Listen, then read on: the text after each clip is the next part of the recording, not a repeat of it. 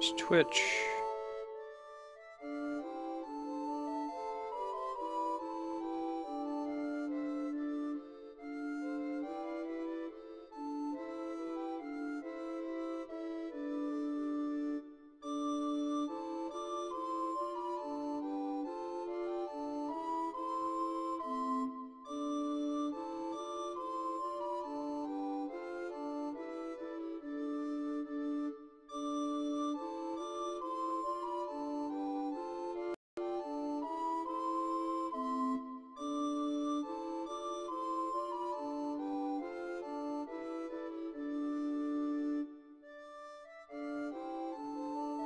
There we go. Let's go.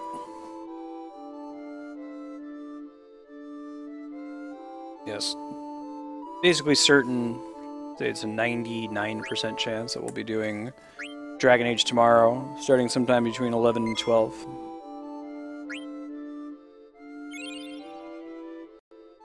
Awesome. Today it's Final Fantasy IX and Mass Effect 2 on the schedule. We still have a little bit of Chocobo Hot and Cold left to do.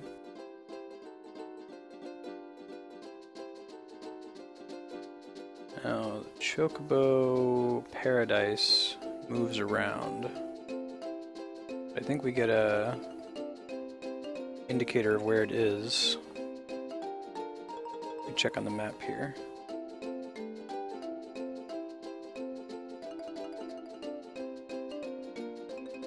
Check Wizard Garden, that's what we want. Okay.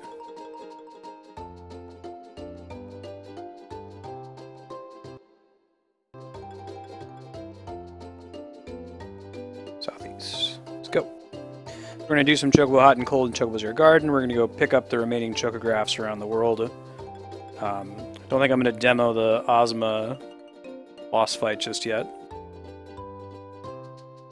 Get a little further into the plot first so that we have a little bit higher levels, but we're close to being able to take them on.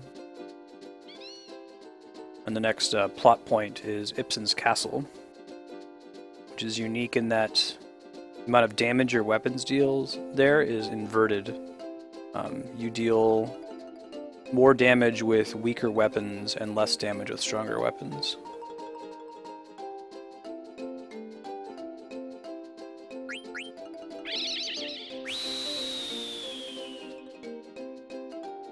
Having a happy Friday today.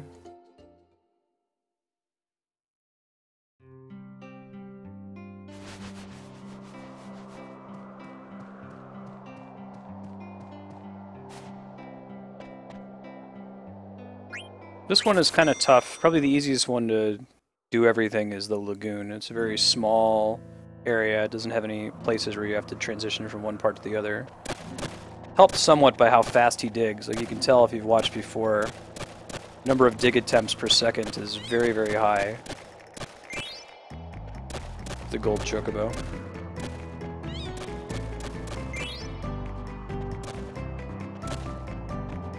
There are two different areas you have to cycle between. Kind of complicates it a little bit.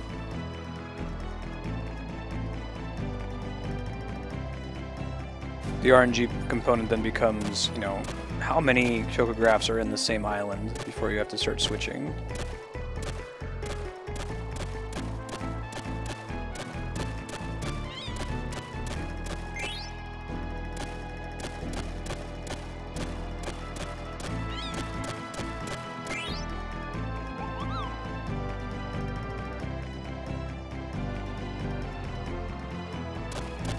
Probably update the game title to reflect that it's going to be about an hour of Chocobo Hot and Cold, I would guess, before Ipsen's Castle. That's okay.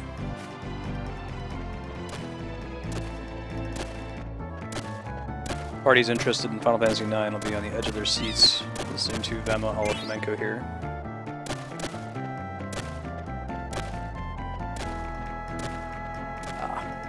Yeah, see, so that was kind of unlucky in that we ended up having diggable items on the two separate islands alternating there.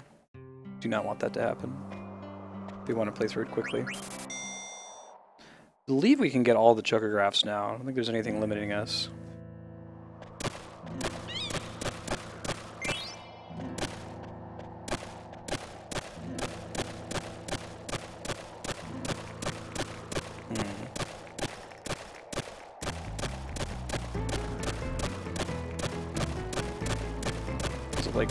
on an edge or something?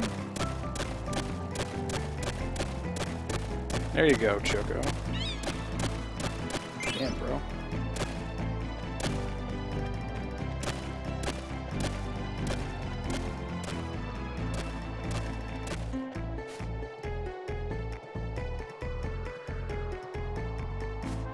Not sure I know what that means, or can know what that means without actually doing the fight you're talking about, Kami.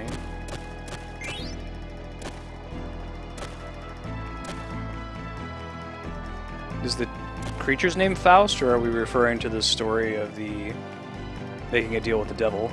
Hey Leon, Medalla, how's it going?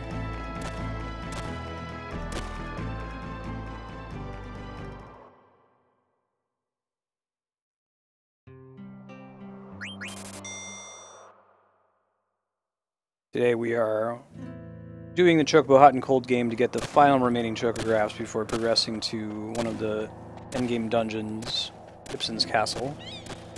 There's one of the Chocographs. Don't think there are very many after that one. There might be like 3 or 4 in here. It's not like the other levels where there's... I think the Chocobo Forest has something like 15 Chocographs right there at the beginning.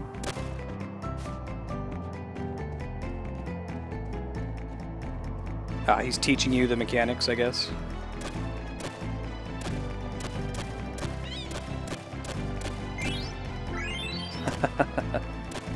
I see. Teaching you whether you should be there or not.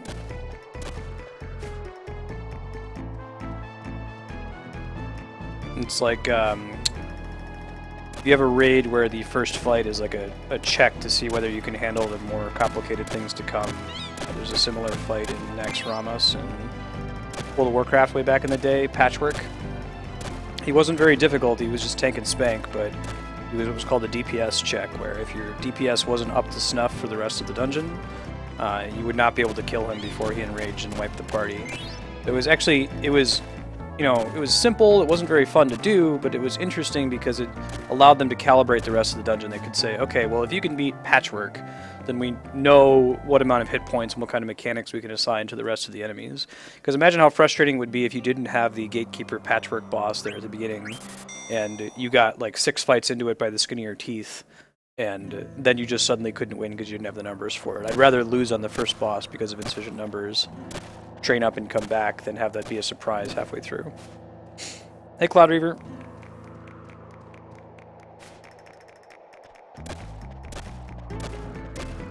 Good to see you again, man. How has your week been? Yahan, my friend. Good to see you, sir. I was having lots of fun yesterday with the Master Quest 3DS version of Ocarina of Time. I'd never played the Master Quest before, and it's like I'm getting to play a free Zelda game. A free new Zelda game. Hey Nulu, how you doing? Good to see you.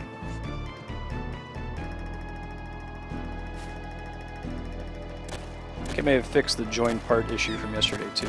So Chocograph. Switch the port that Chatty was connected to.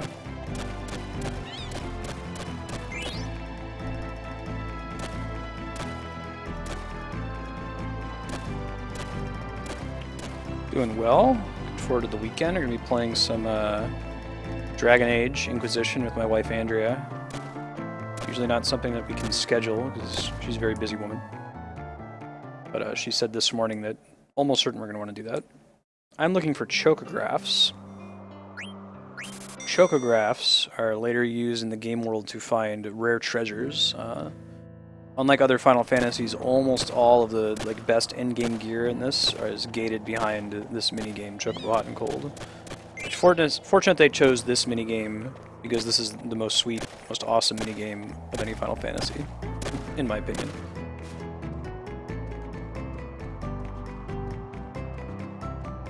Oh, you're good, dude. Happens.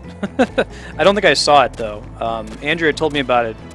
She's like, wanted to give an example, because we've had some people get really upset when someone's had to clear the chat. This happened during Secret of Monkey Island last week, I think it was. Like, someone got really salty because chat had to be cleared. And it's like, nah, man, it happened. So Andrea was like, yeah, even Cloud Reaver dropped something, and it had to get cleared. Like, I've done it. I spoiled something for Hapax in Final Fantasy XIV on stream the other day. sucks. It's hard. I think Mega Man said the same thing. I went back and watched the video. I didn't read it at the time. And I think you and Mega Man both said the same thing. It was like, only one of them can be damaged. Yeah. Anyway, these chocographs are essentially pictures on the game world where you take the chocobo around and dig in order to find treasures, and the treasures tends to be the ultimate endgame gear. There's also this game's optional boss is in this general area. We're not going to fight him just yet. We might come back here a little bit later. I don't think we're going to beat him on stream, but we'll at least show him off, see how ridiculous he is.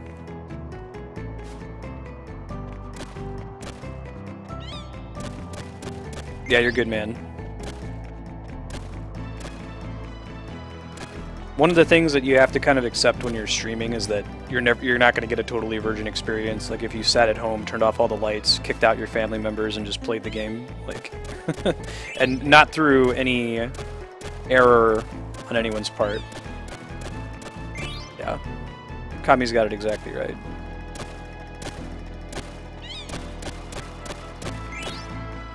Look at that.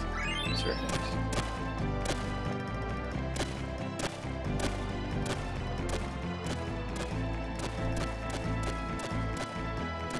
Yeah, I hear you, Nulu.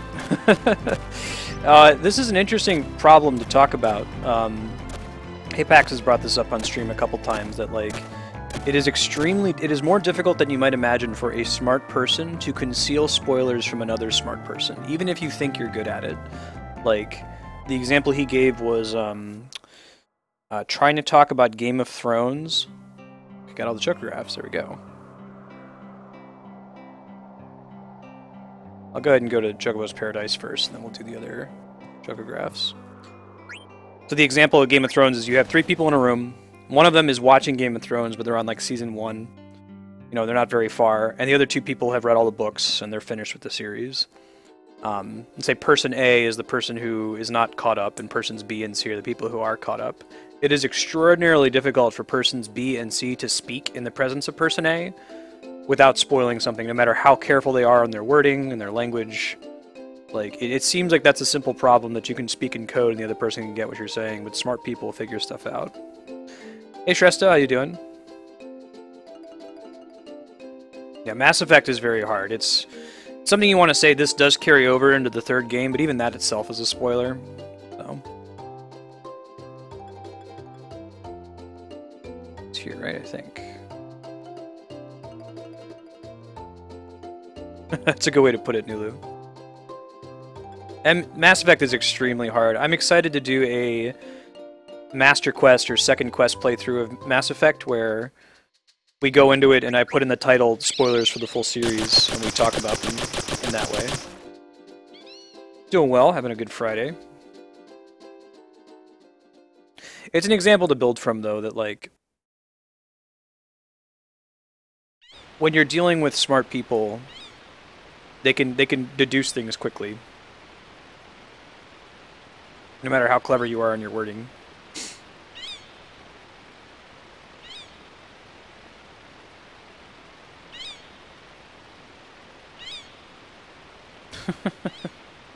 Secret Moogle just following us around when we're flying.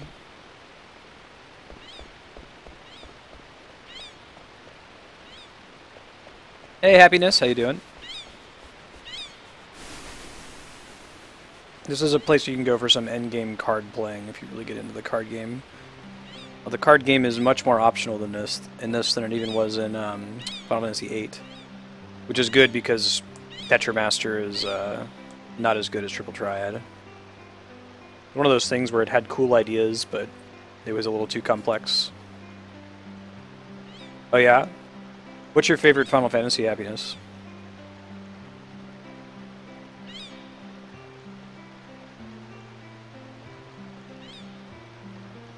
Cool. We'll be extra careful about that in particular.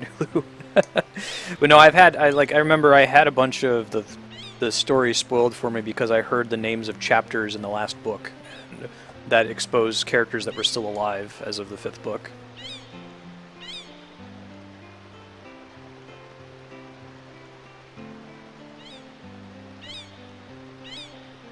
Hey Corporate J, how you been?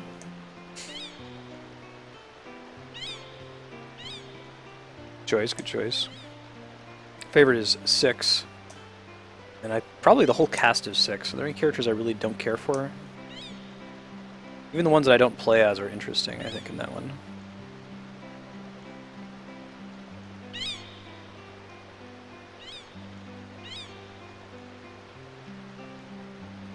Cool, cool. Good to see you. Alright, so they're saying you can come back to Chocobo's Paradise after you found all the chocographs. So we have all the chocographs, so now we have to uncover all of them. So I'm going to go start doing that. At this rate, we should be in Ipsen's castle in maybe 45 minutes or so. Is this the first Final Fantasy you played, Happiness? Had you played some of the earlier titles first? That island is notable in that it's, you can, well, I guess you can land there with a regular airship. Let's say you can only land there with a gold chocobo, but that's false. Right, Nulu? Oh, right on, Nulu. Oh yeah, this is a great game. Has a lot of nostalgia factors bringing you back to the older titles. First but not last. Cool. This would be a cool one to start with. Then you'd almost feel nostalgia for 9 when you go back and play the very early titles.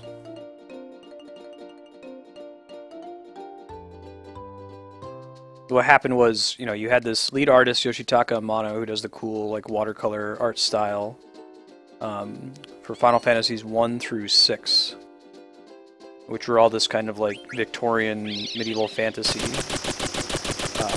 Then 7 and 8 come in, which are very much a Western, Western, I mean, like, you know, not Eastern in style, not like Western, like Good, the Bad, and the Ugly.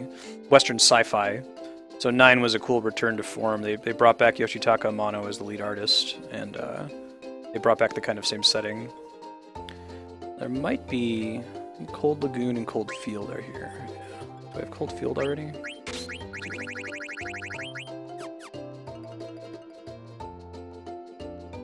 I can find a beach.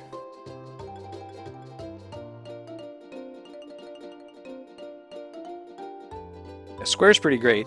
I don't think they made very many titles that I wasn't a fan of before merging with Enix.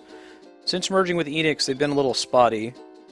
I guess it depends on the game. They still make just outstanding, polished titles.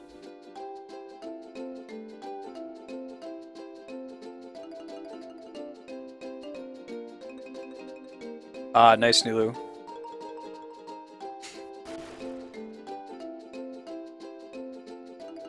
Yeah, Super Mario RPG. As a kid, I had no idea that that was made by Square. I mean, I was a fan of Final Fantasy, so when I saw that they were making a Mario RPG, I was like, oh man, Mario RPG, I love those two things.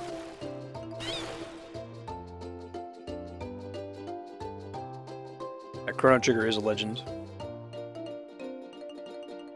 You can see I'm a fan of that from my wall behind me. A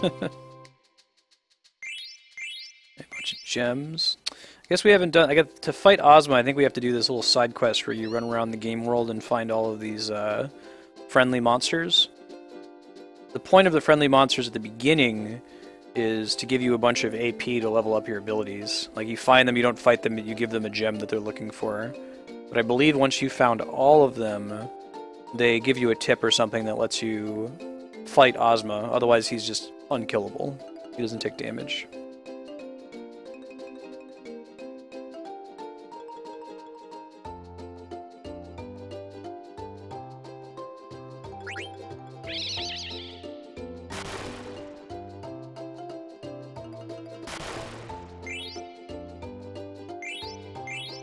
Oh, part of the main reason for the Square Enix merger was that Square almost broke from bombing with Final Fantasy: The Spirits Within movie. I mean, I love Enix. I don't think there's an Enix game I don't like, and I don't think there's a Square game I don't like, but there are some Square Enix games that I don't like as much.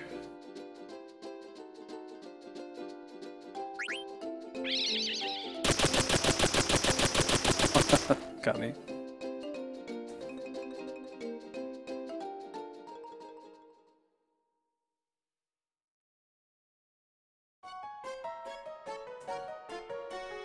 This is Mog's theme from Final Fantasy VI, which is also famously remixed in Final Fantasy XIV in the Good King Moggle Mog fight.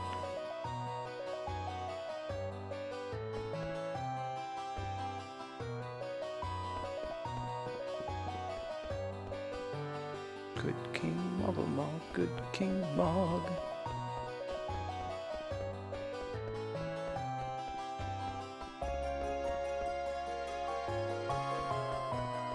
Purple Moogle, Artemisian.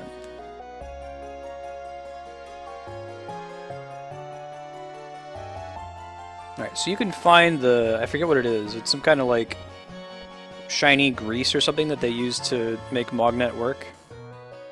I forget where you get it, but if you find it you can bring it back there and you get some items for doing it.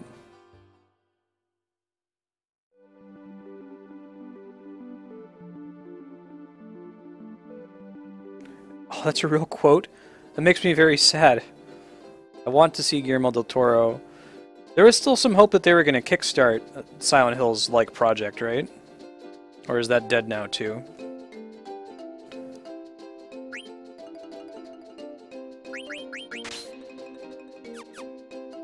As the dream died.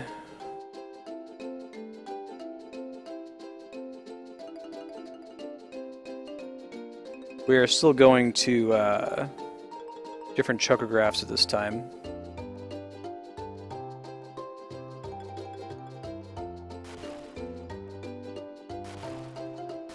Here's the thing, I don't know if it's in the water or not.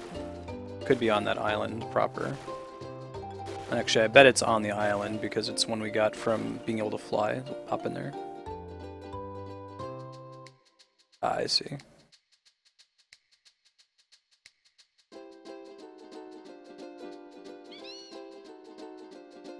I didn't know that, Nulu. Yes, Mass Effect 2 is later. Shresto. Nearing the end of Mass Effect 2, though I don't think we're going to beat it today. We got a couple more DLC missions left. See, we did Overlord. I keep saying we have more DLC missions left, but do we really, other than the one that you're supposed to do after you beat the game?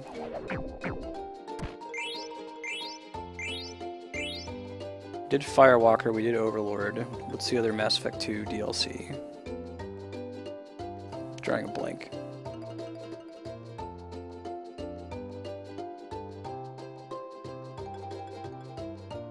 So this island is only accessible on Chocobo if you have the gold Chocobo, since it doesn't have a beach you can come onto it with.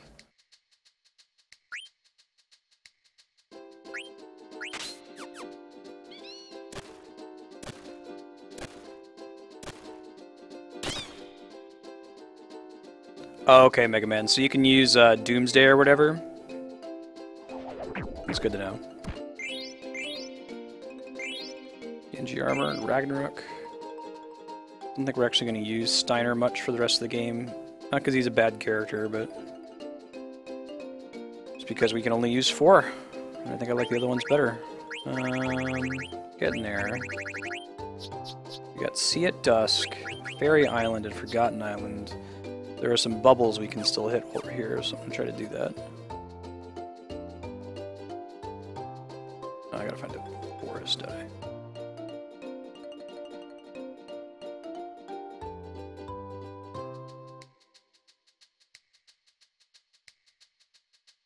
Yeah, I think it's like southeast of this little arm here.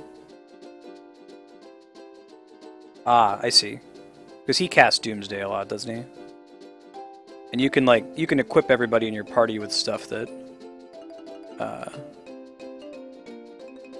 lets you absorb shadow as well to help with that problem a bit. I think there are some bubbles in this general area. If you see them and I miss them, let me know. You saw some earlier.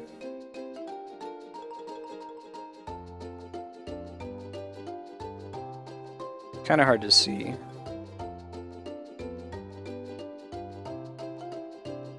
Oops. Actually, I think I might be too far from it. It's more like west of the peninsula there. There they are. That's what the bubbles look like. Hey, okay, guy, how you doing? You think it was close to a cause? I think they had something prepared. See those items that I just got from the Bubbles? Like Aloha t-shirts? They're like really, really crappy items. They have very poor stats. I thought maybe they were planning something with those, like a side quest at the end of the game where you have to fight something with those equipped. But they don't, as far as I know, they don't actually do anything. And you're short one Aloha t-shirt to have it for everybody. Forgotten Islands. It's on the Forgotten Continent. Fairy Island is in the middle. Fairy Island's pretty dangerous. That's where some of these endgame monsters spawn that can pretty easily kill you. Sea at Dusk is also on the Forgotten Continent. So let's go get the remaining chocographs, and then we can pick up the bubbles and stuff. There's one set of bubbles that are very hard for someone without a guide to find, or figure out how you're supposed to get them.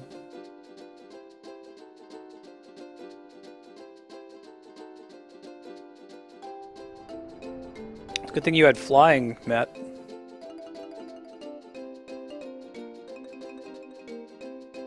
Yeah, that's the plan, Mega Man. I do have return magic for Amarant. I don't have it for Vivi yet.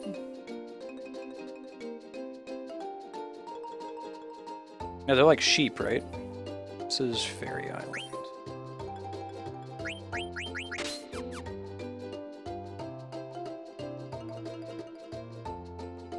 Hey Xenopixel, how you doing? Wait, this is not Fairy Island. Fairy Island's a little bit more west.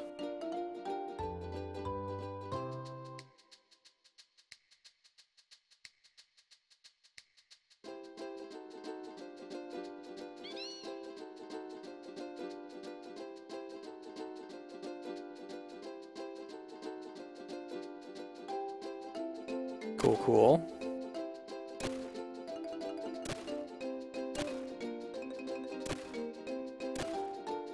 Somewhere around here, but where? I feel like this version of the Hot and Cold would benefit greatly from some additional exclamation points. Like when you play Hot and Cold proper, there's up to 3 exclamation points if you get really close to it. But here it's just, you're kind of there or you're not there at all, you know?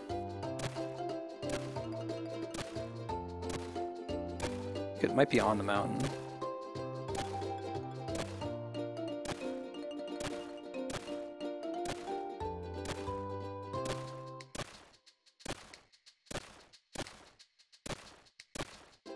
Yeah, maybe not though. Maybe it's in like a weird part of the mountain.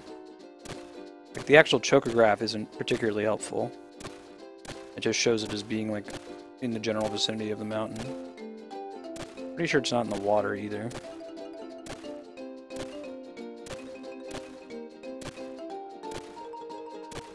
There we go. Good. What we get? What we get?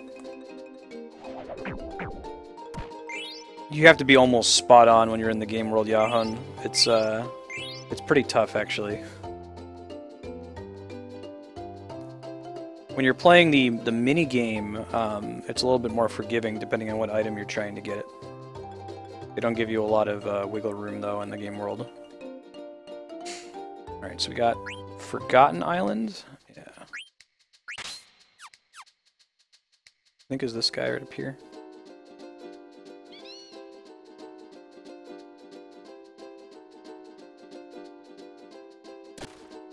Ah, store exclusives.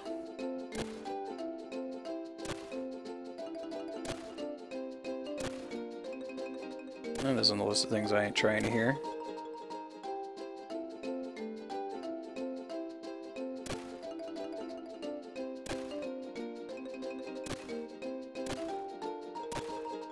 Cool. Okay, one more chocograph.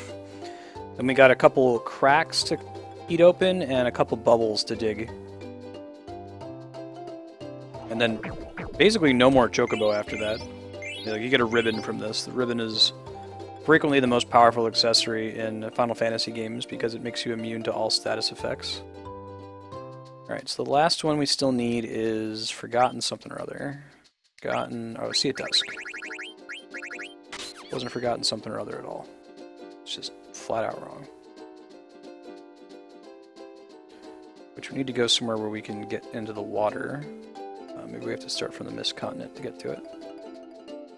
This continent in the southwest corner doesn't have any beaches, and the Chocobo normally can only board a continent from a beach.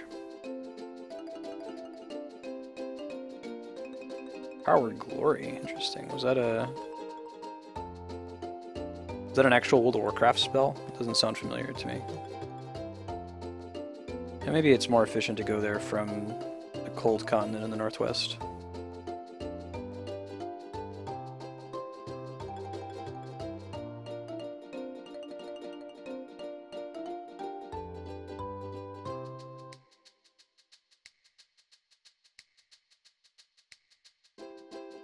That's only in the HD remake though, right, Mega Man? Or am I wrong about that? I heard you mention that the other day, that was interesting.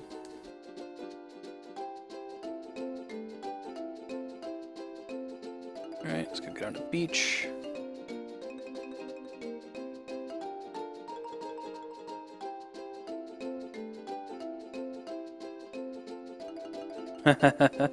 Yahan. Do you have, is a flower called that in Morning Glories? Is it called that in Finnish as well? Or is that just a random English word that you know?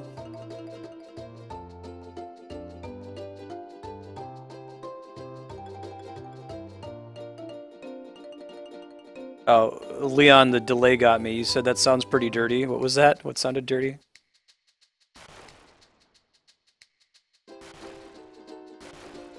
It's somewhere near here. There we go. No more chocographs. White robe, diamond, something card. Cool. So I have a couple bubbles to get. I think we got all the cracks. Do some bubbles down in this general area. Oh, digging cracks and bubbles. Yep. Gotta dig inside real deep into everybody's crack. Way up in there. I have not played Skyrim, but I will be playing it on stream as a blind playthrough. I think I was mentioning the other day that you were asking about Grand Theft Auto, and I see Grand Theft Auto, Fallout, and Skyrim as all being very similar. And that they're huge worlds that you can do a lot of stuff in. You can put a couple 100 hours into those games and not get to everything. Which is, when playing a game by myself, is fairly intimidating. I'm a rabid completionist. But playing on stream, I will just, play it the way I guess it's intended, which is explore around. If you're interested in doing something, do it, but you're not really compelled to do anything. You don't have to get everything. He says, his eye twitching. It's been quite liberating playing things on stream and not 100%ing everything, as much as I loved doing that as a kid. Alright, we got... This last one is super tricky, and I'll show you why. This is the one that you normally wouldn't know what to do without looking at a guide. I certainly didn't as a kid.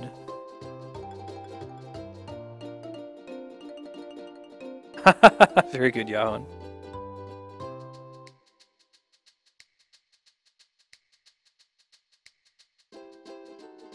Yeah, maybe I should throw Skyrim in the voting pool. Next time I have to sub one out because it didn't get votes. Like this week I added Donkey Kong Country, I replaced Blue Dragon. Nobody was voting for Blue Dragon. And Donkey Kong Country hasn't gotten any votes yet, so I might sub it out. Yeah, so these bubbles here, like, if you come here, like every other set of bubbles in the game, and use a dead pepper, you won't dig anything. So, like, without looking in a guide, you're like, what the hell am I supposed to do here? Like, I keep digging in these bubbles, and it's not giving me what I want. I must be doing it from the wrong place. What you're supposed to notice, I guess, is that there's this, like, I don't know, door, cave, coming out the top. Here, I'll show you. It's goofy.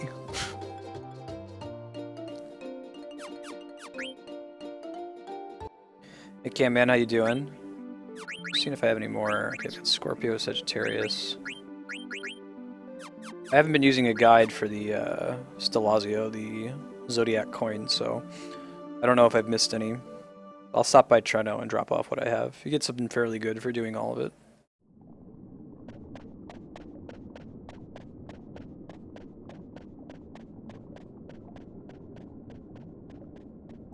Schedule update. We're going to be playing Final Fantasy IX for another 2.5 hours, and then it's Mass Effect 2 from 3 to 6 Pacific. Maybe I can get there on a Chocobo.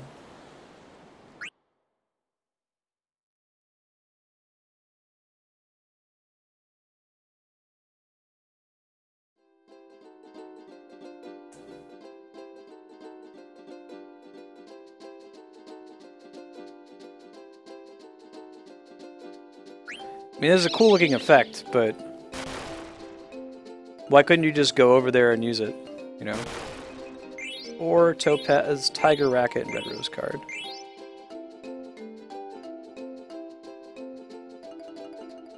Now, does it put me back up top?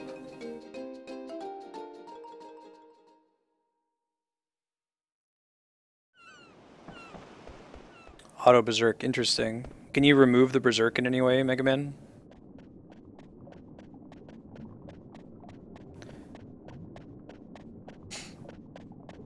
Alright, I'm going to roll back to Treno.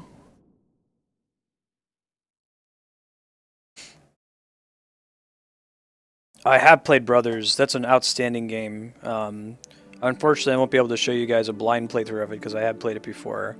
But that's one I definitely want to do on stream. I played it in an afternoon with Andrea. We took turns between the different levels.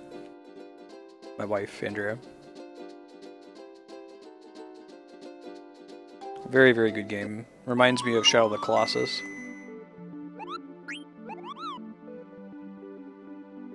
Brothers is a PC game where, it might be for Xbox as well. Anyway, you play with a controller, and the left analog stick controls one brother, and the right analog stick controls the other. And they use those mechanics to tell the story in a lot of very cool ways. One of the automatic consequences of that control scheme is that you're probably dominant with your left brother. You're more used to using the left stick for moving a character. And the left brother is the older brother, so he tends to do things accurately, whereas the right brother is constantly like running into stuff and bumping his head, and feels appropriate to the story.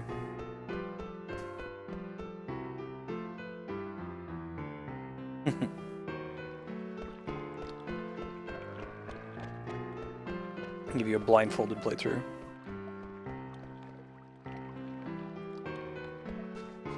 The end of Brothers is like the payoff for the whole game. In that you use the core mechanics in a very clever way. It's sort of like how, if you watch the Final Fantasy VII Crisis Core playthrough, Crisis Core has this really goofy, like, slot machine mechanic.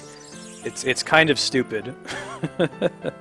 But it pays off at the very end of the game, because they use it to tell part of the story in a way that's very clever. You're like, oh, okay, I see why you did this silly slot machine thing for the whole game.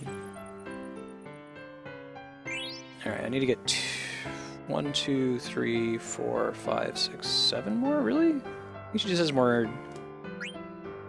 I don't think it's 7 more. I think she just has more than it looks like.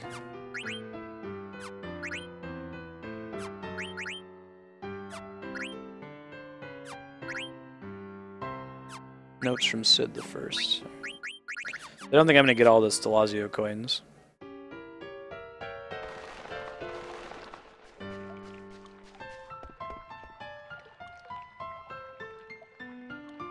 Shresta, you'll see that with most non-partnered streamers. It's about 20-30 seconds.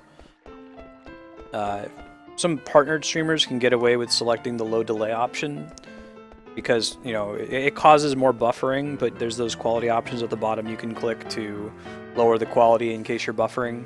I don't have those quality options, so I have to keep that option unchecked. If you really wanted to, though, you can watch on Hitbox, hitbox.tv/Marstead. That's more like a 3 or 4 second delay, and just chat and Twitch. Jess, I think you came here from Hitbox in the first place, didn't you? I saw your chat after stream was over yesterday. Alright, so we got all of this stuff. Let's go ahead and progress the game, why don't we? Progress the game, why not? Go into Ibsen's castle.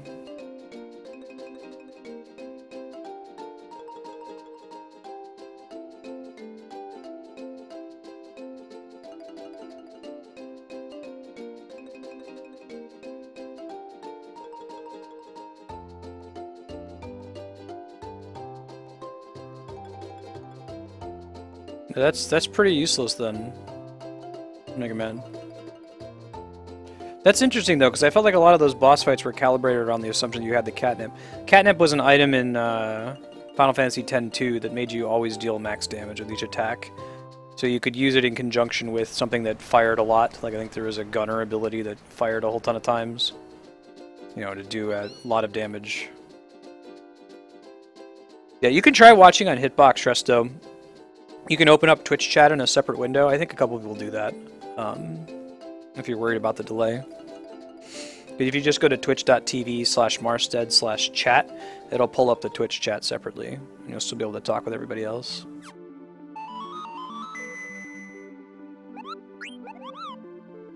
I'm going to turn the joined parts off because they're still busted. I thought maybe they fixed. I don't know if it's just IRC's been ugly lately.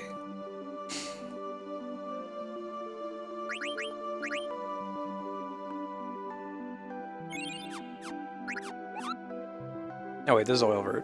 Wrong place. We're gonna go to Ibsen's Castle.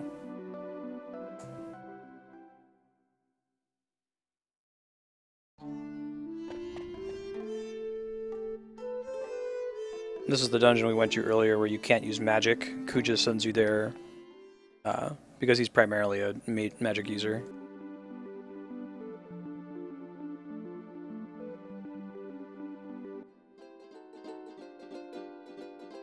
Ibsen's Castle, probably southeast of here, I would guess.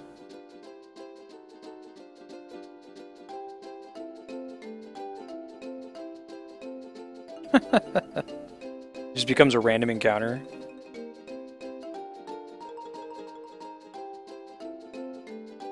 That would be pretty frustrating. Are there save points along the way? It's been way too long since I played 10-2, so I remember just about nothing about it. We come here way later in the game.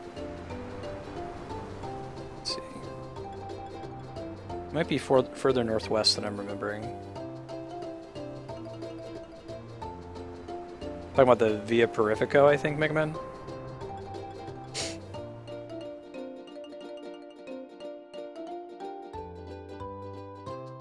I do have a few on 3DS.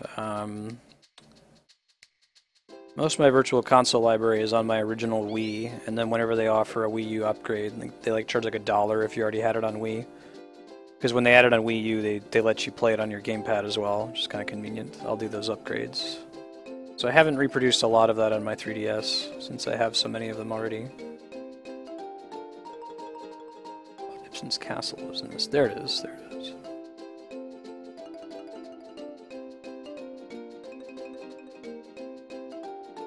Save, since I haven't in a while. I'm going to check everybody's... Okay, everyone's good on stats.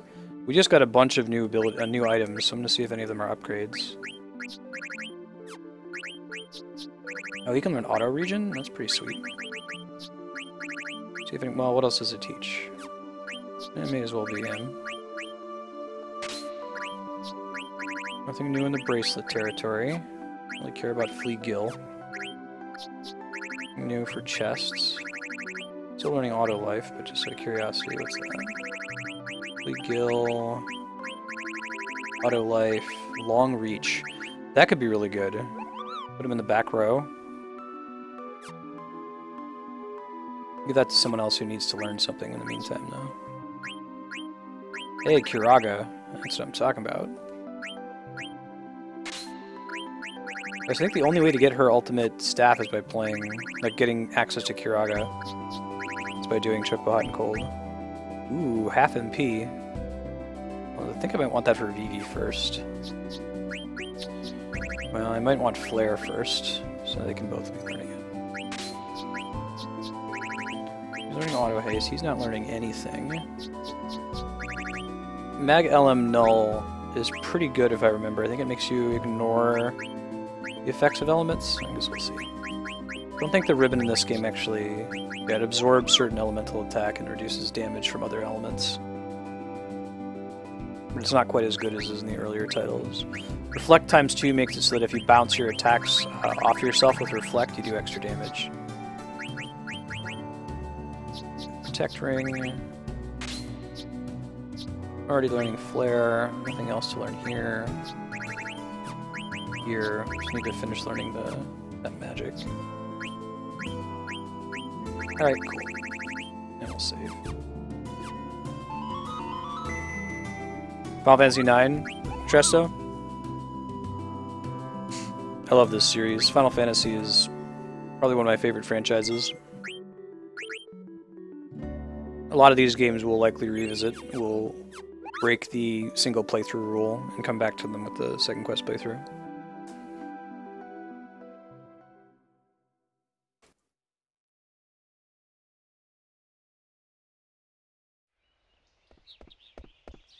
Assume it is.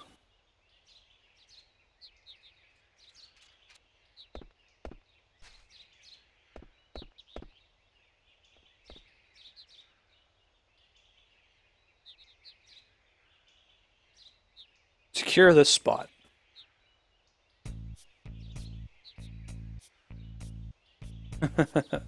I'm talking like 5-10 years hence, Matt.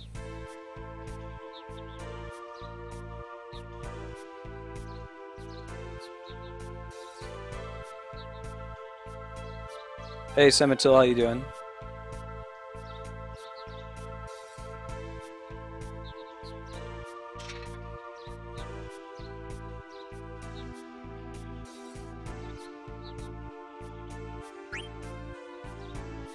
Specifically games like Mass Effect, where you can get like 2 very different playthroughs depending on the decisions you make. Some few select titles, like a couple of the Final Fantasy games, Mass Effect as a series. Some of the other BioWare titles where you get different events depending on the decisions you make.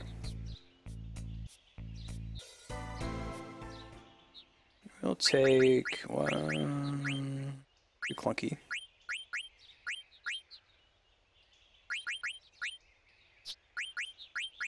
Shock and Thunder Slash. Cool, they get you excited to have some of,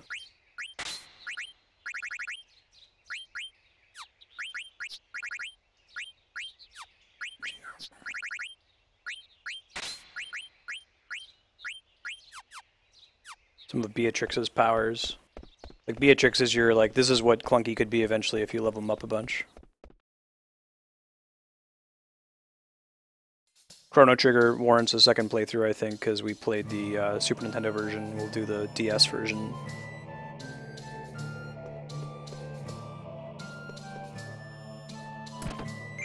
Yeah, we should equip those on everybody. She can keep the Will Whisker. She's not going to be hitting anybody in the face. You should have the broadsword, though, I guess, even though it sucks. The whole thing is it's an upside-down castle.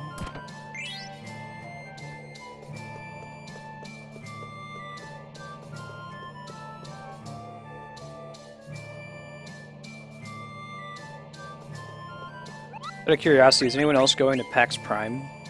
I asked this a couple times. Your chance to get some items you may have missed earlier in the game.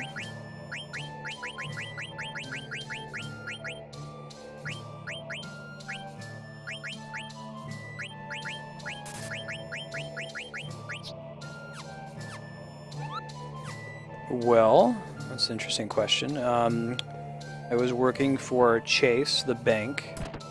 Started out in their mortgage call center and eventually got a job working as a tester and then later a test manager for Chase.com, the website, the mortgage part of the website. Did that for a while.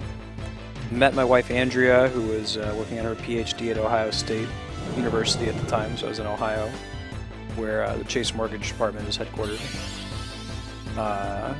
Everything was going great. Andrea finished her PhD and got a job out here in California, where we live right now, and nothing about my job required that I physically be in Ohio.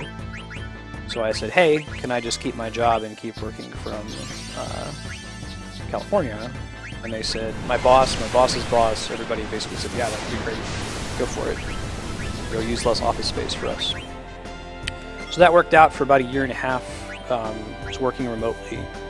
And then the CEO of the company put out an edict saying that all work from home arrangements across the country needed to end, regardless of like performance, that kind of a thing. So that was kind of sad. They had to terminate me, lay me off. I talked with Andrea, though. I grew up pretty poor. I didn't get a lot of chances to take risks as a kid. I didn't go to college. So for a year, I'm trying this this Twitch thing to see if I can make this profession. Also, the plan would be that if Andrea and I have kids, I would like to be a stay-at-home dad, and she'll be the breadwinner, continuing working in physics or the industry. So it's kind of a chance to practice what's it like if we only have one major income source, being Andrea. Can we survive just the two of us? If the answer is yes, can we think about doing that with a kid? But whether or not that happens, as long as streaming continues to be successful, I'd like to make this be something I do 12 to 6 every day, indefinitely.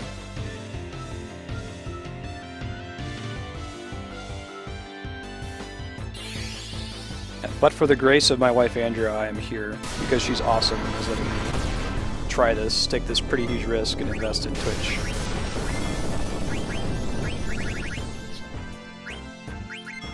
Oh, thank you, Tressa. I appreciate it.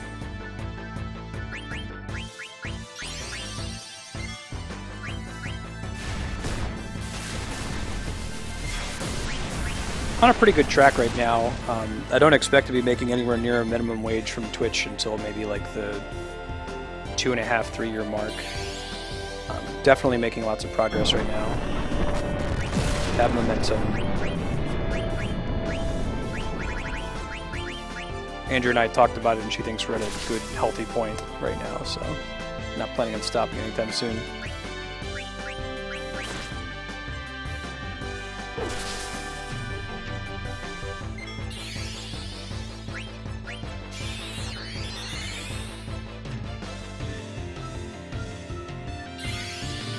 That was February. I talked with her though. I mean, unless if like something catastrophic happens in the next, what is it, 6 months from now? Yeah, 6 months. I'm sure the experiment will continue in February of next year.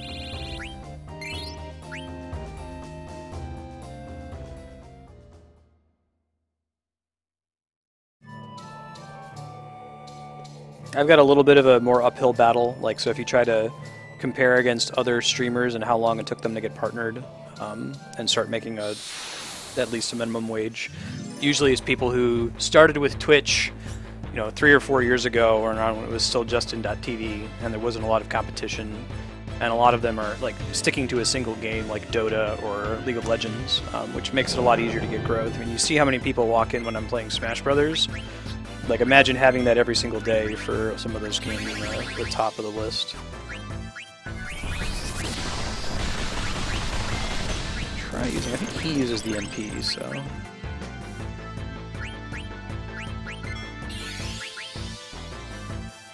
No, thanks for saying that. Yeah, it's tough too. That's another challenge, that like it's easier to get popular quickly if you have a crazy bombastic personality.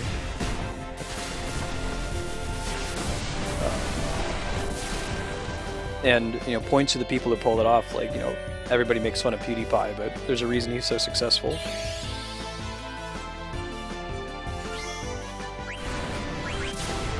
Keep a chill atmosphere, something you can listen to in the background while you work or doing your homework or whatever.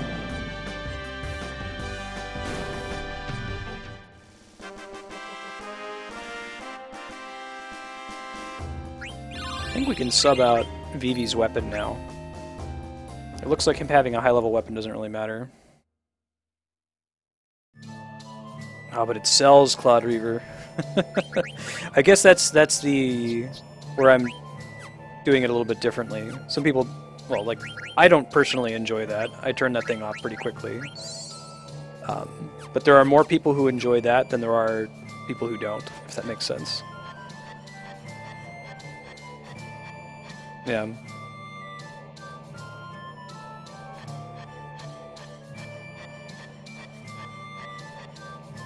It's no worries, Yao, and I'm just happy to have you here in the first place as a viewer. Thank you all for watching, following, sticking around, coming back. I appreciate it. Some people have the disposable income to toss some money at me to help me out too, which I'm reinvesting in the stream at every path. Like I said, we're probably going to pick up a TeamSpeak server. I'm looking into some alternatives to TeamSpeak. Like, there was a cool post on our Twitch today about this service called Discord that's supposed to be an alternative to TeamSpeak that looks really cool. So part of the sub money I'll be using will be picking one of those up so that subs can join. Still collaborating with my artist that I commissioned to do a redesign of the page layout. Give me an avatar, give me business cards, that kind of a thing. Discord sucks, Kami? I still use TeamSpeak, but I saw a post that had a lot of glowing reviews of it.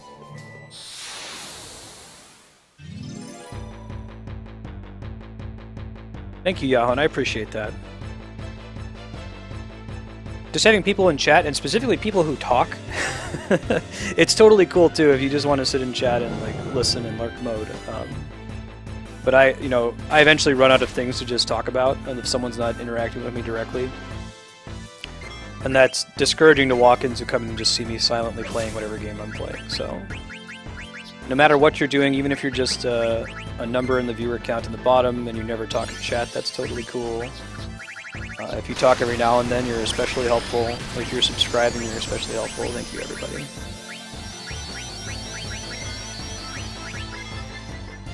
There's nothing really wrong with TeamSpeak. I guess that it's expensive to get a large capacity server rather than just hosting it yourself. And it doesn't have a robust chat functionality like this Discord app apparently has.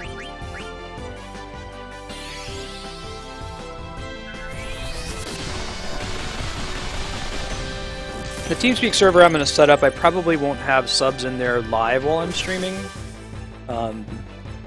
I will have a stream that's available, like a channel that's available for subs to sit in when they want to. I might pop in there when relevant, but I'll likely be in there all morning before stream sets up, so if someone wanted to come chat with me before stream, they can. They don't, Cloud Reaver. You could get partnered with, a bunch of viewers that never ever type in chat. That's mostly just to my benefit, that when people type in chat, it keeps me talking, and not just like silently doing Chocobo Hot and Cold for hours. No, the plan for TeamSpeak right now is to have a sub-only channel, so only subscribers will be able to get in that room. There will be a guest channel that I'll give out the password to provisionally if we're playing a game with somebody, so like if Kami is going to play Diablo or Darkstar is going to appear in a dungeon, like snipe a queue with us, they can pop in. But most of the time, myself, Hapax, Matt, and Flarewing will be in the host channel if the four of us are playing a game. And I guess I'm not going to change the guest channel, so if you're a guest and want to hang out in there, you can.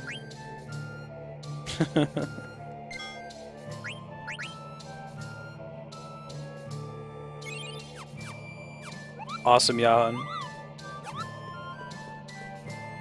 Hey, Darkstar. By the way, Darkstar, I got your message. I saw in chat, like, this morning. I think you messaged me something in chat last night. I stay in chat all night, but I usually am not actually looking at it. I minimize it after stream's over. So if you really need to get a hold of me for something, shoot me a Twitch message. That'll pop up as an email on my phone, and I can respond.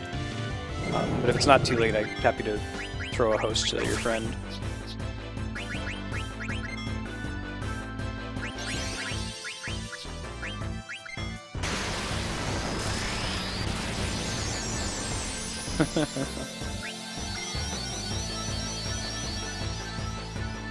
You can burn down my Niflheim.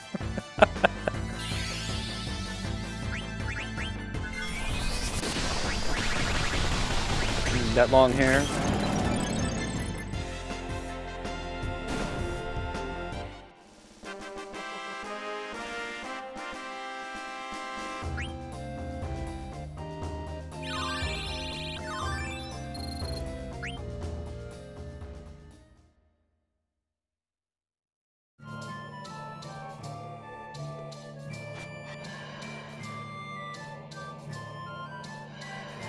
Don't know if I can progress from here. I feel like I've been stuck here before. This isn't the first time.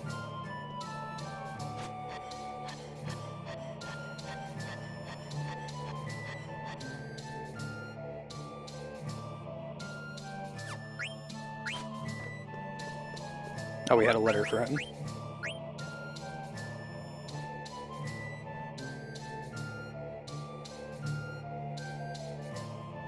Didn't Trump do that for a while? Not fan fiction, but he would, like, you know, pull up The Art of War, and if he didn't have something to talk about, he would just start, like, reading from a passage of The Art of War while he was playing Hearthstone.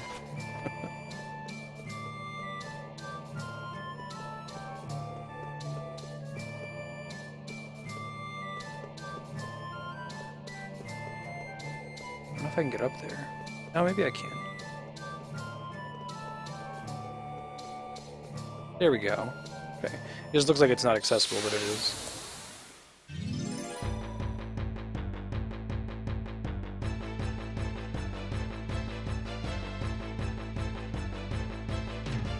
Oh man, congrats, Cloud Reaver. When's her party? Is it today? So it's soft at the card blue. That won't hold you for longer, but congratulations. Your daughter's adorable. Cloud Reaver's a real-life friend of ours from Columbus, Ohio. He's also in the physics program there.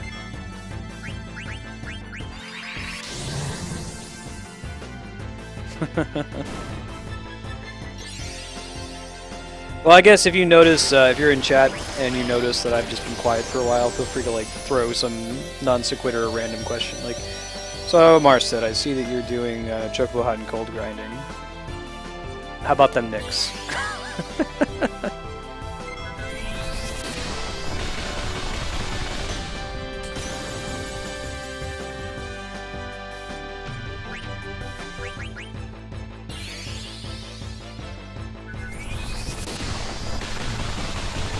Nice, Cloud Reaver. Congrats on making a person. Yeah, yes, you kept her alive for a year.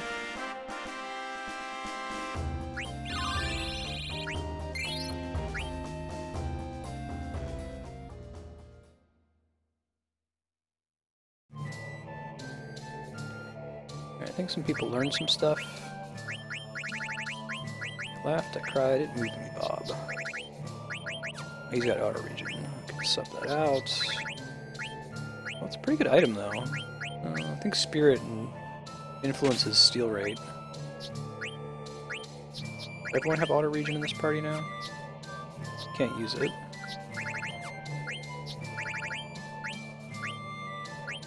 Finish learning MP attack. I'm not super excited by it, but I'll take it. You need to learn something new. Concentrate. Get what that does. I'll check here in a second. No, you should probably learn Bahamut, huh? Let me see what Concentrate does real quick. Yeah, it's expensive. Just raises the strength of spells. Oh, okay. Let's do it. Let's go with Bahamut then for now. How's she doing on half MP? 36. These are going to take a while. Use Mag LM Null. Okay, Mega Man, do you know what Mag LM Null does? Does it make it so that, like, your attacks ignore, they all treat it as physical damage or something? I never remember what it actually does. It's not totally straightforward. You're not totally straightforward.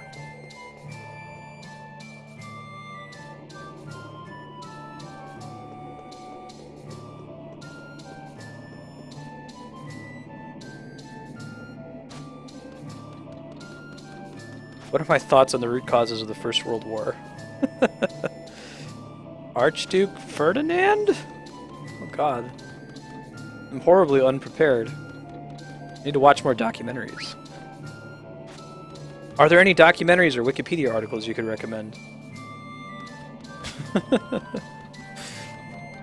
Speaking of cool Wikipedia tangents, I was on one this morning. I think I started from reading about Coco the gorilla, you know, the big scam about the gorilla that can speak in sign language but actually can't because there's no scientific data showing that she's learned anything, sadly. And ended up reading about P equals NP, which is this unsolved problem in computer science. You're trying to find out, you know, it's like trivially easy for a computer to verify the solution to a difficult problem. If you say, hey, here's the difficult problem, here's what the solution is, can you confirm that that's correct, yes or no? It can do that like instantly. But getting a computer to solve that same problem without having a solution pre-written for it turns out to be extremely difficult. But no one's proven either way whether or not that needs to be the case. Like, the prevailing theory is that, yes, that needs to be the case, you know. I'll post the link to it, it's pretty cool.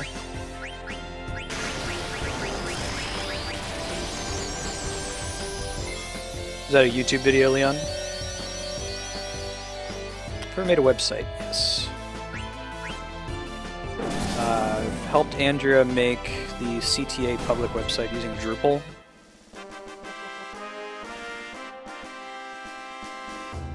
Goku. Sephiroth's really not that hot as shit.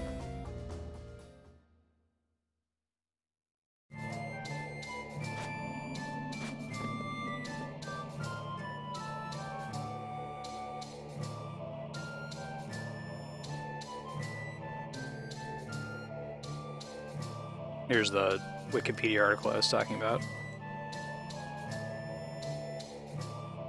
So everyone is, like, behaving on the assumption that P does not equal NP. That just because you can verify a solution quickly doesn't mean you can come up with a solution quickly.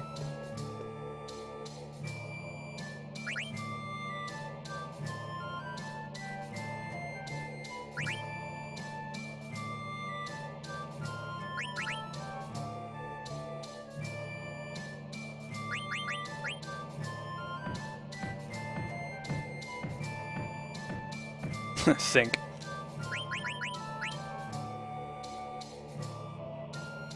Oh yeah, Yahan?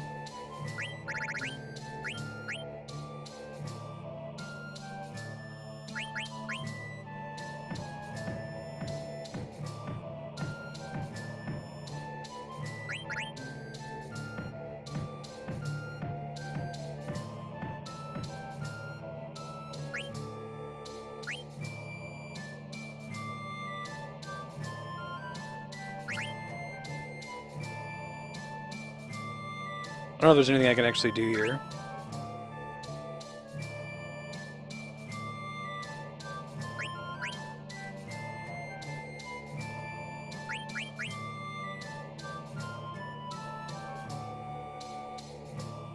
Try something drastic. Here we go. I'm gonna, like, flying kick it.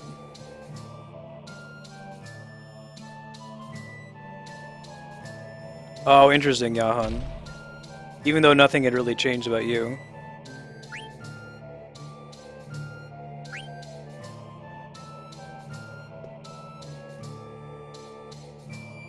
That was a pretty cool scene. There's like a chest up here. Nice, look at that. Paid off. Later, Cloud Reaver. Thank you. Have fun in your preparation, and congrats again. Do we already have a barrette? I think we may have. Oh wait, is it a... maybe it's a girls-only thing. Yeah, we had one. That's fine. Extra item, can't complain.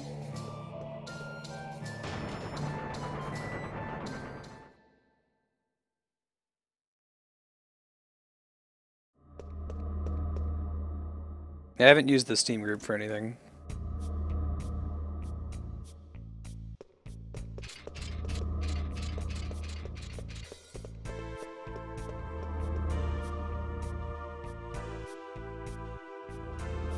Darkstar.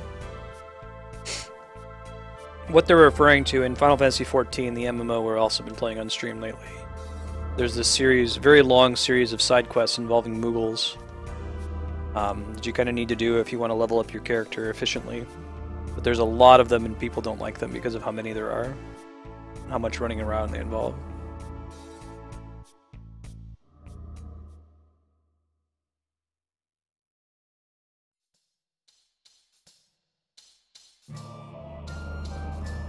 Oh, I see, Yahan. I wonder if that was specifically true.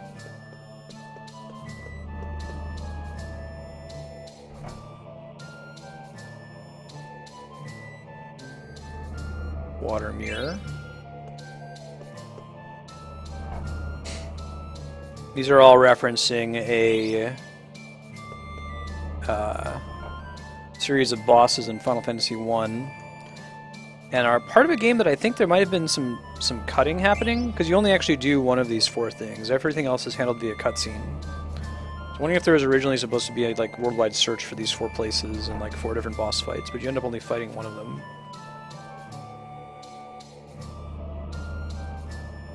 The Last Express. Hey Mega Man, how you been? Oh, there more MegaMan.exe. There's also Mega Man X. How you doing?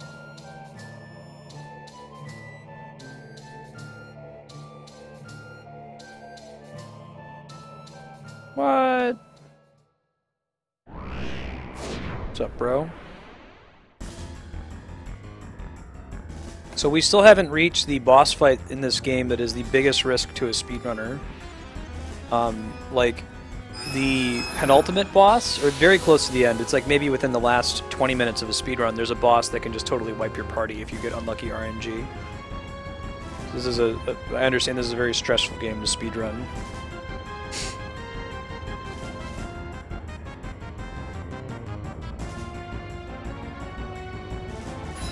It's a Persia, interesting.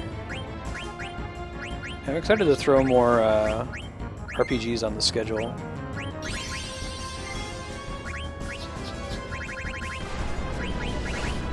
And the Hobbit summon.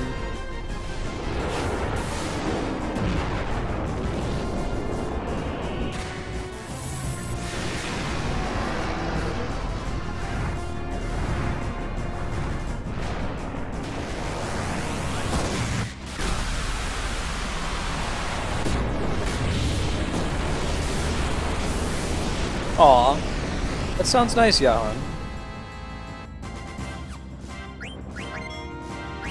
Okay, we're gonna set our time limit for steal attempts. Let's see. I think we'll give it 6 minutes, so till 1:17 on my clock. Still haven't stolen it. We'll call it a night. Kill the boss. I think he has a pretty good weapon that we want, so maybe we'll go at it a little bit longer than normal. Still haven't found Master Thief.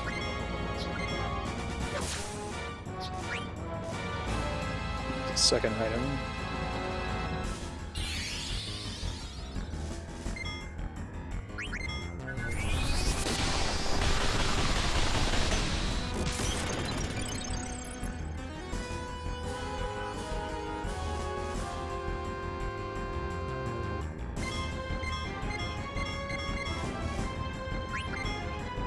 I wonder if he's intentionally targeting Zidane because he took the mirror. It'd be kind of clever if they did it that way. Hey, there's the last item. Holy crap, that was super fast. Alright, gonna go ahead and kill him then.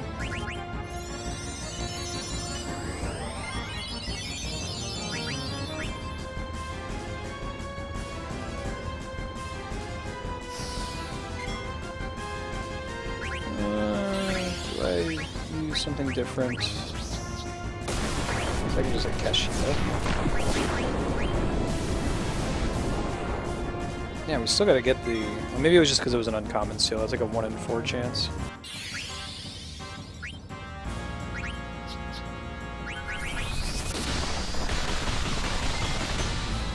That sounds really cool, Leon. That actually sounds kind of comparable to that Titanic Adventure Out of Time adventure game that my wife Andrea is really into. And I think she's gonna put that on the sub-block list at some point.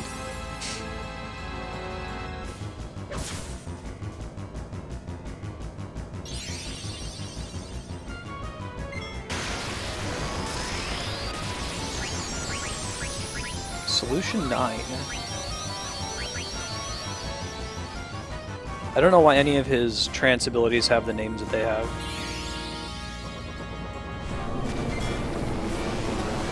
Oh, that's interesting art style.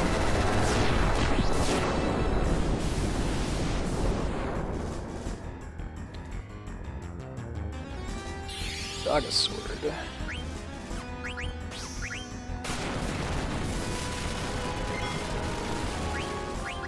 Let's see, Zidane's attack here might finish him off.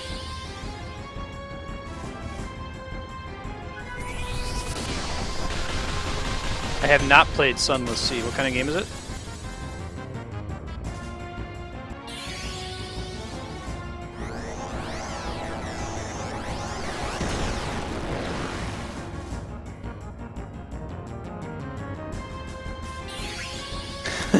Absolutely, Yahan. And it probably gives you a break too, right? Imagine as much of a joy it is to raise kids, it's nice to get a break every now and again.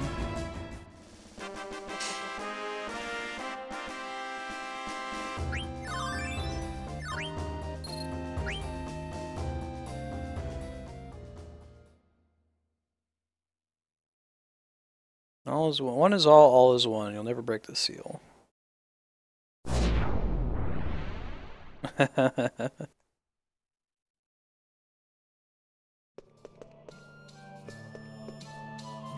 I gotta walk all the way back out? Man. Okay.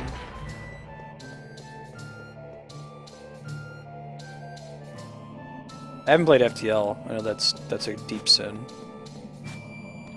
I have the soundtrack to FTL. I used it in my D&D adventure. See you, Nilu. Godspeed.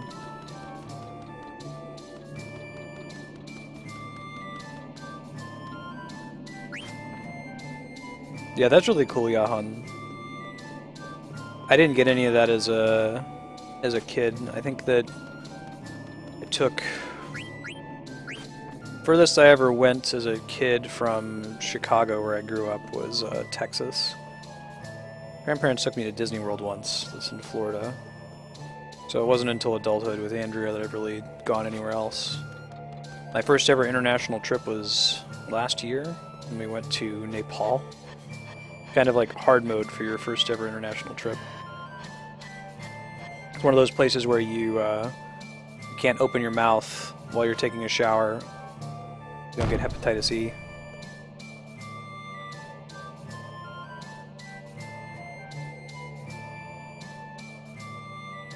Alright, activating traps. Who'd have thunk?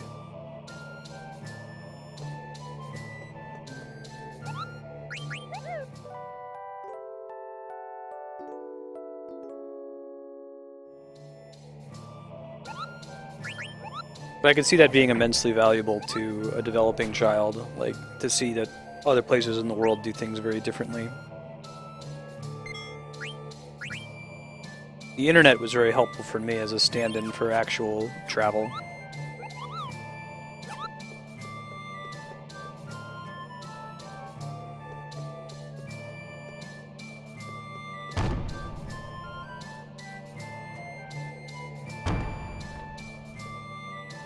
Sounds pretty cool.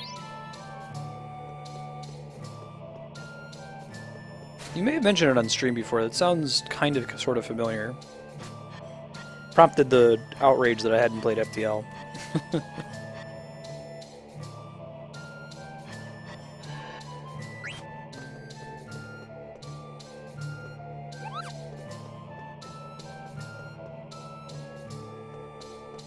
Alright. Step out. We still gotta get Amarant back. He's having a bit of a angst moment.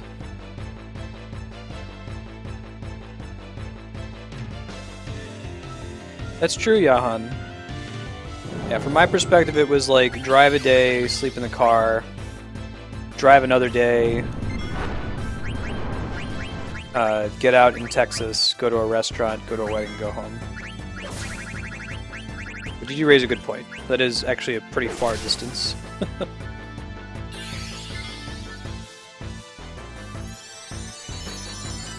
I guess there's not as much difference in culture, Yahan, like as in Europe, where you can drive a couple hours and just be somewhere that feels totally different. Like going to Italy from Finland, you're getting a totally different experience in history, but like driving from, I don't know, Chicago, Illinois to Missouri or to Indiana or to Ohio, like they're really not that different. Now, if you go really far, if you go to like, you know, the Rockies, Colorado, or you make it to either of the coast, then you start to see some pretty big differences. But those big general areas, the states aren't wildly, crazily different. Right, right.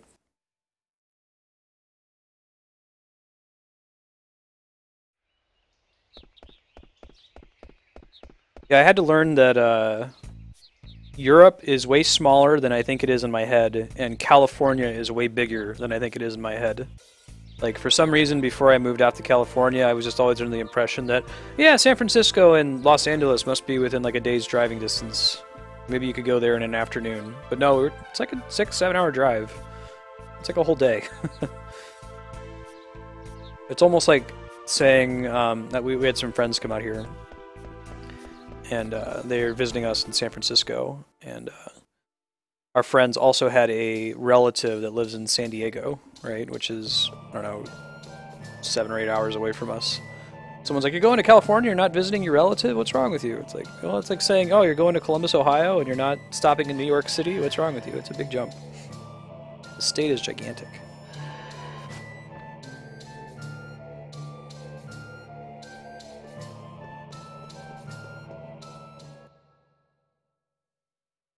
Hey, Amarant. Always come back. Yeah, exactly, Summitil. It's pretty crazy. Texas is huge, too. Texas, number 2 after Alaska, I want to say.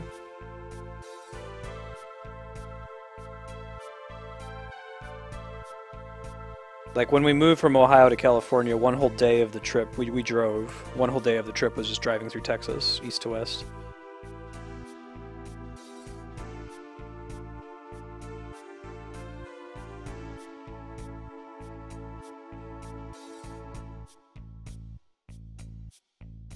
Nice, Yahan. How easy is it to get around in the EU now? I imagine there was a time where you needed to have a passport just to cross a border. I imagine it's not that complex anymore, right?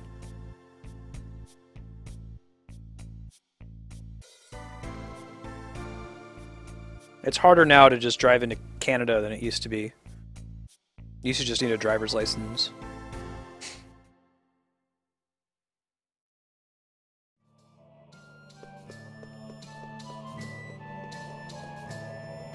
There was some random weekend where Andrea had a friend in Canada who was getting married, or I don't remember what maybe she was graduating or something, and she just wanted to, on a dime, drive up to Canada and go visit. And I didn't have a passport because I never did any traveling as a kid.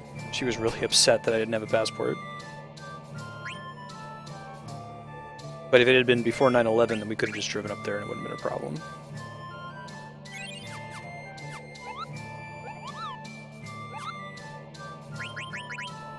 Just in case we get into a battle on the way out. I don't think we're going to have that problem.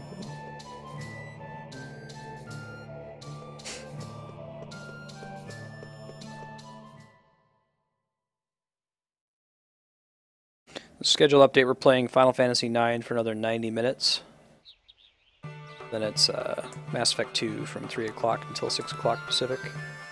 There will be Dragon Age tomorrow. I'd say it's 99% likely. Hey, thanks for the follow, Aloria. Good to have you.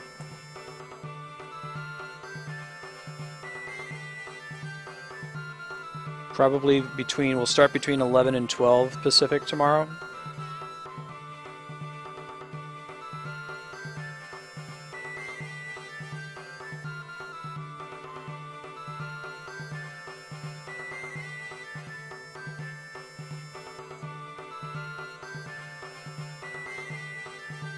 Huh, interesting, Kami. I wonder if it's different going the other way.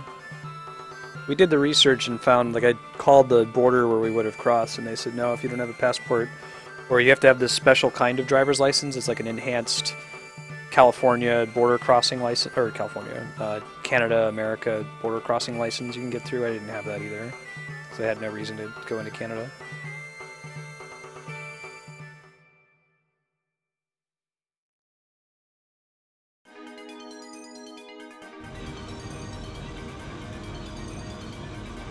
Conquer all 4 locations at once. So this part of the game, you have to go fight these 4 boss fights at the same time, except you don't actually do all 4 boss fights. You only do one of them, and the other 3 pairs of characters are just a cutscene.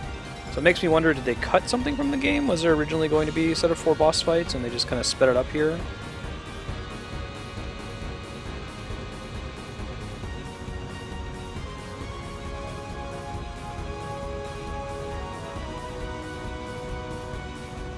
Confident in my sense of direction.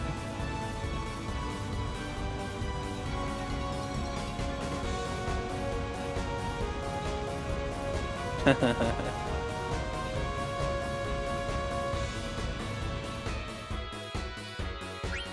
gonna bring in Clunky to remove his gear.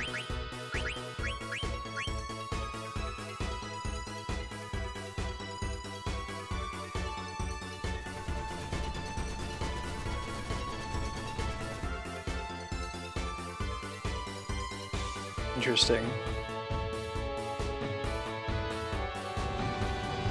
Alright, Clunky, what you got? Let's give you the crappy items. It's kind of nice to have a placeholder item to equip them with. Nothing else. May as well take the sword, no one's gonna use it. Yeah, Orichalcum. Orichalcum, which took me a long time to... I think that's the way you're supposed to pronounce it. Orichalcum. It's a famous mythological nettle like Mithril. In Final Fantasy, it's usually the ultimate nettle.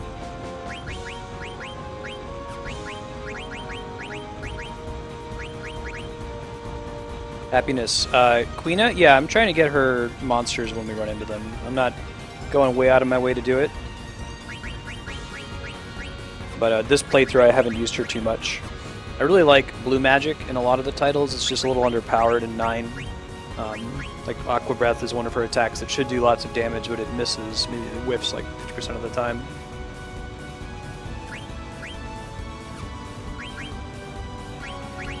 Give him auto regen, why not? Bug killer. Well, that could be good. Soaring auto reflect. Swimming Bahamut, that all looks great. Hey, welcome back, Naboo.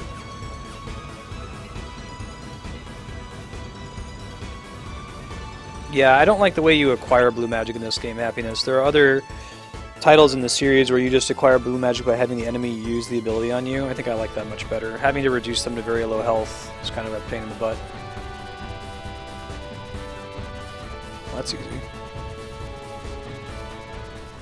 Yeah, the Cactuars. They're a classic Final Fantasy opponent that has a extremely high evasion and uses an attack that deals exactly 1,000 damage, 1,000 needles. Some games have like added that into like 10,000 needles.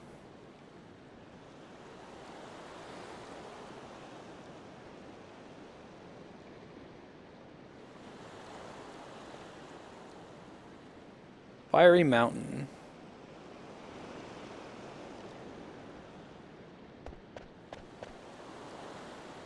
Girl talk? You mean like the DJ? Ah, I see, Yahan. Take Quina, because we're going to need her anyway.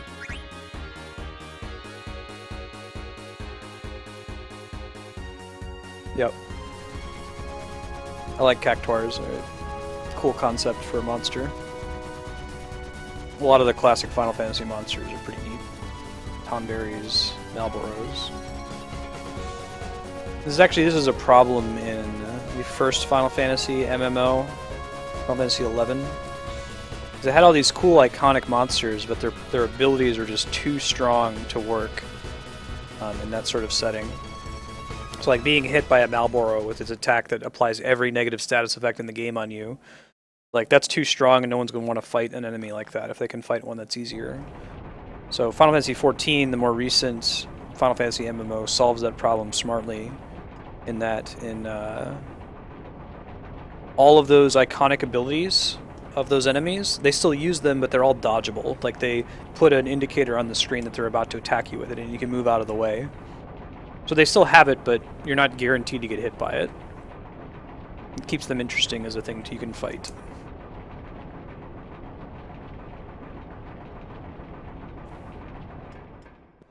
Vivi and Clunky.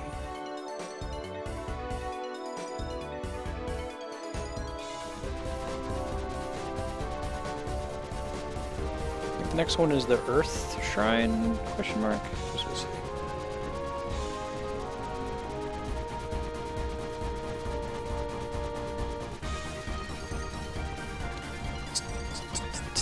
About to find out. Could have looked a little bit more closely at that map. It actually gives you a map telling you where to go. Earth Shrine's the one I think we go to, though. Yeah, we'll see.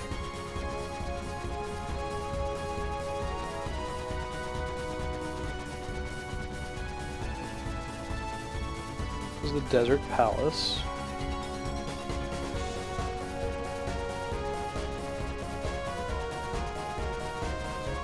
What, the airship music in this? I remember wanting to play Skies of Arcadia, but not getting to it. Thought it was here. Let me look on the back of the mirror.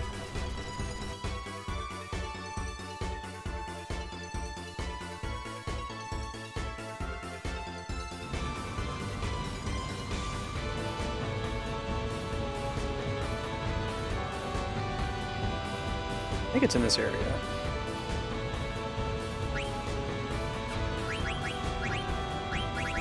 Earth mirror. Oh, great. That's not helpful. Let's pop back out. I'm pretty sure this is where we want to be. Wait, what are you saying?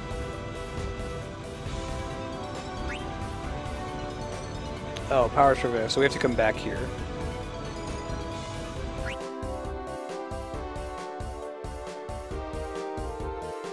Sonic Boom is the game that has the sweet...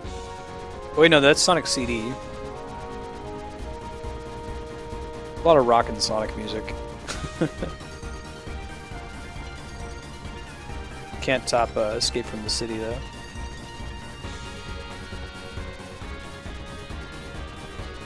We've seen this Windy Valley before. We're headed to now.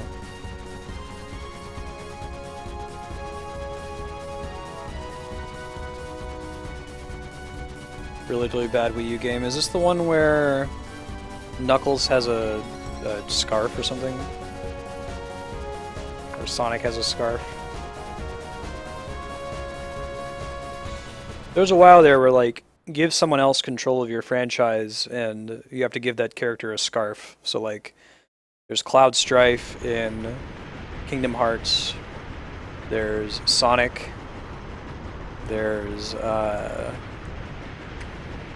Link in Hyrule Warriors, and there'll be some other scarf havers, guest character scarf havers.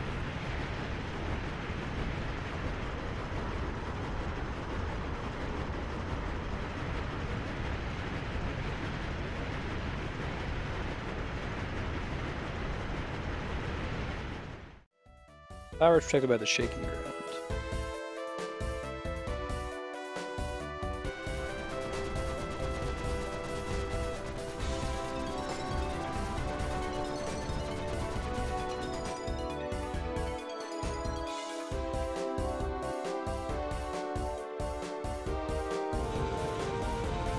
We want auto flip for this fight, if I remember right. We might already have it. Let's see. He has. Yeah. It's the Earth Shrine, so they use Earthquake on you. And floating avoids the damage from Earthquake. Makes sense.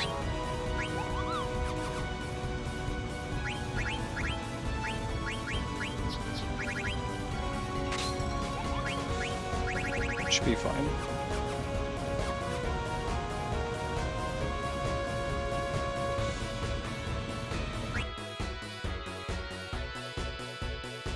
Sonic 2006 is the PS3 title where, like, Sonic kisses a human girl or something like that. I never played it, I just heard it was bad. Silver the Hedgehog. Can this thing not land except on grass? Oh, I guess not.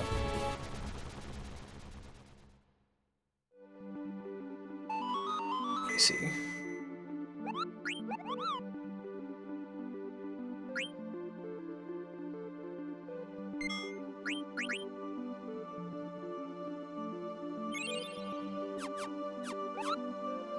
Alright, so this is definitely going to be up by the Desert Palace. I just thought we had to go there next. So the enemies that they're fighting, I believe Marilith is the fire fiend from Final Fantasy 1. It's like a Medusa-looking Lamia looking chick. Lich was the Earth Fiend. The skeleton. Kraken was the Water Fiend. Looks like a Kraken. And I don't remember the Wind Fiend. It's been a long time since I played FF1. Somewhere in this general area.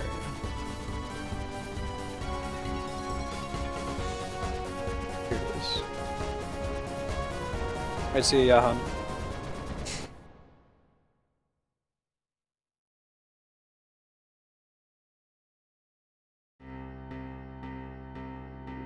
Music is cool.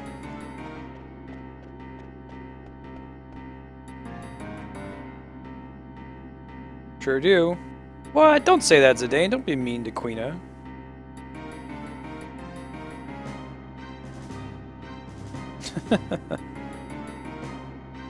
Quina seems okay with it, so.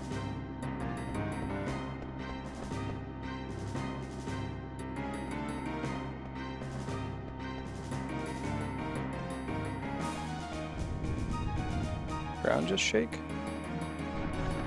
Oh, I should be pressing buttons there. This is empty. I feel like this could have originally been 4 complete dungeons, which you have to run through in order or something like that. But they reduced it to cutscenes and just 1 boss fight. But maybe it was always intended to just be the 1 boss fight.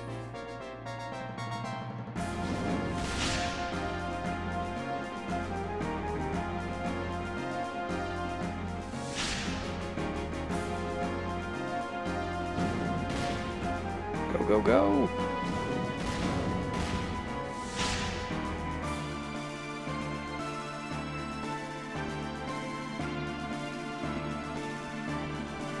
Place to put it here. Let's do it.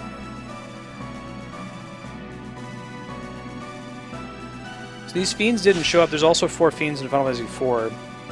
They're different. They're anthropomorphic. Rubicant, Valvalis, and there's Merilith.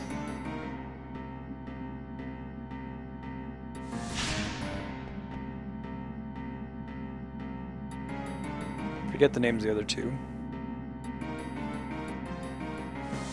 They changed the translation of the Water Fiend a bit. It was like a turtle monster. Guardians of Terra. Cagnazzo. The Earth Fiend is a reference to Dante's Inferno, I think.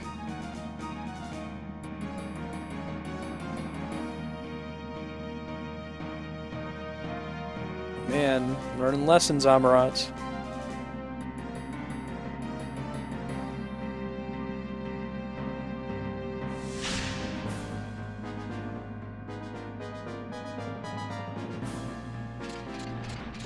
It's a win card.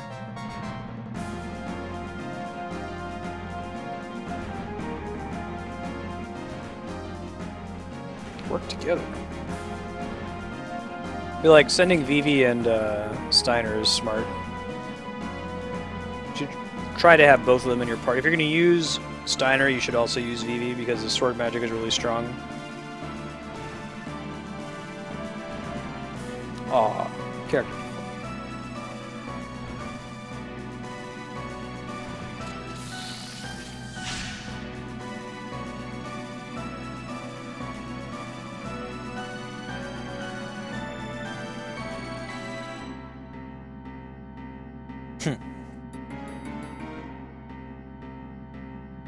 True meaning of fear. Let's go.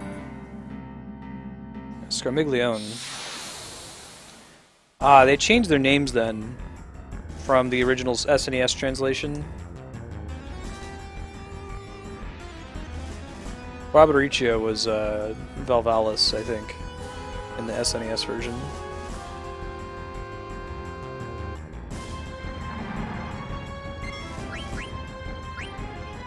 That stealing stuff.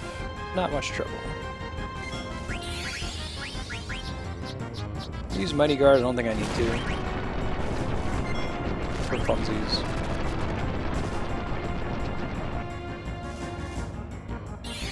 Problem with Mighty Guard is that it doesn't last for the whole fight. There are a couple Final Fantasies where casting Protect just stays on once you use it.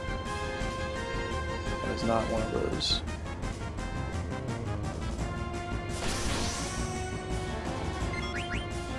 I'm just gonna have him spam steel and she can try to attack him. Or it can try to attack him. Queena's race don't have a gender.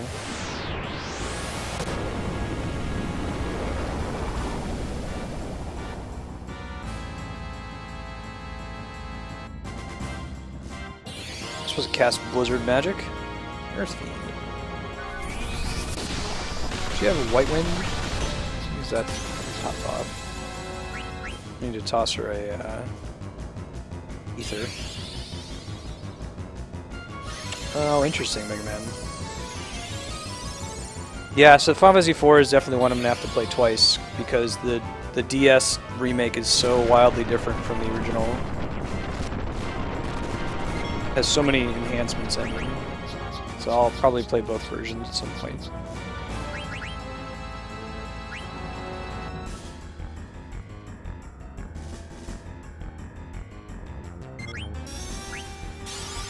Look, see, Mighty Guard already wore off. It wasn't really worth it.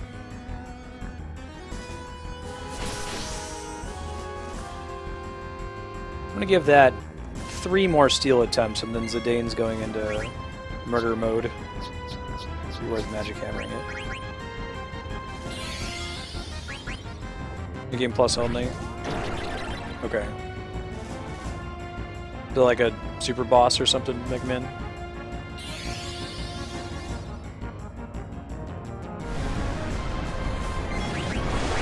This isn't one of them. It might just be Final Fantasy VI is one where if you deplete the enemy's MP, it kills them. There's a couple enemies where the strategy of killing them is to just rasp them until they die. It's not very common.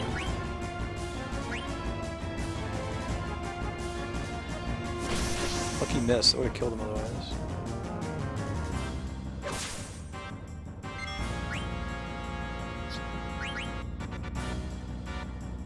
Hey V-Tech, how you doing?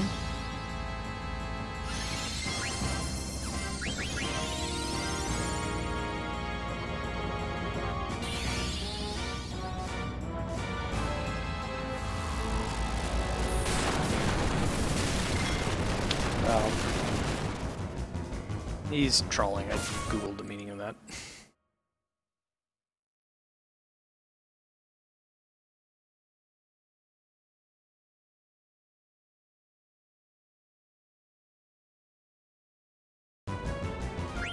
Ooh, a bunch of damage there. Let's see if I can recover. I guess I have to use high potions. Remember, White Wind only heals for the amount of health that you have when you activate it. So if you have less health than the amount of healing from a high potion, that might kill her. Let's see. Ouch. Dane's gonna have to pick her up. How many hit points this boss has? Okay, that's good. You keep using Earthquake. Zero boss, nice.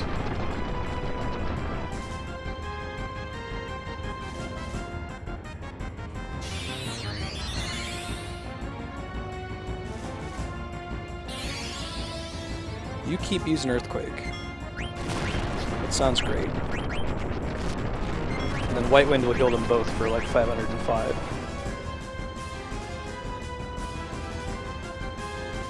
And then we can put Rex on White Wind duty.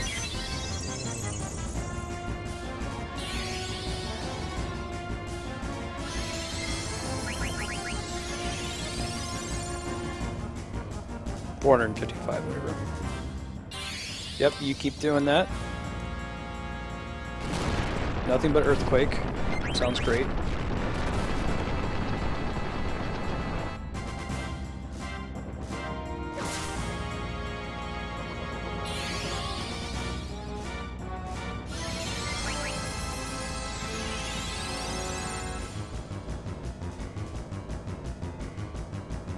Whoa, bro.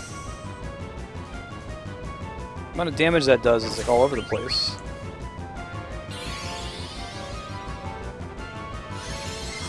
Sometimes it does like 600.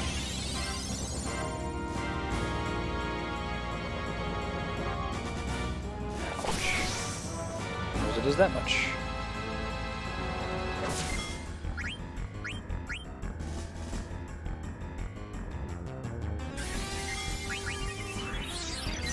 What's the other one?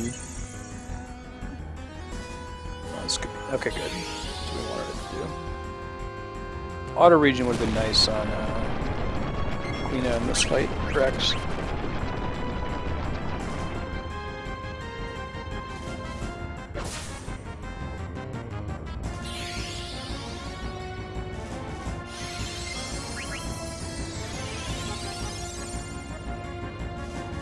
Queen is not yet at this stage of being able to survive a single hit, but will be after this next disappointment.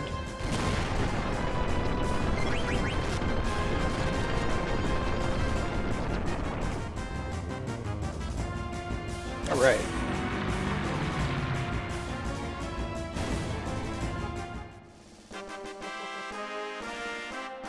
Hey Shoryuken, how you been? Good to see you again.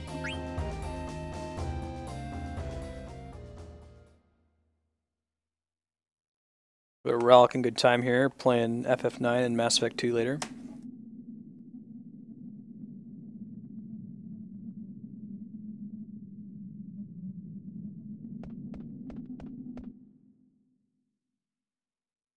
You have to steal an item from Zeromus? Wow.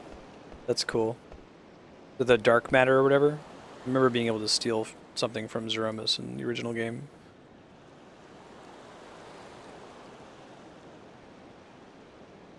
Question I need to ask you. Do you love Zidane?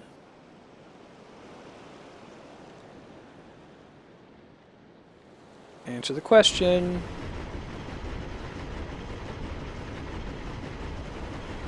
I guess enough time has passed. You think about like love stories in movies, like it's sort of like when people joke about video game logic, like, oh, it doesn't make sense that items floating in the air. It's like, it's an abstraction. You know, you can't tell a convincing, realistic love story in a 90-minute movie. It's impossible. Love doesn't happen that way. You don't fall for somebody in the, 30 minutes of screen time you have together. So when there's a love story in a movie, you need to look at it as an abstraction. You know, if there was an actual story and it wasn't in film form, there was more time for that to grow. Same goes for video games when they have them. It doesn't mean that all love stories are immediately free from being sappy and stupid. Like, there are some versions that there is literally no reason for the characters to have formed an attraction to each other, but I think that you have to, at some level, have a basic amount of forgiveness and willingness to suspend your disbelief when it comes to romance in most medias. Less of an excuse in a book. You have a lot of time in a book, a longer fiction novel, to establish a relationship like that.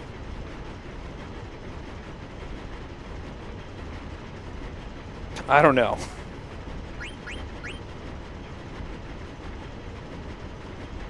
Maybe I do because I don't know what motivates me. It's dark matter? Nice. That's cool, Mega Man, that actually matters.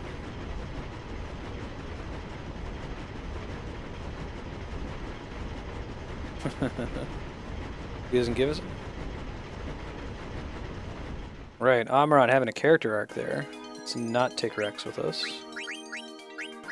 Do Dream Team. So the real Dream Team would be using Steiner instead of Amarant, since then you have the classic party of Thief, Black Mage, White Mage, Fighter. That's probably the true answer for Zidane happiness.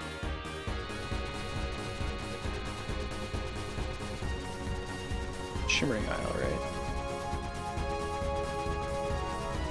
It's going to be a while before we can come back to...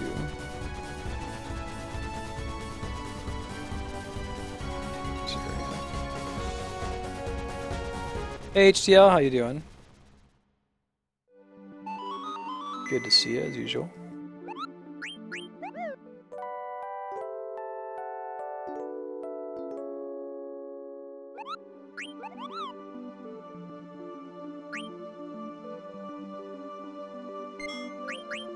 Oh god, Mega Man.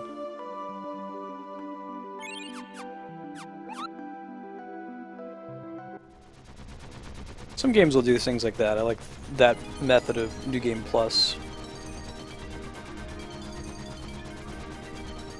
Like a Torchlight will do that. Shimmering Island type. I'm gonna update the stream title.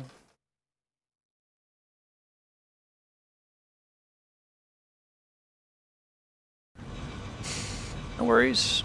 There's no obligation. Hop in for 5 minutes a year or 6 hours a day, minus travel time. Just happy to have you. Here the people of Esogaza call it the Spirit Road.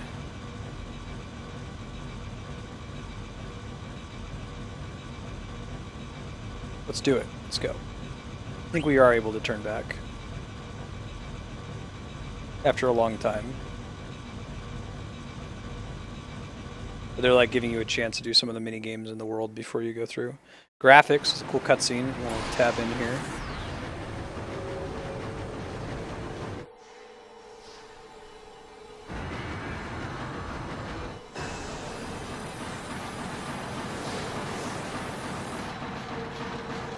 Why in the world would you pick Hyde over Dual Cast, Mega Man?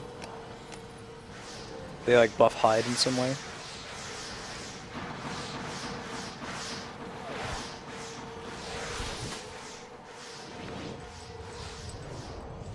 Graphics continue. This plot is kinda sorta similar to Final Fantasy IV, except instead of traveling to the moon, you're traveling to this other planet, Terra, that we've learned about. Still don't have all the details about what Terra is and why it's different from Earth. Gaia, I think.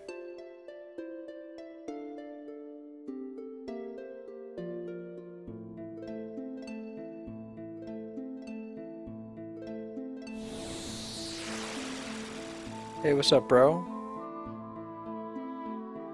Time has come at last. Who the heck are you? What is your name? What's your problem? I'm trying to tell you my name. Do you believe a given name has meaning? Bewitched by the light of the blue moon. I guess they're saying that maybe Gaia is a moon of Terra. That or maybe Terra has a moon that's blue in color and Terra has one that's red.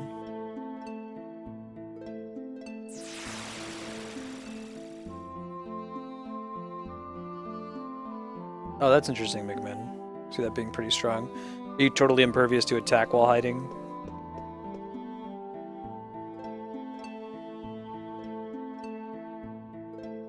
So what's the minimum number of playthroughs to get everything?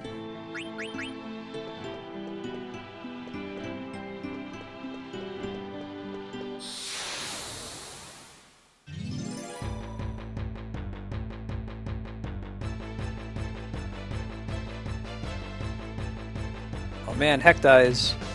This enemy shows up in quite a few Final Fantasies. It's also in Final Fantasy 14.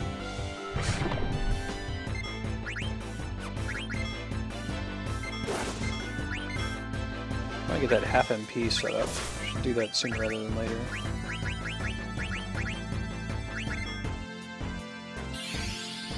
Yeah, this game's fairly pretty for a PS1 title. Blizzaga might kill it too.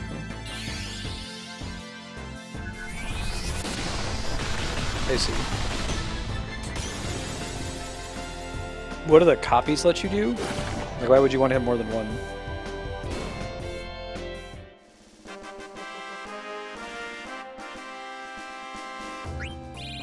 Amaranth's kind of like a monk ninja, so he's pretty close to it. It's like having two thieves in the party. Dex-based attacker. Melee attacker. Well, I guess first things first, let's get rid of autoflow. We don't need it anymore. There's no reason to have add status because his current weapon doesn't use the status effect. We could try to get auto regen if I can make room for it. I don't know if I can easily though. Yeah, let's do that. Really haven't had that as a problem lately. I think I'm fine with what he said. I only can learn half MP. He already has half MP. I'm gonna have to dump level up to get it though.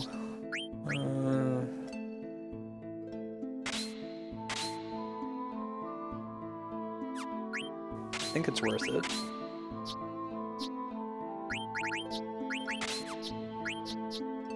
Okay, how about you? You're still learning half MP. Don't need all this stuff. But don't level up for one, we may as well do it for two. Yeah. Amarant in the original title. Oh, he doesn't need this anymore. Don't need this anymore. Don't need this anymore. For behold, the 386. Spectacle of graphics and sound. Really just restore HP, I guess? And free gil, which we'll never use. I'll do this, I don't know what that does. Restore HP, what are you? Restores HP automatically when near death. Something to learn that we don't have yet, but not super exciting. Up spirit a little bit. I think we found out that Steel Chance is influenced by your spirit total in some way. May as well make it the highest stat we have.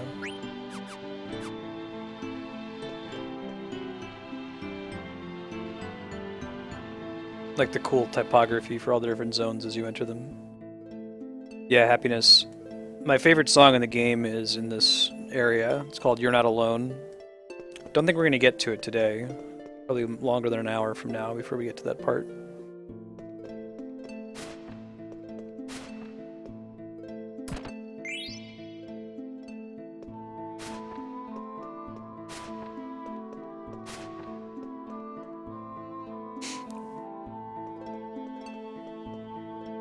Auto regen is quite good in this game. It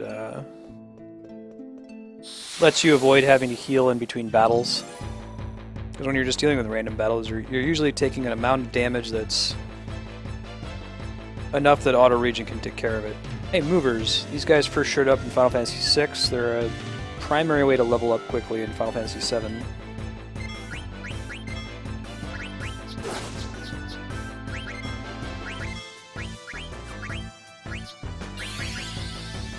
On piano, nice, happiness. The core theme of this game is quite good.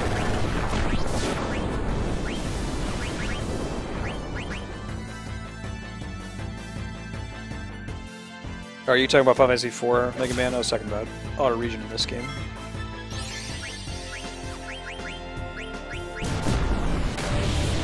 I think this is the correct solution to some animations being too long. I mentioned that before, but starting with Final Fantasy VII, summon animations start to get really, really long, and they're cool, but they take such a long time. So they tried to fix it in Final Fantasy VIII by giving you something to do while the animation is happening, spamming the square button to boost it, and that was stressful and unfun. This one just, most of the time it shortens the animation and does the damage, but occasionally it will play the full animation, and it plays the full animation the first time you use it. I think it's probably the correct implementation.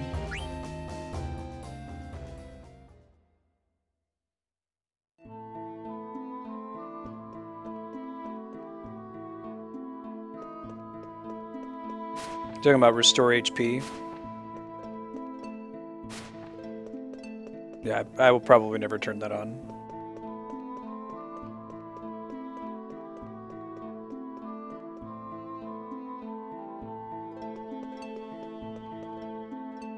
Man, what's up with this girl up here?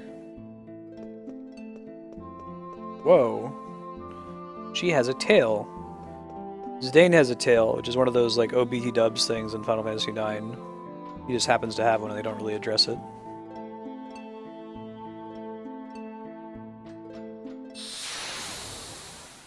Hey Exol, how you doing?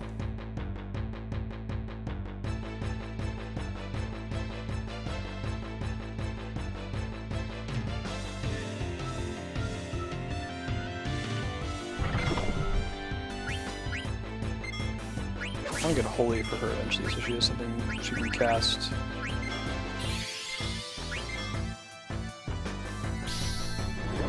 What's that, HTL?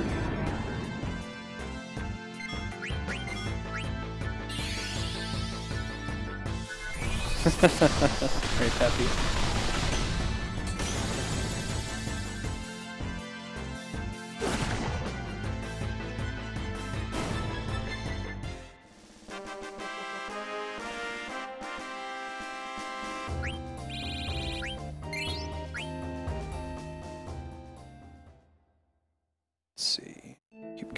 right. I don't think that's actually a split. Kind of looks like it could be.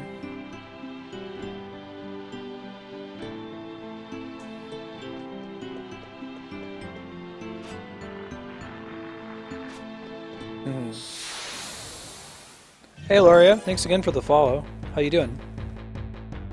Oops. Didn't mean to do that. There we go. Oh, very good. Yes, Amaranth is a badass, I agree.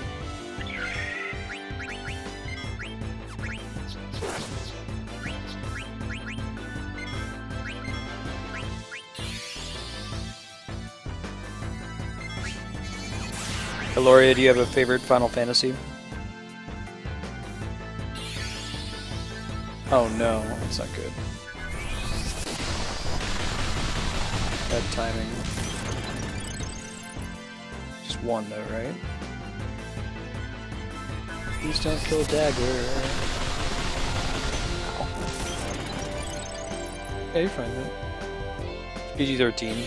I mean, the stream becomes decidedly not PG-13 when my wife Andrea is online, so she swears like a sailor.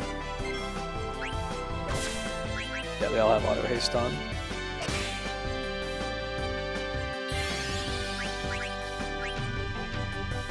Auto haste is the mandatory passive, as mentioned before. I feel it's mandatory. If it's made available. Ah, good choice.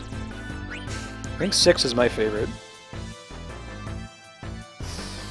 So y'all get to hear the spiel since Happiness and Aloria are in here. The goal of this channel is to play through every awesome game that's ever been made. Take one full playthrough. Knowing that that's an impossible task. We all have our Steam libraries of games that we don't have time to get to, but we're going to try it anyway. Every title in the Final Fantasy series is included in that list, including some of the more controversial ones like 8 and 13. We've already beaten 5, 6, and 7. We're gonna beat 9 soon. We started 10 earlier this week. Other games we've been playing include the Zelda series. We beat Minish Cap yesterday and transitioned into Ocarina of Time for the 3DS. Which, playing the Master Quest for the first time. Master Quest is really cool. If you've never played it before, I highly recommend it. It's like a whole new game when it comes to the dungeon design. So can I go down here?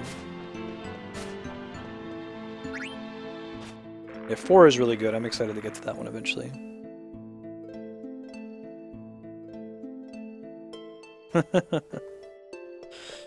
Matt there is referencing we had a subscriber day recently where subs get to pick what games we were playing, and Kami picked this game called Uniracers. You are a unicycle that rides around. Pretty ridiculous. Yeah, the core resource in any kind of like turn-based Japanese RPG or ATB-style RPG is how many actions you can take. So anything that lets you take more actions is fundamentally very powerful. Hey D-Rock, how you been, man? Gotta do both eventually. I'll probably do maybe the GBA version first. Not the PS1 version because of the load times. And then we'll revisit it and do the DS version in the future, since the versions are so different. I probably won't play the NES Final Fantasy III, just because of how poorly it's aged in comparison. We'll probably do the DS version exclusively. But like 4 for the Super Nintendo or GBA stands alone. It doesn't require a remake.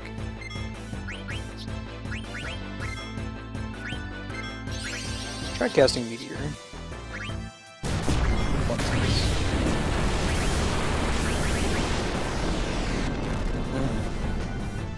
I should be able to get it on the DS.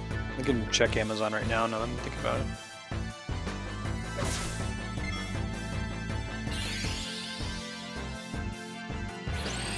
Yeah, it's like 37 bucks. No, not cheap, but not crazy expensive either. Oh, okay. Maybe I'll do the Steam version. I don't know about that one. Haven't really liked the PC ports of Square titles that I've seen so far. Mega Flare is pretty awesome. Not much, D-Rock. Pretty happy Friday. Confirmed we will be playing Dragon Age Inquisition, continuing the blind playthrough with my wife Andrea. Starting around 11, somewhere between 11 and 12 Pacific, depending on when she's ready.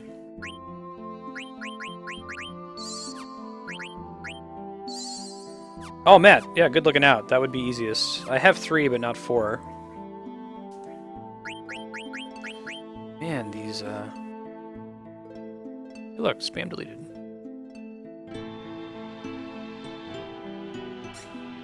Twitch was faster to banning that, recognizing it as spam before I was able to hit the ban button. Okay, let's see. She almost has Bahamut, but not quite. Still working on half MP. Doesn't have Curaga yet. You can switch to the High Mage Staff, get a little bit more magic damage there. I don't know if I actually want to change any of these. Gold Hairpin might be the best. In a lot of games, the Gold Hairpin reduces MP cost by half, but no such luck in this one. Do you have anything else to learn? Berserk, I guess. Maybe it's just Eiko who gets access to Holy. Dagger doesn't get Holy, does she? Well, I guess she has better damage summons, so it's only fair.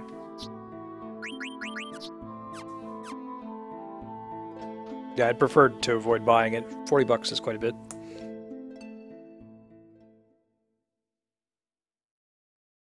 Ooh, yeah. Should do After Years. I haven't played it. So, like, compare the After Years to me, the other Final Fantasy remake or sequels. So, compared to Final Fantasy X-2, and compared to like Crisis Core. I feel like Crisis Core is a good. It's a prequel, but it's a good follow-up. Has its issues, but it's a worthwhile, playable game with a decent story. These After Years like super weird. Later, Leon. Yep, you too.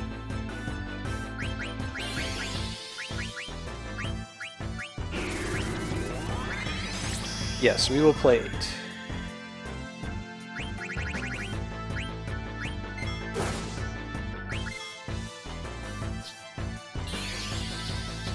Oh, cool, D-Rock. I heard about that bundle on Reddit. Is that just like at any Best Buy?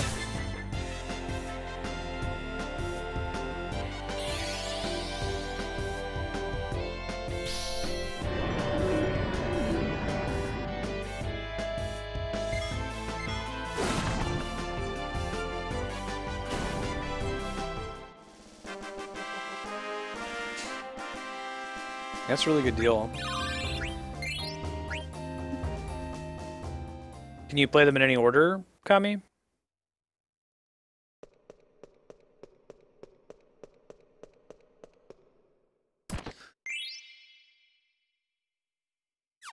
Yeah, I might need to think about that. I have a really old TV. I got it around the time that HDTV started becoming a thing. And there's some problems with it. Like I can't use it as effectively as I'd like to with my surround system. It doesn't like HDCP encryption. It's certainly good enough, like I'm playing Final Fantasy IX on it right now, but I haven't had a convincing reason to get an Xbox One yet, and that would be one, and I'd be able to play some Destiny with Matt.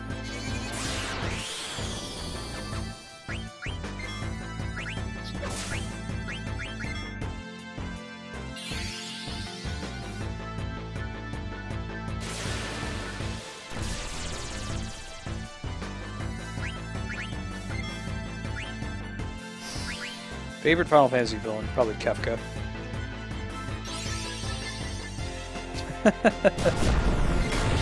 Yeah, I'd love to play Destiny. It'd be a fun game to play on stream. It's playthroughable in the way that we're playing through Final Fantasy XIV, right? Like there's a main story, max level, and after that you kind of like grind for gear like Diablo. What is my favorite character in 9? Probably Vivi. A sap.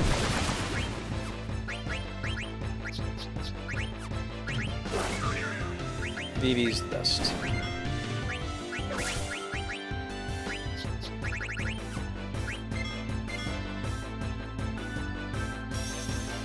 Gotcha, Kami. Right on. Cool. I know there's a lot of specific love for Final Fantasy IV in Japan. Like the way the West feels about 6, I think that's the way Japan feels about 4.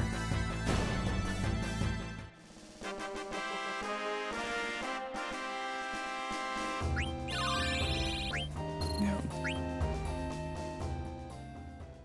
That's high praise, Kami.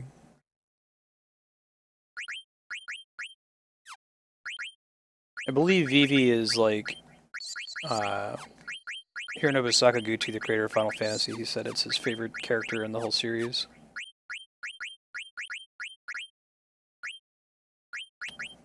Do I want Demi-Shock? It probably does exactly what it sounds like, and I don't know if I really need that. Live without it. About to get Reflect. About to get half MP as well. I'm about to learn a lot of things. A couple more fights first.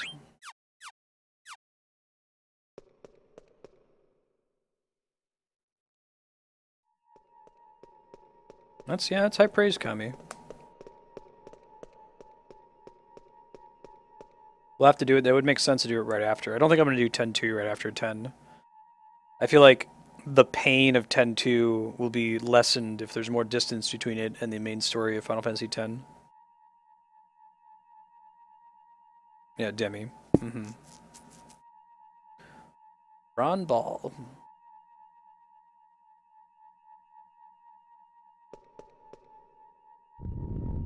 These are not ATB, Kami. I figured it just had the same battle style as 4. Graphics, if you're Alt-Tab, you want to tab in. This is cool. FMV cutscene.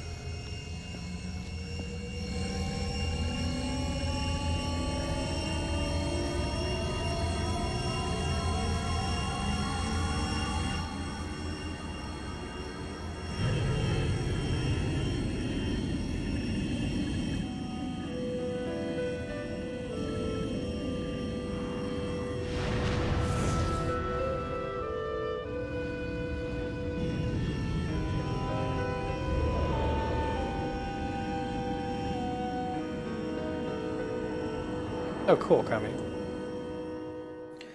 Apparently that airship.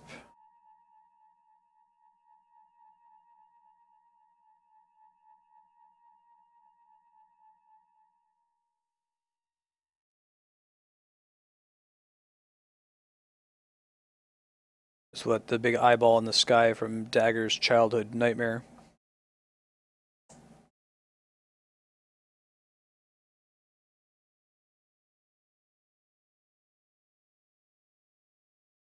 Oh, I like the effectiveness of magic based on the phase of the moon.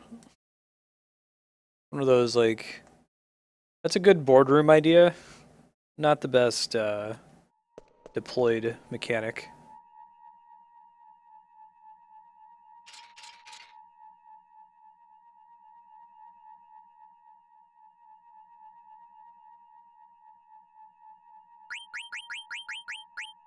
Go ahead and take a white mage with us.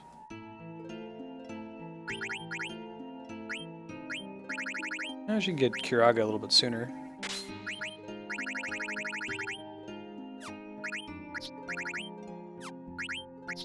She can equip the Minerva's Plate? Interesting. Oh, there's Holy. I think only she gets it. Let's equip that ribbon, start learning Medine, also known as Meduin from Final Fantasy VI, or Maduin, father of Terra. They're intended to be the same, just different localization spellings.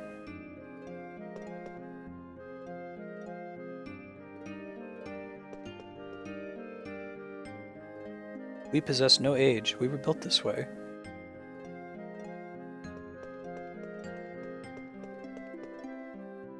Why do you rest? See, this is part of the typography they have in this game, where you kind of get the sense that these people speak in a monotone from the way their text boxes are formatted. Without voice acting, you can get that sense. Yeah, go for it, Mega Man.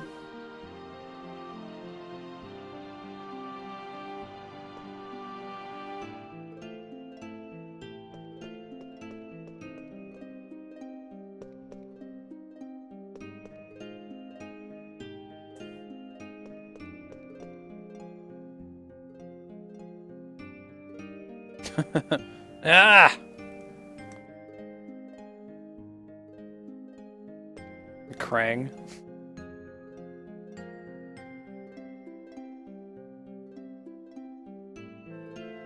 Gotcha, Megman. Thank you. Is that information, like, made very clear? Well, I guess I'll just read the wiki article.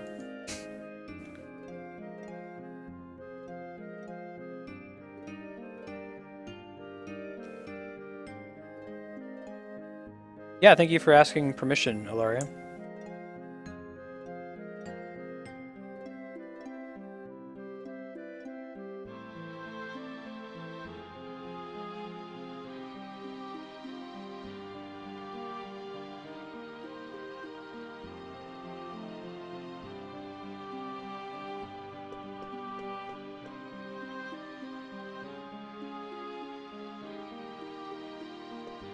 Chill out, Zidane. Yeah, so this is Zidane's angst moment. It starts now and ends at the conclusion of the You're Not Alone song.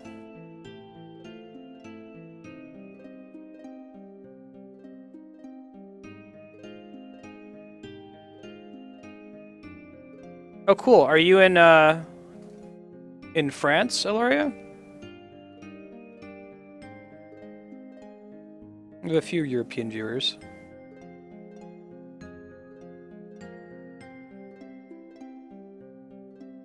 Yeah.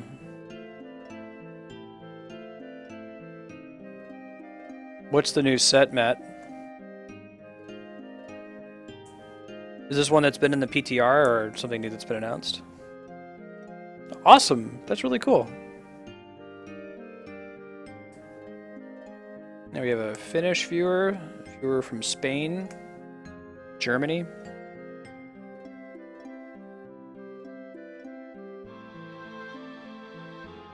This is a good time, I think. I start streaming a little bit closer to EU prime time.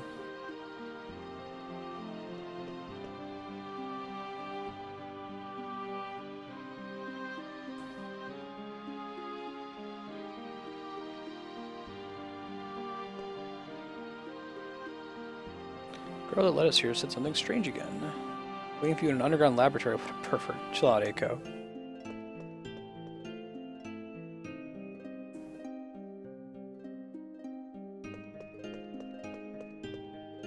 Develop into vessels. Both men and women, right? Asexual beings would lack the genetic diversity to adapt to new environments. So yes. Ah, very good, Matt. Which is probably wise. You mentioned you got burned already from paying too close attention. When the souls of Terra and Gaia mix, Terra will be integrated into the larger Gaia. Souls flow as the planets turn. Bleeding knowledge is useless to vessels. Information is given to decay. Gaia's blue, Terra red. So we're talking about flow of souls and these people being vessels. Hilaria. My wife Andrea went to Montpellier. She's a physicist in the United States, so she went to a science conference there. She said Montpellier was very pretty, and excuse my butchering of its pronunciation. I'm very bad with French words.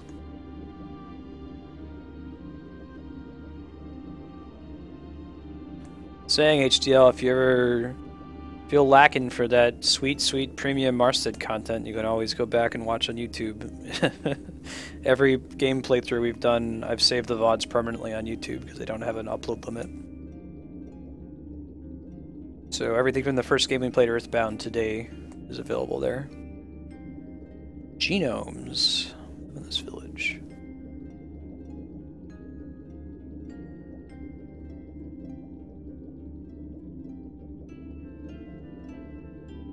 Interesting. Talk about a letdown.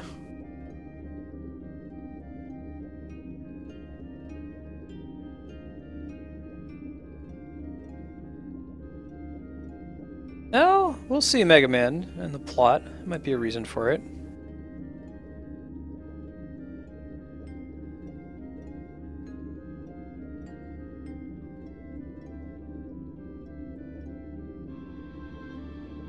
Yeah, it's going to be... It's time to be right after your thesis too, right, Matt? And when you have theoretically some downtime between your OSU grad school work and your new job in California.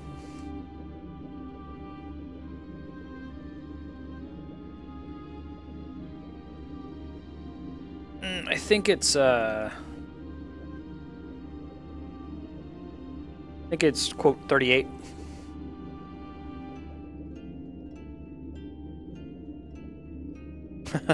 Right, Matt, exactly. Yeah, and if Kami wants to get on that too, I'll probably set aside a day or free play day or something to do some Diablo. Or maybe I'll do it, you know, off normal hours.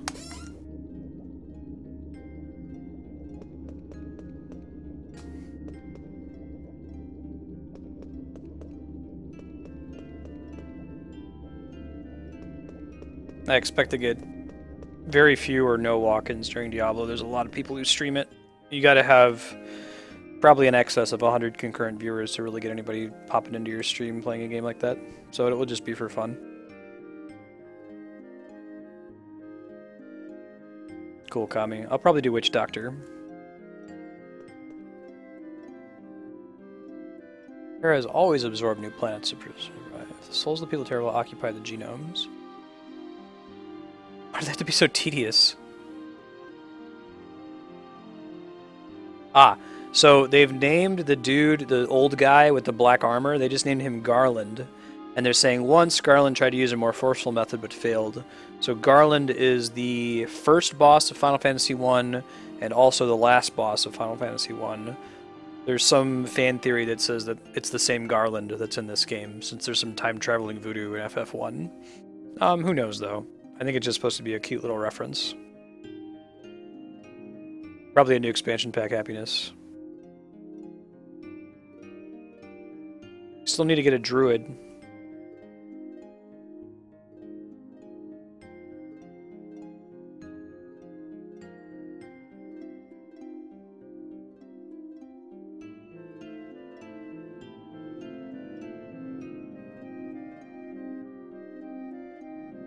We're supposed to help Garland.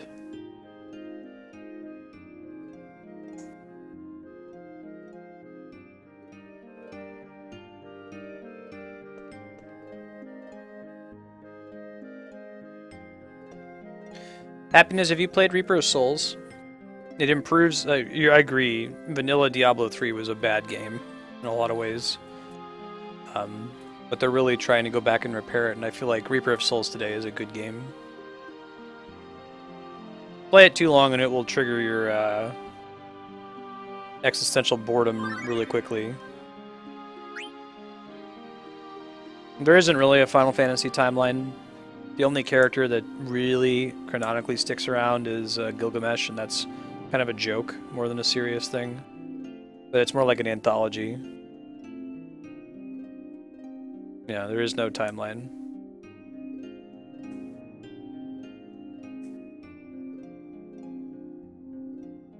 They have some similar themes in common, but...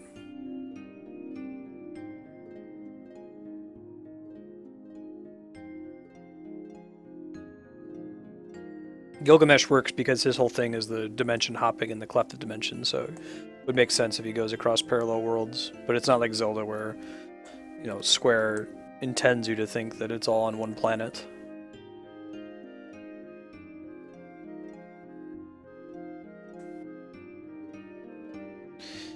Oh man, Cloud Reaver. It's so much better now. It's so much better.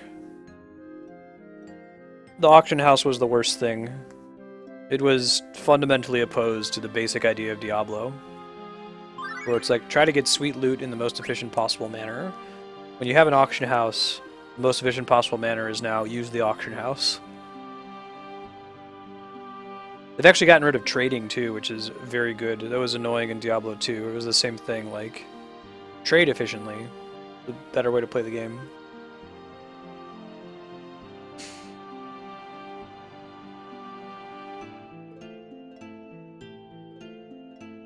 I was reading that, so I was a kid when Final Fantasy VI came out, and I loved the game, but apparently Final Fantasy enthusiasts were pissed off that 6 didn't involve the crystals in any way.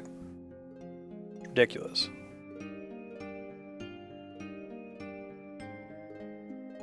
Yeah, Kami, I remember hearing about Diablo 3 having an auction house and thinking like, oh, that's great. Trading in Diablo 2 is such a pain in the ass. That will remove the pain in the ass. But it was one of those things that didn't really explore what it meant at the end of the day.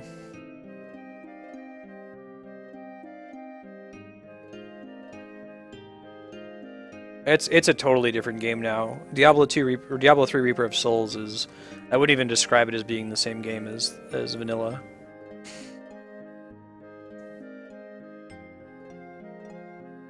There's no crystals in 6. I guess Magicite, kind of, but they're not intended to be like elemental crystals. 7, I guess you could argue Materia. Not really an 8. All the classic Final Fantasies, though, so like... 1, 2, 3, 4, 5, 6, 9, 11, and 14... I don't know, I didn't play 13, so I don't know if there's crystals in that one.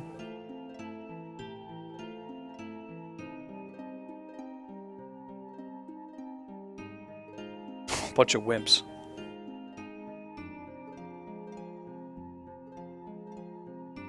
Can I ask you something? No. What a stupid question.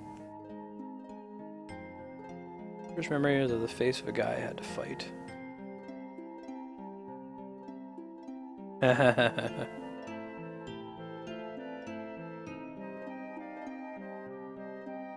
like their relationship, like, Amarant is like the dark side of Zidane.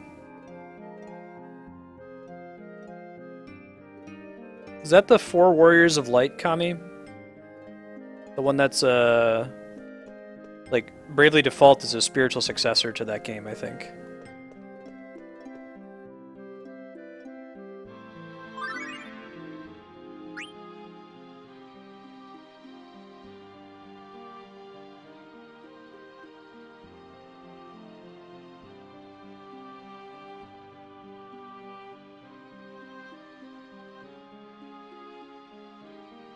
What was the Wii title? We're not taking of the last story, right? Pandemonium. Pandemonium's in a couple of Final Fantasies as well.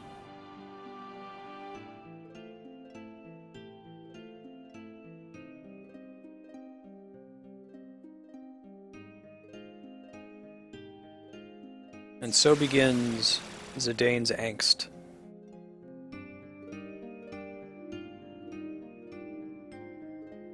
Have you played any of the Crystal Chronicles games, Kami? The GameCube one's really good, but only in the context of playing with other people. It is garbage if you try to play it single player. When we do it on stream, it will be with others.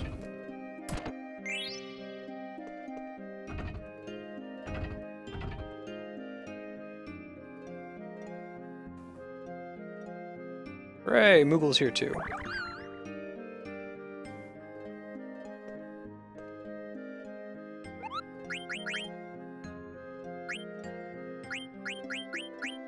I want to have at least one of everything. Bistro fork. Might want several of these.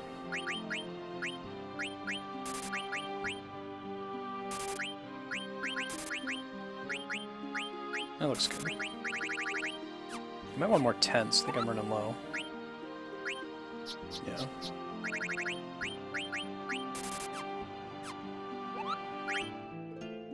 You want to try Mognet? Okay. You create your own Mognet out here.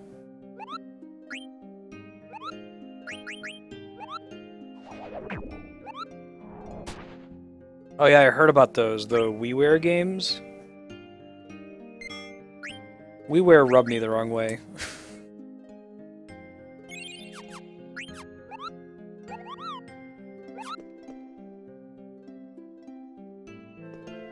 Stillness in motion. Yeah.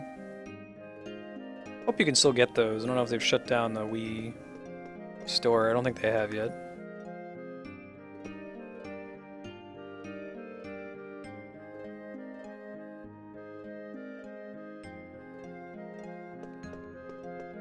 Heightened recognition of visual stimuli is unnecessary condition for bodies but used as vessels.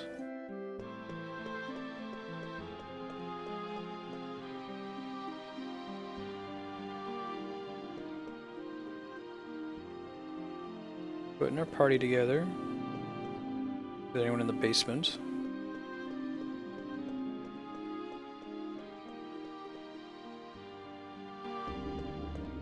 Nope, nothing important. Schedule update. We got about another 29 minutes of Final Fantasy IX. We'll be taking a short break to feed the cats, run to the restroom, and then Mass Effect 2 for the last 3 hours. I think we have at least one more DLC mission in Mass Effect 2. I don't remember what it is though. We've done Overlord and Firewalker. There's one that you want to wait to do until after the end of the game. There might be another one. Oh, Lair of the Shadow Broker. That's probably what we're doing today. We have some time remaining. We'll do Garrus' loyalty mission and try to clean up some of the last remaining stuff after that.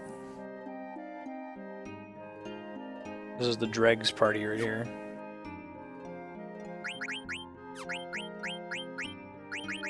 Hey, Flumpy Chump. How you been? Good to see you again. Yes, we'll do Lair of the Shadow Broker. We're not going to beat Mass Effect 2 today, but very likely we'll beat it the next time we play it.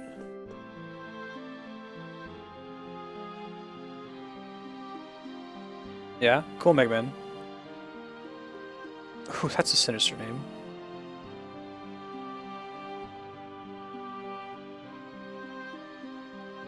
That's really what he said.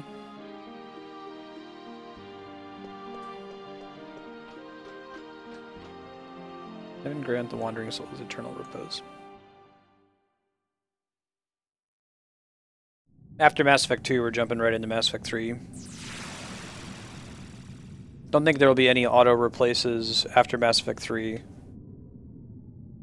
I was thinking about making that like a BioWare block, but I need to open more up to the voting system. So once we beat 3, whatever replaces 3 will be determined by stream vote. I'll be updating those totals over this weekend. We got maybe 2 or 3 more sessions before we beat 9, I think. 12 years ago, I lost one of my most prized genomes. I created him and sent him to Gaia to disrupt the cycle of souls there. You are that genome. I'm glad you returned.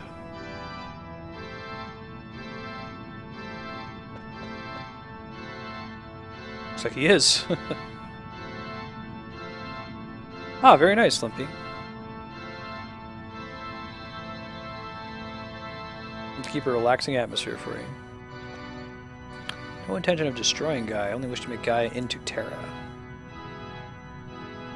Of course, not everything went as planned. Another one built as you were, he may be the one who threw a wrench in my gears. Oh man, who could it be?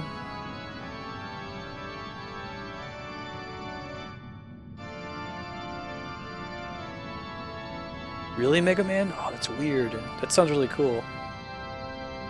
And they're Final Fantasy subtitles? Pandemonium is at least in 8 and 9. I'm trying to think what other games. See HDL?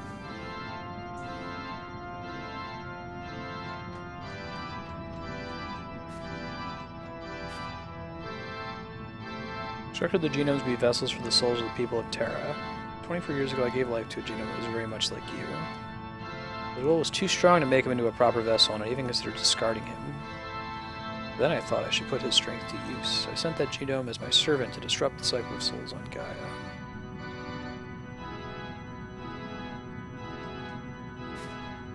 You and he are so much alike.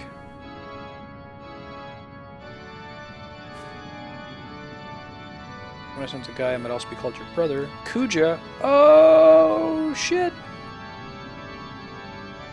There's a similar twist in FF4.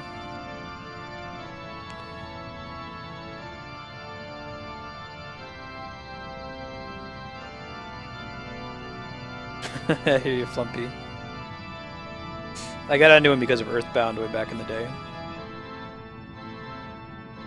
Do you like action RPGs at all? Like, you know, Mass Effect or Fallout, Skyrim, even like Secret of Mana.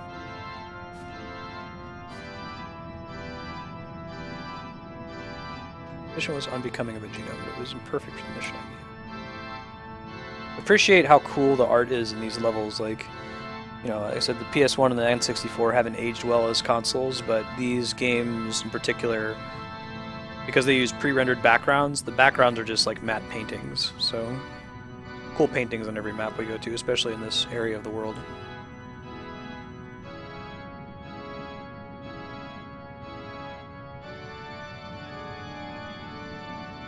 Best disruption of the flow of souls is brought about by war. I think we might actually get to You're Not Alone.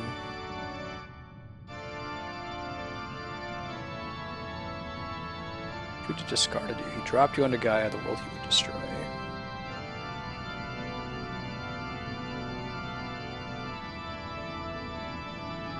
I still need to play Skyrim. It'll be a blind playthrough when I do it on stream.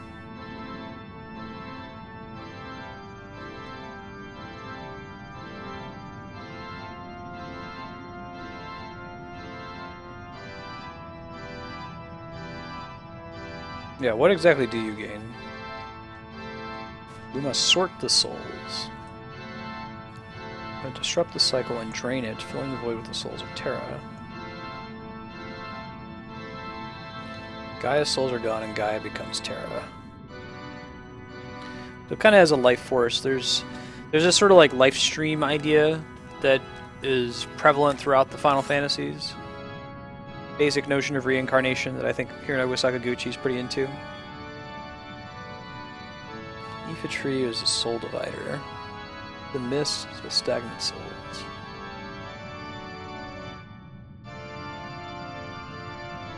Even now, the tree blocks the flow of souls, while it lets those of Terra flow freely. Be the true form of this planet.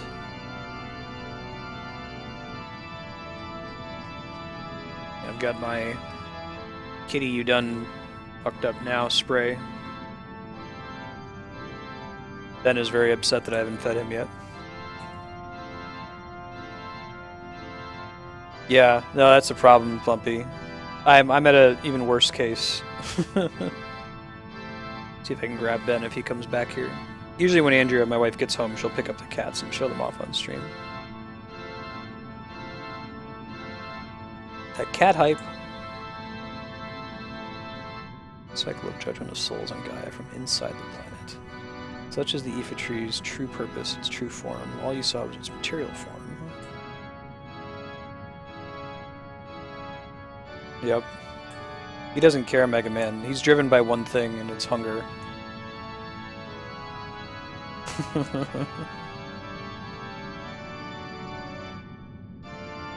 They're on a wet food only diet, not because I particularly care, but the people we adopted them from had to sign an agreement that we would do that, so... I don't know if I would be able to bust open a bunch of cans and auto-feed them.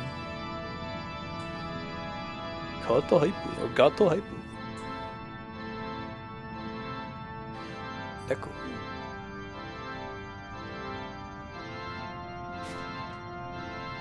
I should be fully aware of the meaning of your existence.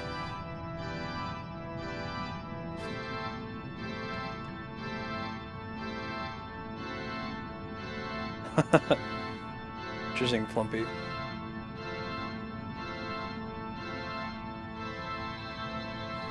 Ride the shoe puff?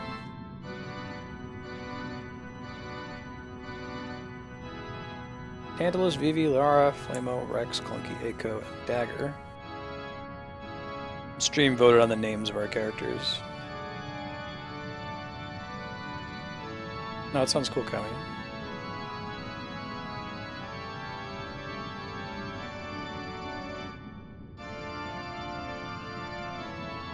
I am the new Angel of Death. Had enough of your crap.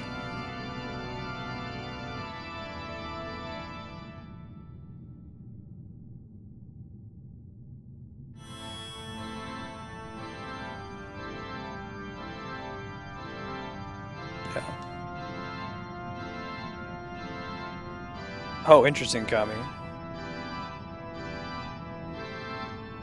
Yeah, Flumpy, the reason I've stayed away from Skyrim is because I have this obsessive need to 100% games, and there's too much to do in that kind of game. Like you said, too many distractions. So when I play it on stream, I'll mostly be beelining to complete it. I'll hit some of the cool side quests as we bump into them on the way.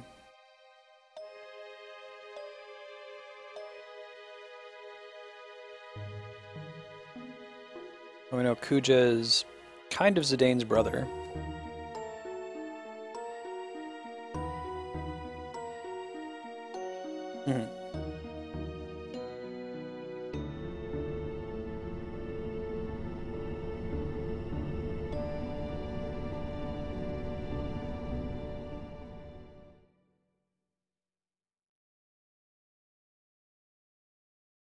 Didn't they do a Gundam Dynasty Warriors game?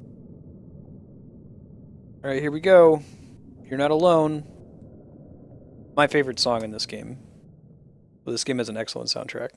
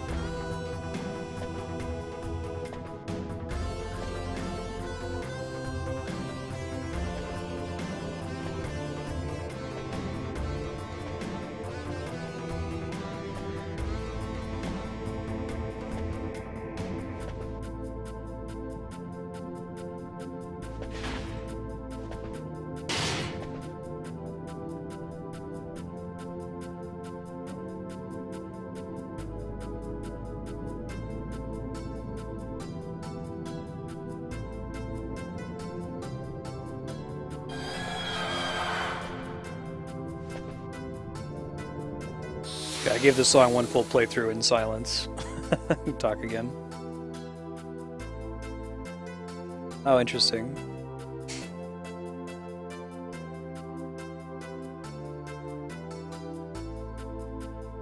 I feel like my interest in cool, like, free-to-play browser games waned as I started to have enough, like, money from my own job to be able to buy console and PC games. They're still awesome, I just play them less frequently than I did as a kid. I had a whole bunch of them back in the day. I think it's got auto regen.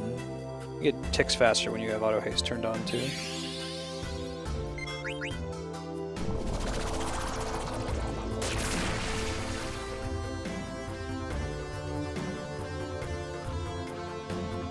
That's in the air. Girl, hey.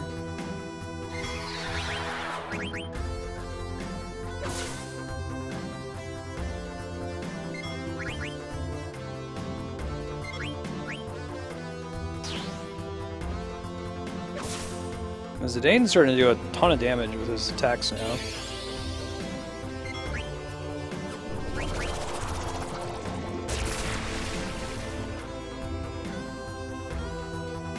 Okay, I guess regen is just counteracting the effect of the poison.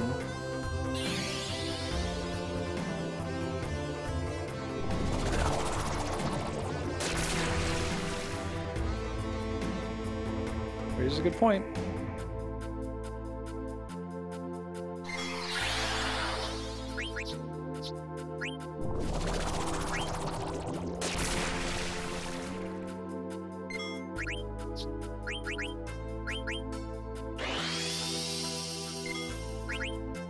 Yes. Freya is a girl. She's named for a Norse goddess. I always confuse Freya and Frigga. I think Freya is the wife of Odin. Burmesian. Right, happiness? He doesn't care. A one-track mind.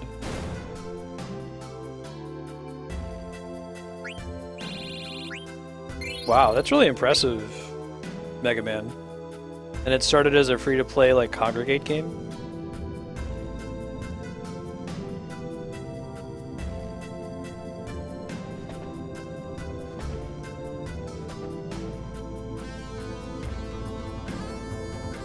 Which skill is that, Mega Man?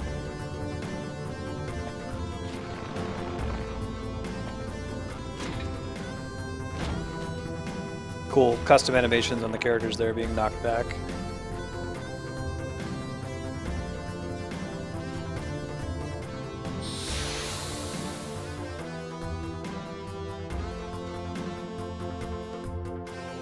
Not alone, Zidane. Snap out of it.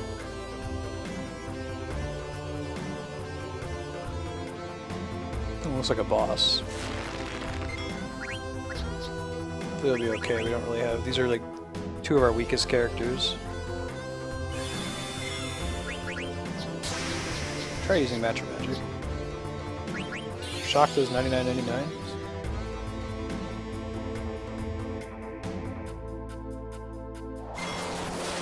Could be okay.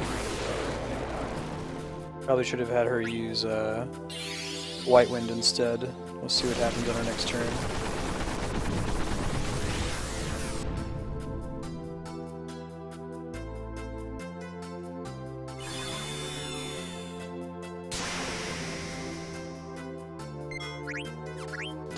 Don't hit Rex. Don't kill both of them. Whew.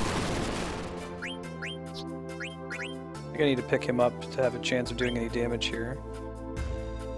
Still at a big risk if we get hit with that same attack again, it could be game over. Okay, now Zidane's here. That's pretty cool, Mega Man.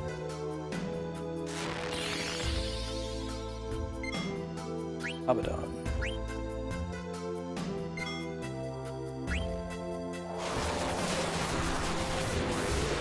Just leave it to Zidane to solo the rest of it, I guess.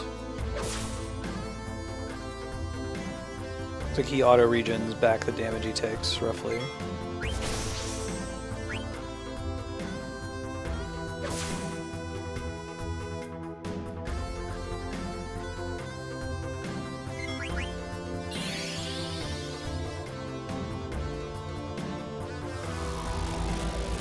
We have another 10 minutes of Final Fantasy IX. I might run a little bit over time because it might be a while till we get to the next save point.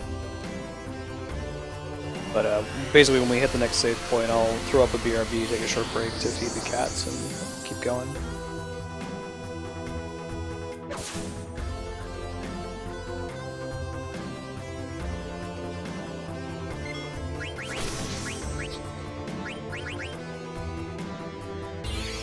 So let me get this straight. Zidane is a blonde kid with a monkey tail who goes Super Saiyan and he gets tranced. Seems a little familiar. Apparently you basically go Super Saiyan in Dragon Quest VIII if you get your tension maxed out on the main character. I've never done it.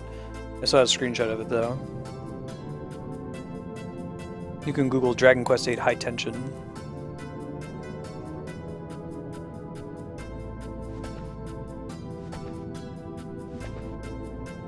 And chill out, Zidane.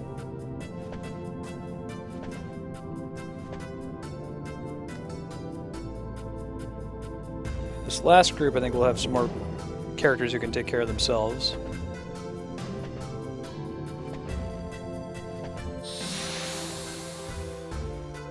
I think there's one more group. There might be two more. We'll see.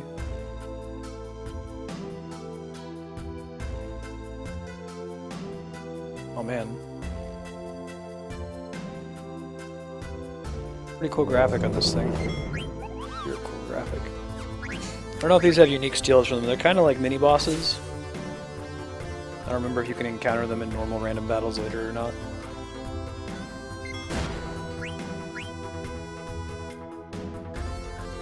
Miss. Yeah, I didn't even try to hear that.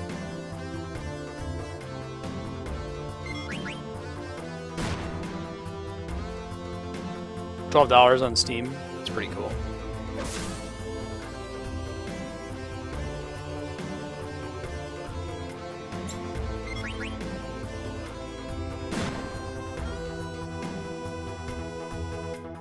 Counterattack, alright.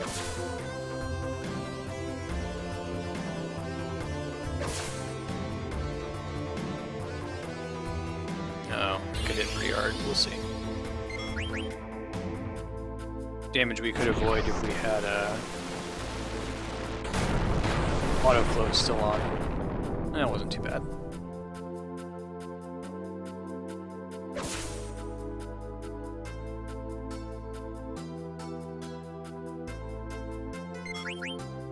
So does Garland just have these things hanging out?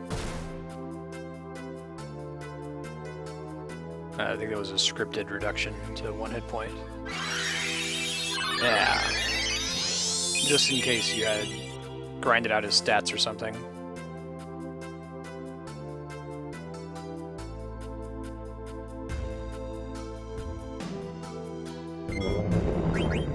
Now, what I don't know is if he has like different HP totals depending on the phase of the fight. Yeah, Happiness. I played Dragon Age Origins about 90% of the way through. I didn't finish it. And I'm playing Dragon Age Inquisition now on stream. Which one are you picking up? If you want to see Inquisition, I'll be playing it with my wife as part of our blind playthrough tomorrow. I think Inquisition is just flatly better than Origins in every way. It's really, really good. But Kami and Matt in chat can probably speak more intelligently. I don't know if there's anyone else in chat who's played through Inquisition before.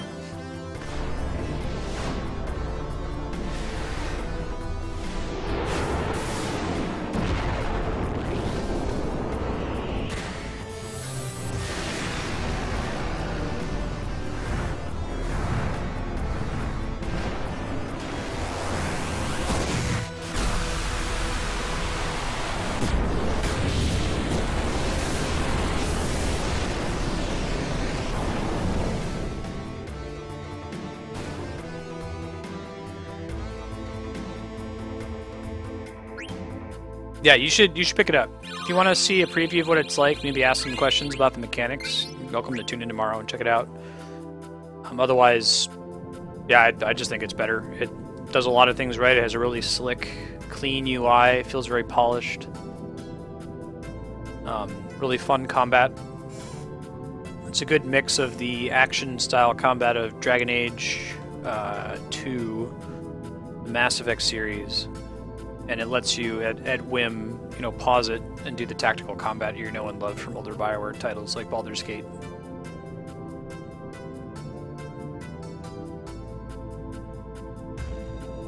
There's Kitty over here begging chair. You want to protect you. My master tell me, somebody give you tasties, you give them tasties too. It's good manners. I like how they're able to have some, like, character depth from Quina, like earlier with, like, oh, leftovers best part. Rex.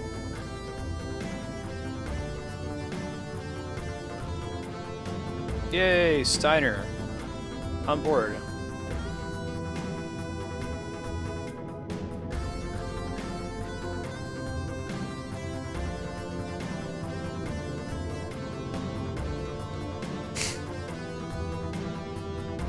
Hooray! Good to hear the rad music anymore, though. I think there's a save point when we get back here. Like I said, we'll keep playing until we hit the next save point. Might be a little bit more than 5 minutes from now.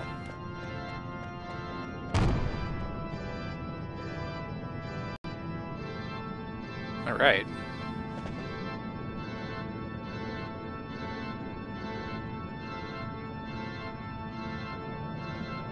What a busy guy coming and going all the time.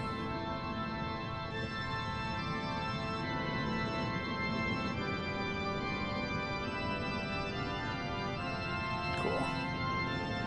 So we're actually going to end a little bit early, but it's cool. I need to take some time to feed the cats anyway. See you later, Han. Try to sleep well. See you next time.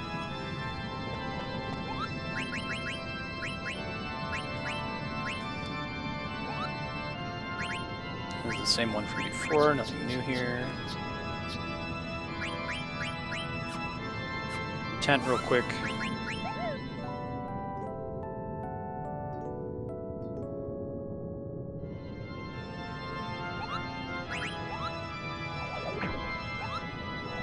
You're just here today for Final Fantasy IX. That's totally cool.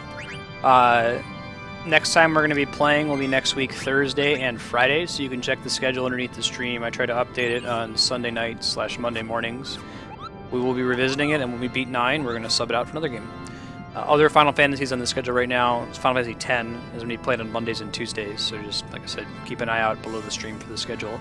I will be back in about 4 minutes after I feed the cats with some Mass Effect 2, so we'll see you soon.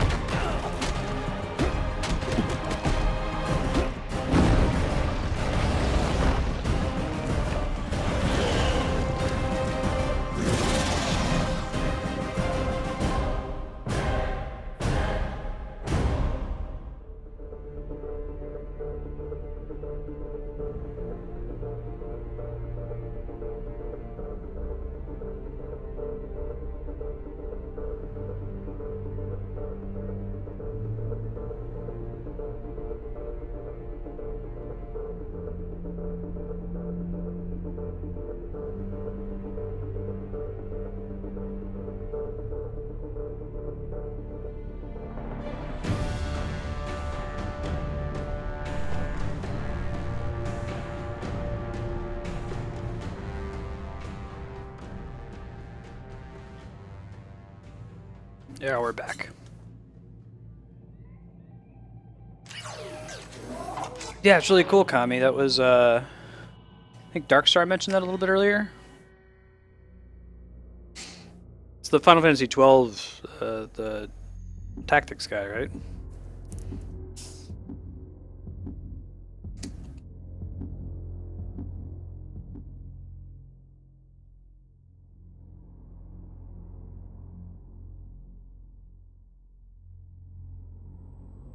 Laurie, have you played Mass Effect before? These are among my favorite games. Mass Effect has what is decidedly my favorite setting in a video game. It might actually just be my favorite fictional setting. Like, I don't know if you've ever played a game or watched a movie or read a book where you're like, wow, this is made for me. Like, this does everything for me.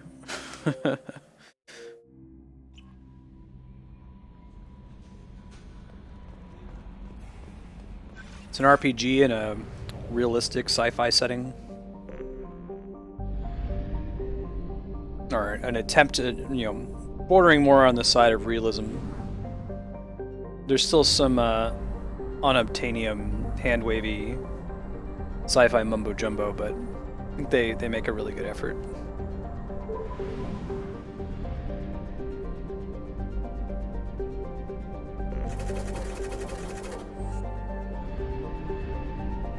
I like Star Trek a lot, but Star Trek has this, how would I put it? It's very optimistic, which is fine.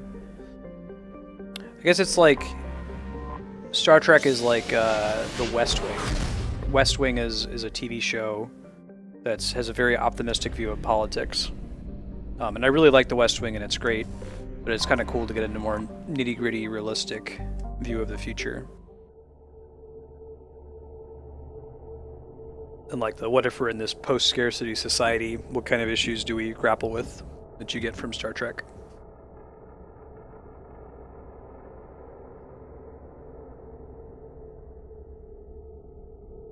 So I don't remember if there actually is a decision in Lair of the Shadow Broker.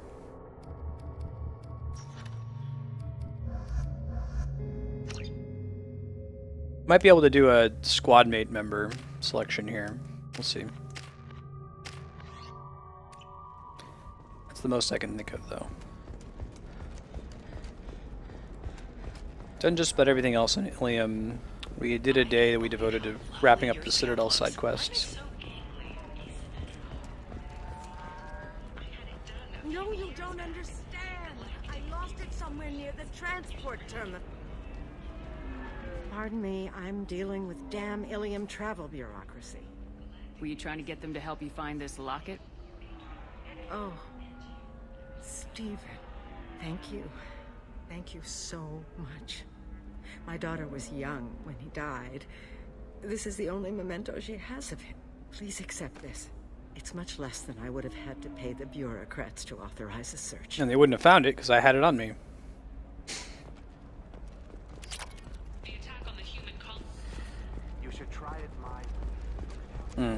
Cloud Reaver. Okay, I'll go ahead and have a vote for which squad mate we bring with us then. Start queuing that up during the next discussion here. Shepard, it's good to see you again. Thank you for getting me that system data. Here, it's not much, but hopefully it will help you on your mission. Do you remember the Shadow Broker? With the data you got me, I may be able to find information caches from his agents. I've got a lot on my plate. Remind me who the Shadow Broker is. He's the most powerful and dangerous information broker in the galaxy. No one knows who he is. Given his resources, there's speculation he may actually be a group operating under one name. Are you on the run from the Shadow Broker? I can help you. Actually, it would be more accurate to say that the Shadow Broker is on the run from me. We crossed paths not long after you died. Since then, I've been working to take him down. With this data, I'm a step closer. You can't come with me because you're after the Shadow Broker? What if I help you find him? I'm sorry, Shepard. The galaxy doesn't work that way. I need to find leads, trace information. I need to work. I can't do that on the Normandy. I wish I Alright, could. I have a...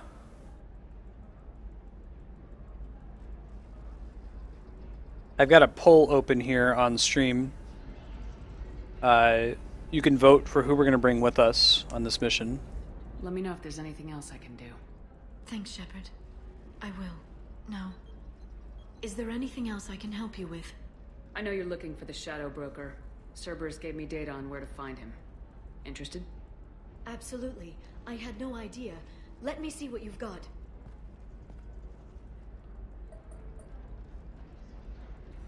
It looks like a leaked transmission between Shadow Broker operatives.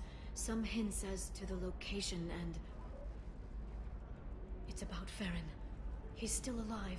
So this whole thing with Liara and Farron was mostly handled in a, I think it was webcomics. They released a comic series for Mass Effect that was about Liara going on adventures with this Drell character named Farron. It's worth a read. I think I read it before I did this DLC. If you want to look into it, just Google like Liara Farron comic, and you should be able to read it.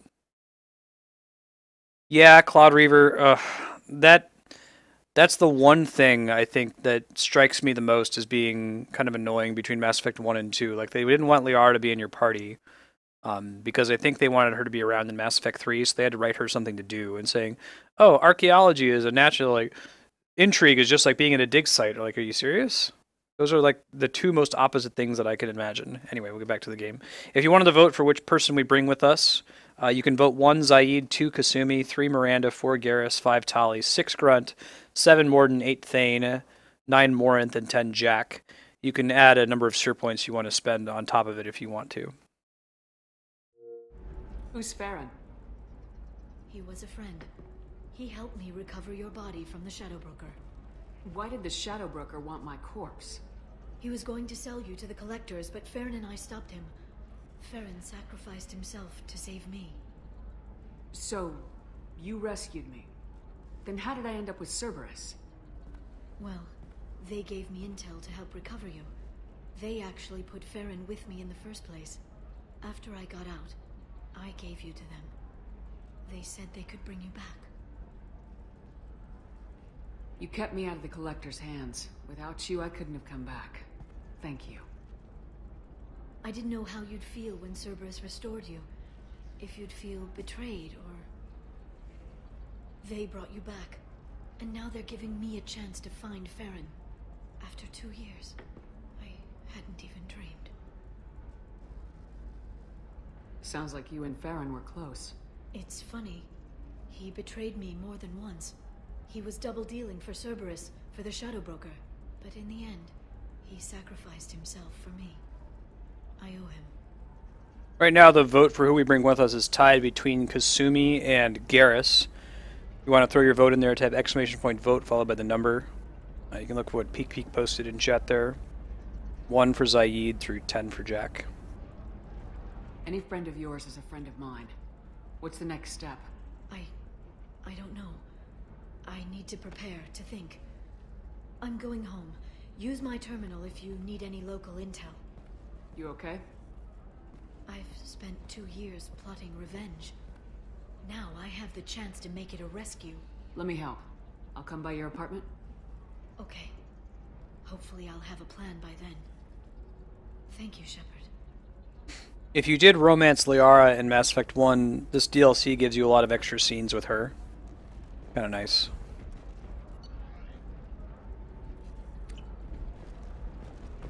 Look at how this intel works. Maybe it's extra side quest or something and you come back later.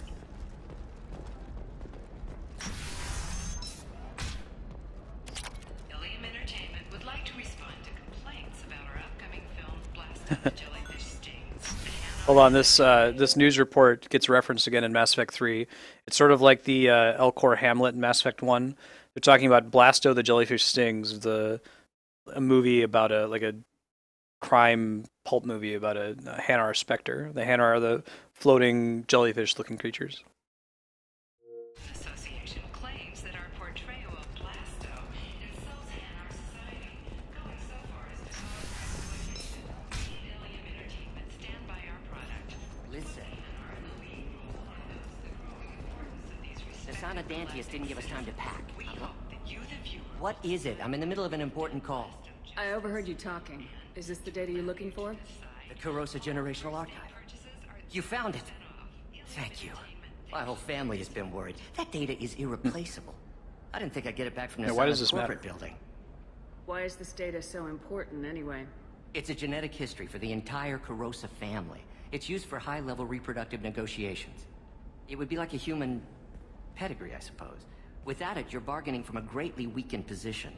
Losing this would have hurt my family for generations, maybe even So the destroyed- Solarians are unique There's your data. in that they Hope it don't helps mate your for family. love, they mate You have no exclusively for idea, reproduction. I And don't they know have who these you like are or how you got it, but complex thank you. contracts associated Here, with for your it. trouble. Blessings be upon you. You've certainly blessed us.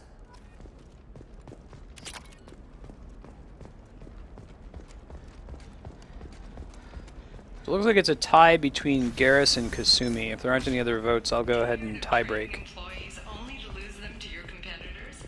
Perhaps Indentutech can help. Being a provider of cutting-edge indenture. For example, you know that new drug, the one that causes permanent neural scarring? That's horrible. There's a 12-page contract for shipping, then a waiver for use.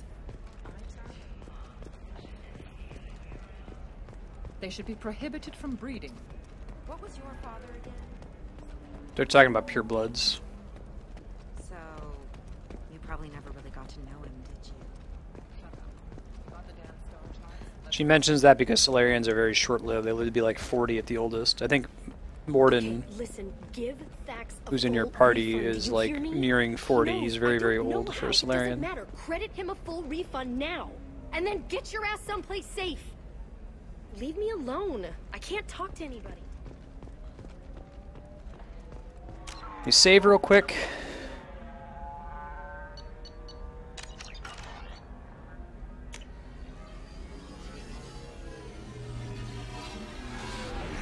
Do we get to bring a squad mate even? Or is it just me and Liara? I think we get to bring somebody.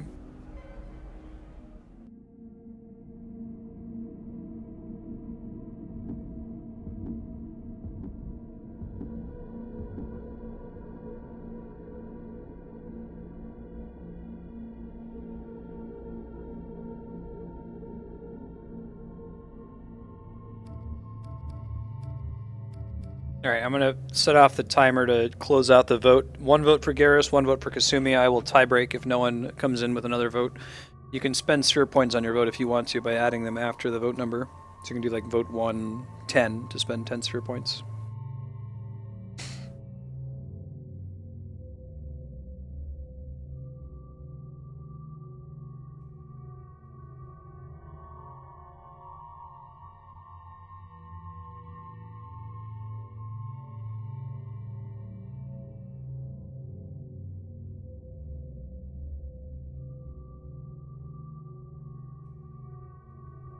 Alright, so tie break, coin flip. Heads we take Garrus, tails we take Kasumi. Tails, it's Kasumi.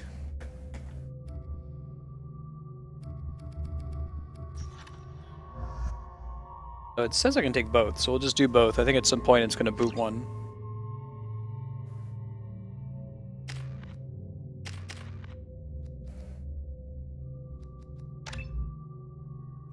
Increases damage. That's pretty great. Reset the cooldown by 80% if it kills them. Yes, please. Seal off those trace samples and get them back to the lab. We got multiple shots fired. Yeah, techs are going over the place now.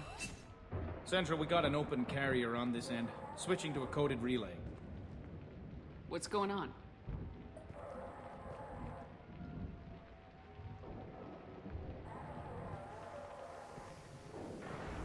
This area is sealed off. Please step back, ma'am. Sealed off? Why? Someone tried to kill your friend, Commander Shepard. Hey, it's a Spectre. Thank you, officer. Your people are dismissed. She also shows up in some of the books and comic Can't books. do that.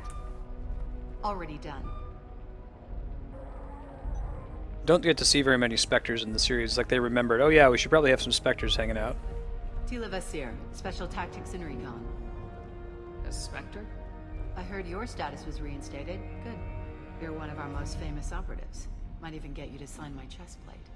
So, I assume you had business with your friend this evening, Commander. Liara was following a lead on the Shadow Broker. The Shadow Broker?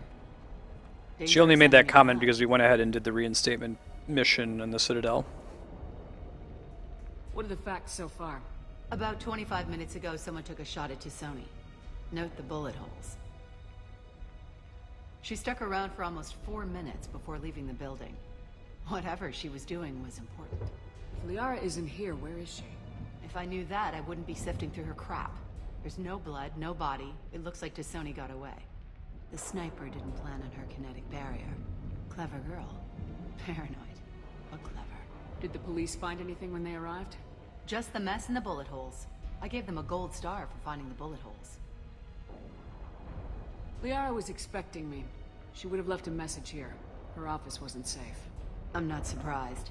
Ilium is just Omega with expensive shoes. I haven't found anything useful for tracking her down yet. You knew T'Soni better than I do. Where would she have hidden her backups? Let me take a look around. I want her armor. Really cool looking. Don't worry, Commander. We'll find her. Hey, there's some N7 armor here. It's part of my old armor. Looks like someone didn't like you much either.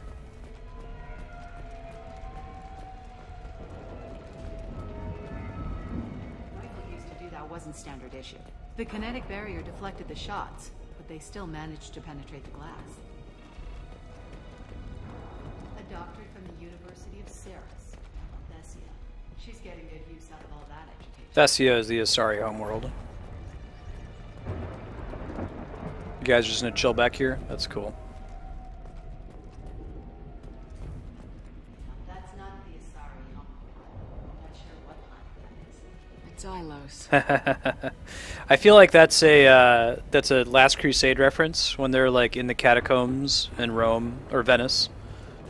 It's like it's the Ark of the Covenant. Are you sure? Pretty sure.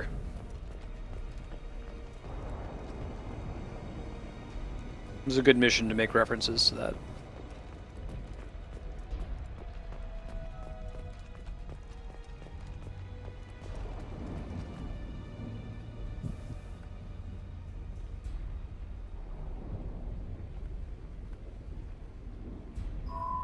The picture changed when you touched it.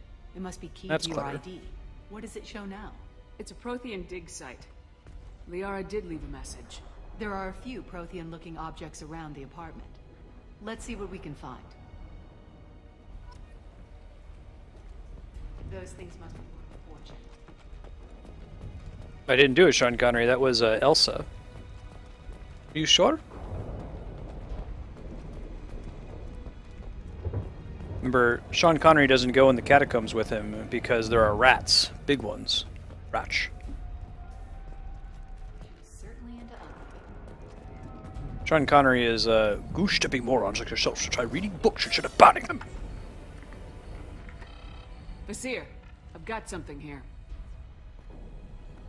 backup disk. Let's try it on her turn. If I just sit down and think, the solution presents itself. It looks like she recorded a call. What have you got for me, Sagat? It was tricky, but you paid for the best. I can narrow it down to a cluster, maybe even a system. How soon can you have it? Shouldn't take long. Come to my office. Area Frontiers in the Dracon Trade Center. Gotta say though, T'Soni, you're making me a little nervous. How big is the trouble that could come out of this? Relax, Sagat. I'll see you in a few hours. This must be important. The Shadow Broker's people already tried to kill her once. I know where the Dracon Trade Center is. My car's outside. Let's go.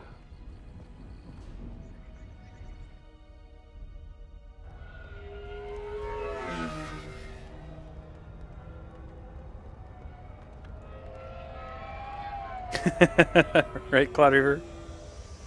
Those things in here don't react well to bullets. The Barrier Frontiers offices are located on the 3rd floor. I don't hear police chatter. We must have missed the party. So many great Connery lines in that movie. Liara's in there! What happened at 11 o'clock? 10, 12, 11. 11 o'clock. Fire.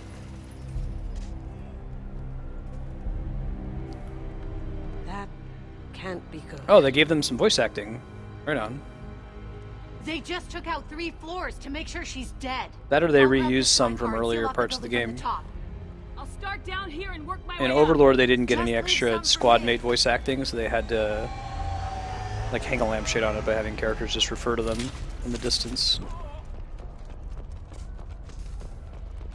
What happened? Suddenly I remember my Charlemagne. My armies be the rocks and the trees, birds in the sky.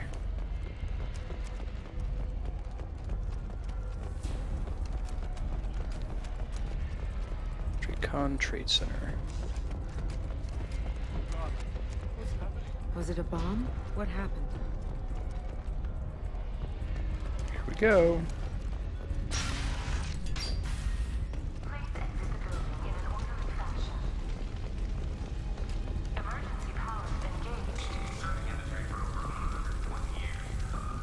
Barrier Frontier employee. Looks like he got caught in the explosion. I wouldn't take any bets on Sony's Alright. informant surviving that blast. Getting credits, getting paid.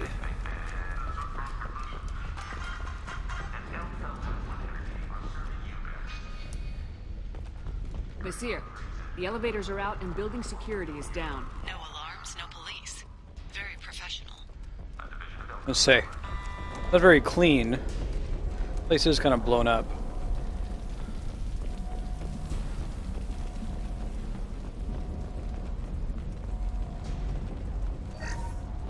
Lateral me.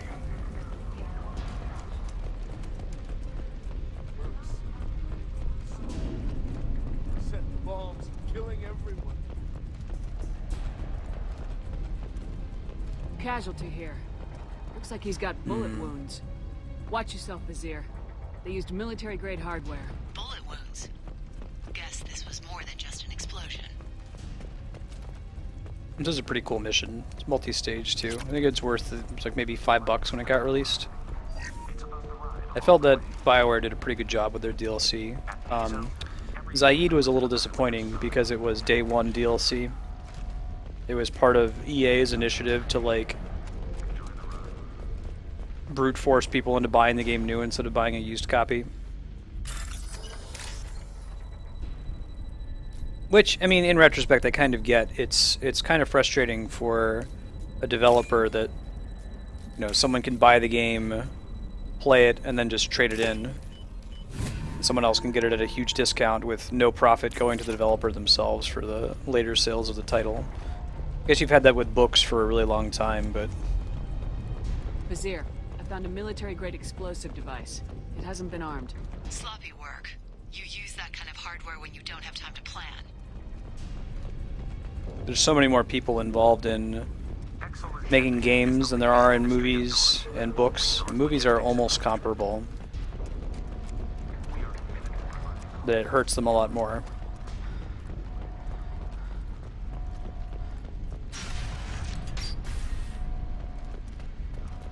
Basir, I'm at the Barrier Frontiers office. Liara signed in just a few minutes ago. Understood, Commander. Oh.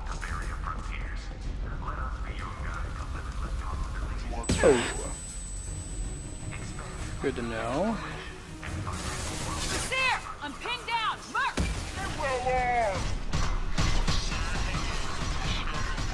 Private Army.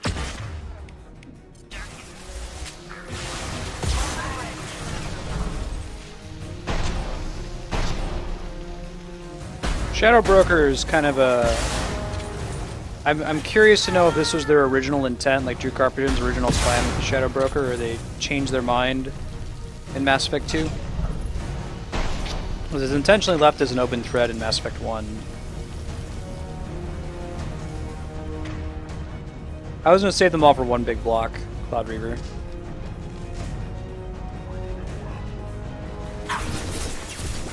Maybe I'll do it off regular stream hours, because the last time I did it, I just watched my viewer count tank. And at the time I was like, too bad, this is what I like about Mass Effect. But maybe I'll do it like at the end of a stream, after we beat it, but before we do the post-ending DLC mission. I'll set aside like an hour or so to go through all of them and discuss them. I'll go ahead and block it out, but we'll do it from like 6 to 7 or 6 to 7:30 or something.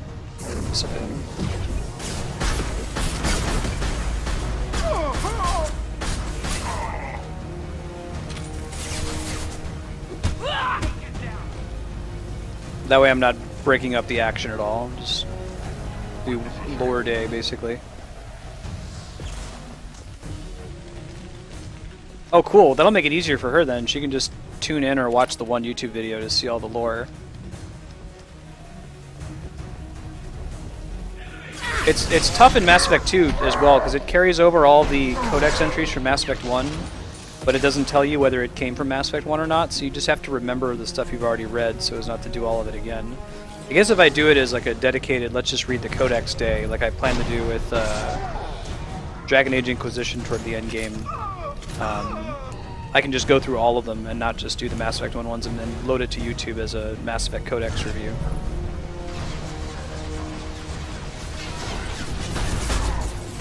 But I think that's a cool idea. I'll plan on doing that. Do the same thing for Dragon Age toward the end of the game.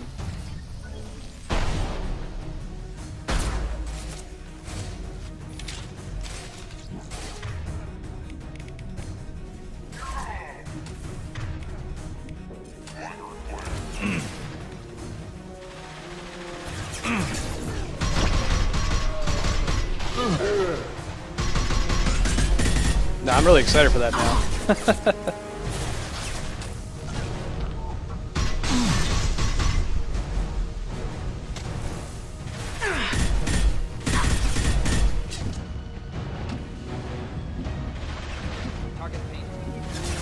Maybe I'll just do that in general for BioWare games too, because like Jade Empire has a lot of cool little bits of lore that you find as you're running through it. It's not handled through a central codex in that game.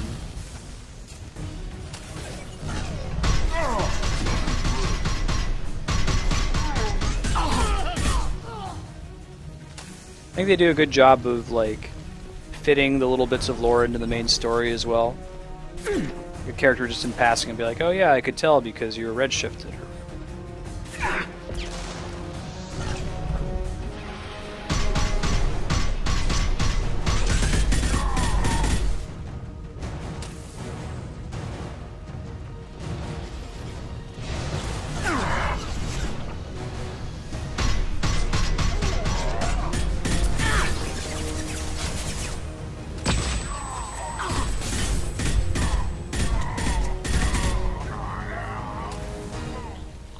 How does, I don't know if someone in chat knows, does Star Trek deal with the problem of relativity, and then if you were actually traveling as fast as you can travel in Star Trek, that you'd arrive at your destination later in time than the time you experienced?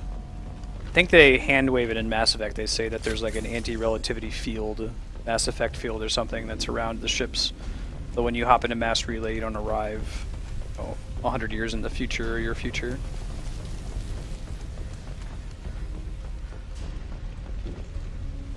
I feel like that's like a necessary thing to hand-wave in most spacefaring fiction, unless if you were going super realistic and gritty.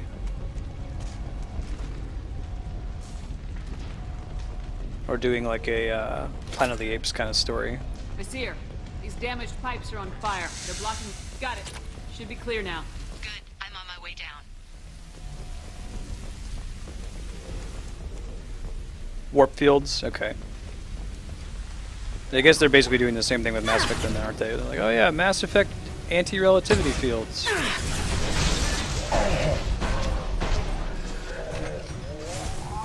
Now you see me.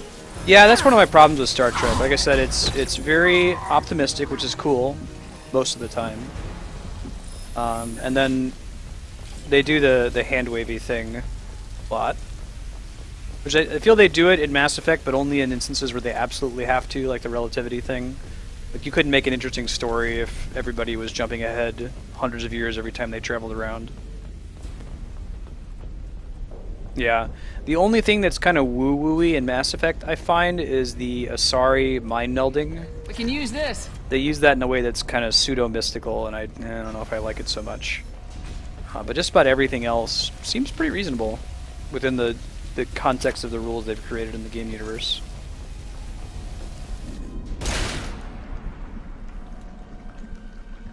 Oh, interesting, Cloud Reaver. I didn't realize that was the explanation for how FTL travel works. I think that Mass Effect, it's like when you go through a mass relay, the way the relay works is that you're entering a corridor of zero mass space and you become zero mass. So it's not that you're traveling, it's that you're literally appearing at the other end in an instant. It's almost like teleportation. No sign of that data Liara talked about. That still doesn't explain like conventional FTL travel. Did you find your friend's body? You mean this body? Yeah, Cloud Reaver. Making me grind my teeth. Liara, this is Vizier. She's a Spectre. This is the woman who tried to kill me. You've had a rough day, so I'll let that slide. Why don't you put that gun down? I saw you. I doubled back after I left. I watched you break into my apartment.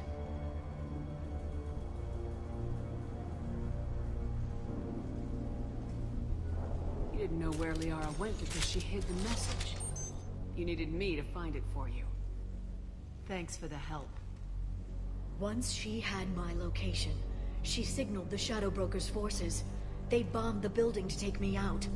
She found Sakat, took his data, and killed him. I'm guessing she's still got the disc on her. Good guess. Not that you'll ever see what's on it. You pure blood bitch! Sorry, don't like purebloods. Which is interesting. That's such a cool flavored take. It's a common thread in fiction, right? Whenever you have races that can interbreed, half-elves versus elves. And the idea that the pureblood ones are the ones that are looked down upon is, I think, exceedingly clever. The explanation for it is that the Asari can obtain genetic material from virtually any race, and that adds something, you know, it improves their diversity. But if Asari mates with Asari, then they're adding nothing, nothing is gained. It subverts a trope, is why I like it.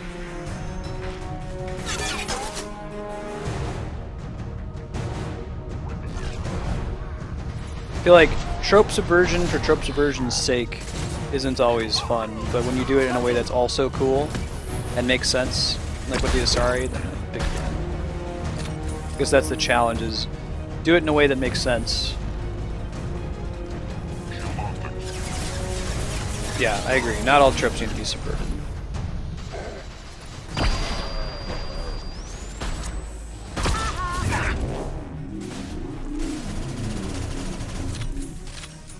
An example... Oh god, we're up to that challenge of not spoiling stuff. There is a character in Game of Thrones who appears to be dead, but the books have spent many chapters dealing with this character. So people think they can't really be dead because of all the time that's been invested, right? And subverting the trope would be, no, they're really dead. Sorry, all that was a waste of time. But I feel like that would be a bad thing, and I think everybody agrees that would be uninteresting writing.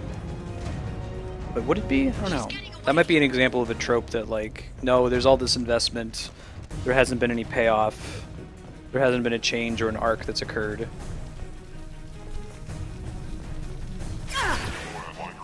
Making the character not be dead just for the sake of not having them be dead would be a waste.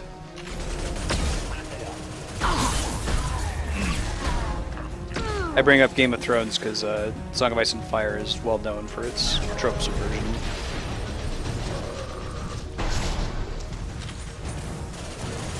Right, Nulu. The story of Game of Thrones is like... This isn't a spoiler, this is like what happens before the first book. Like, there's this great legendary hero, and he's born, and he's gonna save the day, and then he dies. What happens after that? Or you could look at it as like, there's a mean king, the Mad King, and this hero comes and gathers his friends, and they kill the king, and now he's taking over, and he's gonna rule in his place. But instead of like the story being, you know, overthrowing the Mad King, it's like, can that person who overthrew the Mad King really rule? Does being a good conqueror make you a good ruler? Probably not. Therein lies the trope subversion. I think the way that Martin has described it is like, you know, it's just taken for granted that Aragorn at the end of Lord of the Rings is going to be a good ruler. It's like, what makes him a good ruler? Tolkien writes in like 2 sentences, you know, and then Aragorn was king for this many years and he was a good ruler. But he doesn't explain what happened, what kind of problems he had to deal with.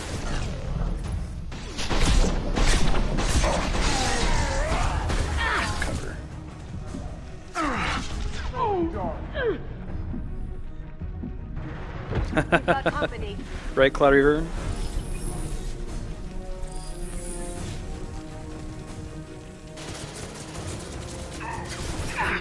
Now you see me. You think it's just coin flip? Lulu?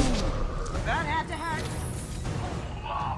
I think a lot of, I mean, it's tough. With the show, it feels like coin flip in a lot of cases. I feel like it feels predictable. How do I put this? When a key character dies, I don't think it's yet felt like, oh, that was just a waste. Like, it usually happens at a point in their arc where they've satisfied everything they needed to do in their arc, and it makes sense. Like, keeping them living doesn't really make sense at this point. They're not adding anything anymore. Alright. I don't know if I want to be inside of Gurm's beard.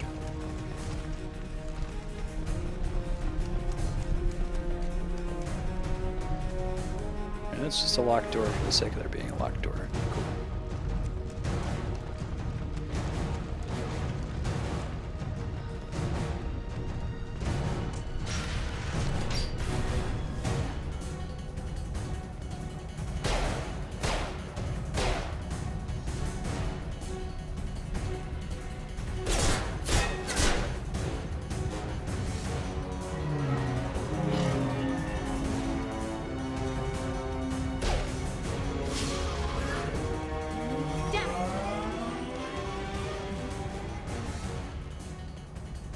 I'm fine, by the way. Thanks for asking. We flipped the coin and we took Kasumi. That's clever. So the game doesn't have a way to only let you select one squad mate. You think about this, right? Like, when it says pick a squad mate, it either skips that screen entirely and sends you on a solo mission, or it makes you pick 2. So they needed to solve for that. Like, how do we develop a new screen that only has you pick one squad mate for this mission? And instead of doing that, they have you pick 2, and then they have an option at the end that replaces somebody. So I wonder if that whole little mission with Liara's apartment would have even occurred if they didn't have to solve for that problem, if we wanted to be Liara plus one other person. See you, Kami. Safe travels. There she is. This is a cool little side mission. Hang a right. No wait left. I'm on her. This has a very Fifth Element feel to it, I think.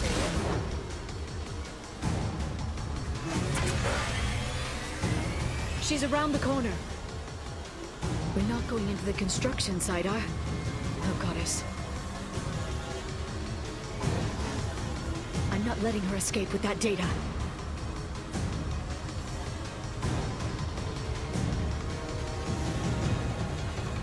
Go, go, go, go, go, go, go! I'm going! Traffic! Oncoming Corbin traffic! Dallas multipass. We'll be fine.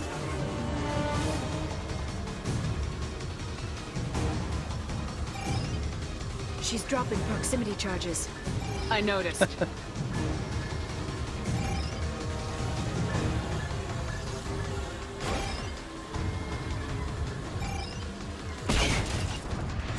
She's got reinforcements! What kind of guns does this thing have? It's a taxi. It has a fare meter. Wonderful. Truck! I know. Truck! There we go. You're enjoying this. The banter between Liara and Shepard in this is pretty great. A head-on collision at this speed. Yeah, I hear those payback.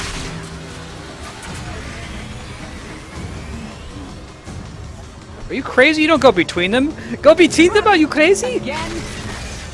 I said go around. You said go between them. We get it? We'll see.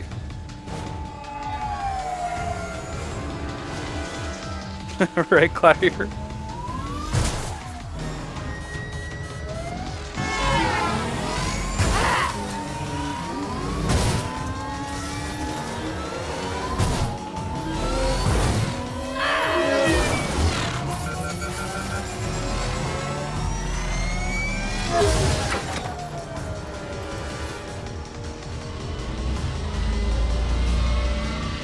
Yeah, I could hear that in the other one. I mean, it is... I think the popularity of Game of Thrones reflects viewer frustration with the character shield trope that's everywhere. That certain characters have a shield, there is no danger, there's no lethality. I've crashed on Azure. Get me some damn Important characters live forever. Children often have a character shield. Like a movie that dares to kill a child, usually will get an R rating automatically, regardless of whether it made sense in the plot. Watch out. They're dropping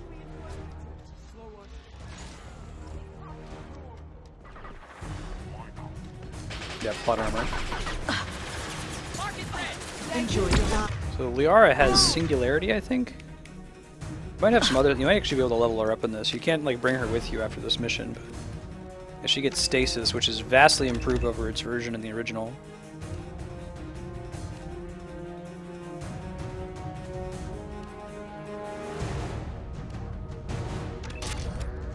Thought that was cool. Reduce the recharge time. Recharge time. I can't max it out, can I? I did that in the wrong order. That's okay. Use Stasis instead. Right, Cloud Reaver.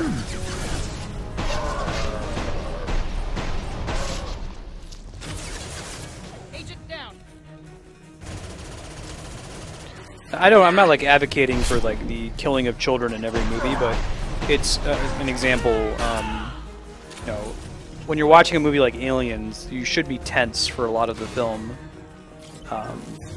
But like when the child character is on screen, you're less tense because you have this feeling, whether it's justified or not, that the child character has a character shield and will be safe. It doesn't necessarily mean that the child character will be safe in a movie like Aliens, but you see it so frequently that, you know, if the character ends up surviving, then your feeling of a lack of tension is justified. Yeah. Sometimes plot armor makes sense.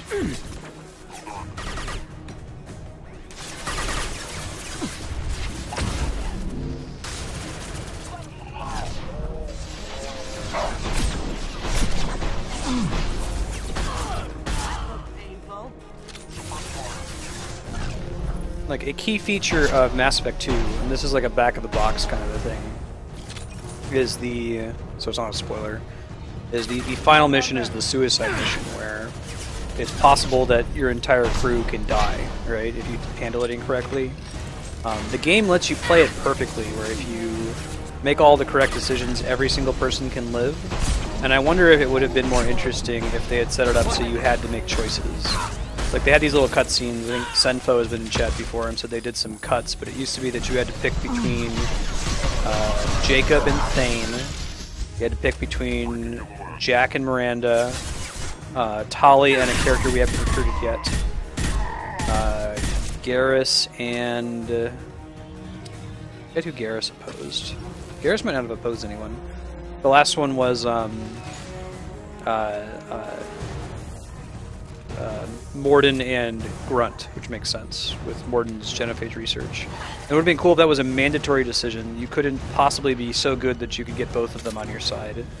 You know, then each playthrough would have been really different because then like, okay, what half of the characters did you let live? You were forced to make this hard decision,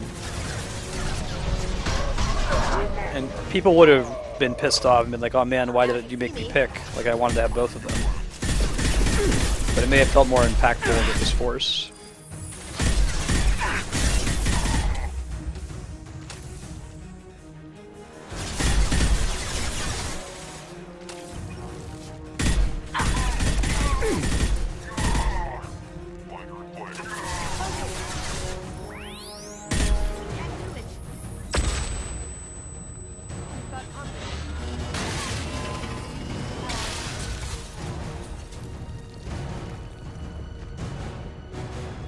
This is coming from someone too who's delighted that I can have everyone because I like all the characters and wouldn't want to pick any one over the other one, and would have been pissed off if I was forced to.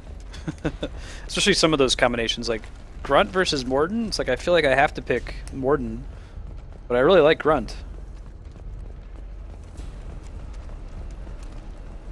Yeah, the chest high walls thing is that's a gaming abstraction more so than a narrative trope, right? Like, they need to have a field for combat to occur. They need to allow the player to interact with the environment in a predictable way.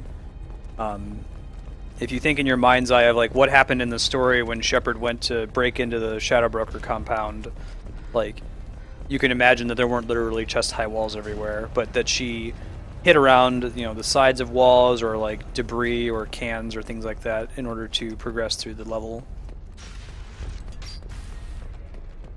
Like health regeneration is another one that they explain it in this game as coming from Shepard's implant, since you didn't really have automatic regeneration in Mass Effect 1, but it's a useful gaming point.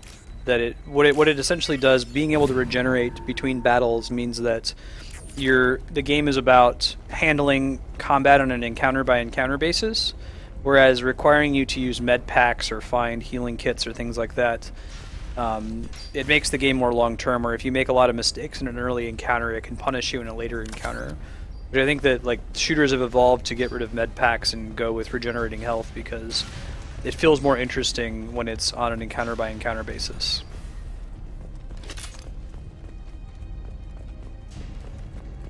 What kind of hotel is this? Azure. It's a luxury resort with an exotic edge. Azure is slang for a part of the Asari body in some areas of Ilium. Where? Mainly the lower reaches, near the bottom. I meant, where on the Asari body? So did I. Clever. Hey, we're unarmed. We didn't see anything. Lots of clever dialogue in this mission. Mostly riffing between Shepard and Liara. They do that with Liara, Tali, and Garrus very well. The characters who kind of hold over more from Mass Effect 1, and Rex for that matter. They have this level of assumed, what's the word? Familiarity. It's not the word I was looking for, but basically that. She's Rapport. Tough, there we go. that much. How does Ratchet and Clank handle it? I've never played those titles. Shepard.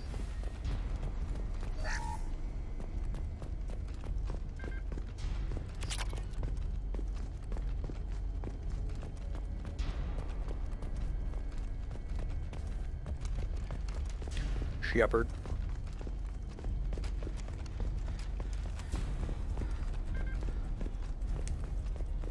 Oops. I think there may have been something else I could have found behind me, but that's okay.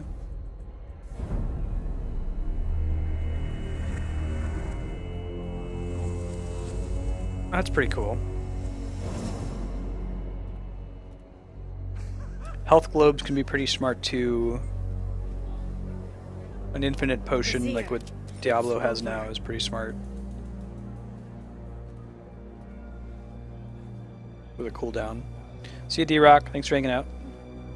Hey! Hey, you! Come here. What's your name?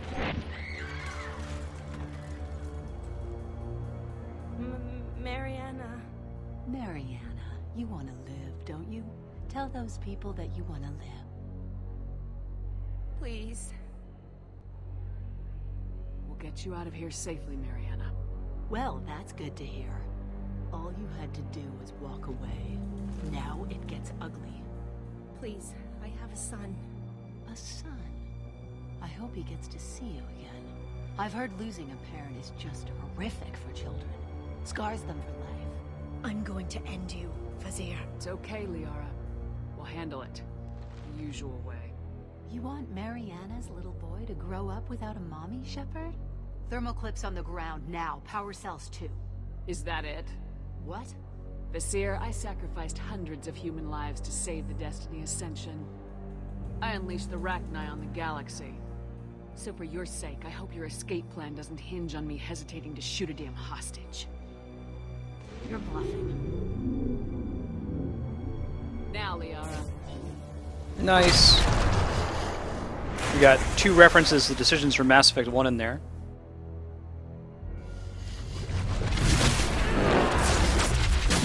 And it was still a Paragon option. They've seen us. This is a really cool fight. This is like the only boss fight in the game against what is essentially a Vanguard. So she does the biotic charge around the place.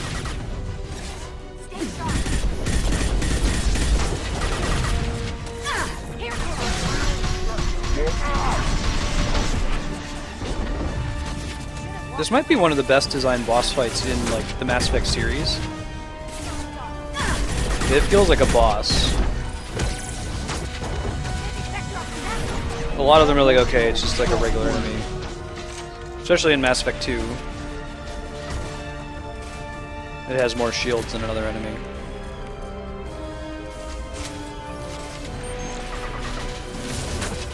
God.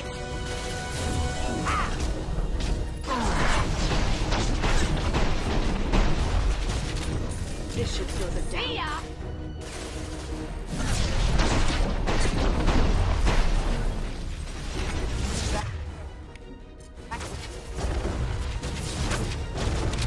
It's using charm, so it's using your words to trick her. I think the intent was, I'm going to save the hostage.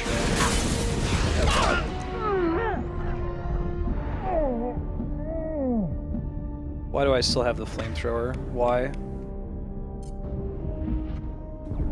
Oh god, I just died. Try it again. Barrier doesn't, I don't think. Not when enemies have them. They last a lot longer.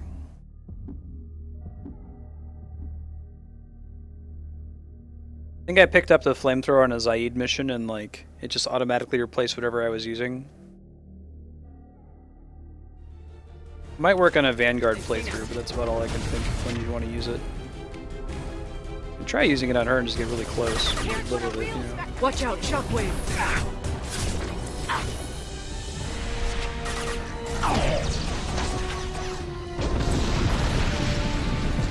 By the time I get to her. Watch out, shockwave.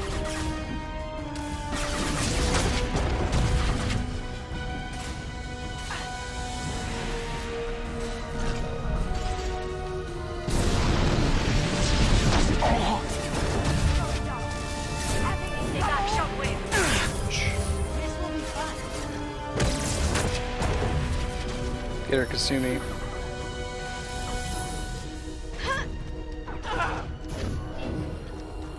No, that's pretty cool, Mega Man. I like that way of handling it, where it's a mix of basically health pickups and getting health for killing enemies. Sounds like a reasonable solution.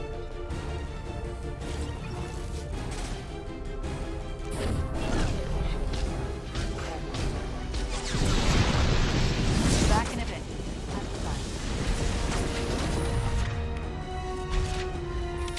Heavy weapons. Multi-phase boss fight too.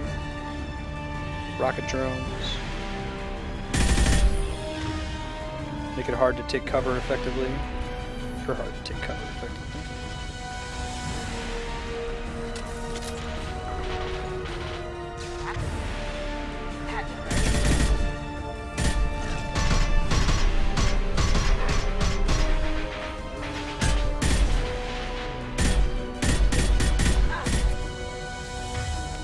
They're using combat drones.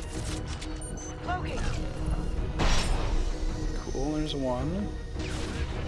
Enjoy them. They're using a drone! She's got clips with her.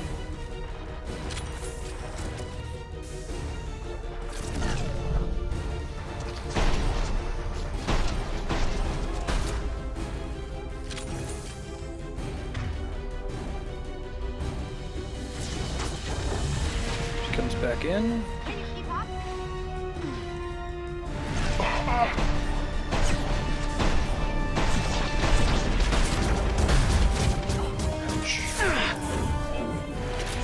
She can just charge right at you. It's pretty nice.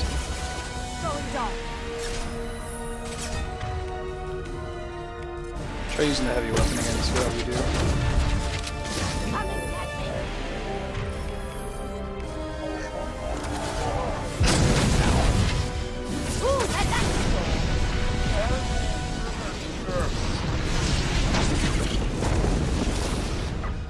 Like, this must be how annoying it is to play against a Vanguard. Or, like, be an enemy when you're playing as a Vanguard, because this is what you essentially do, is you charge around the map.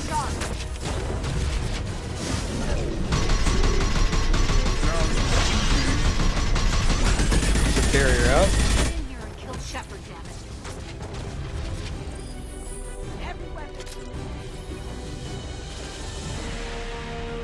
We're about to get another rocket drone here in a second.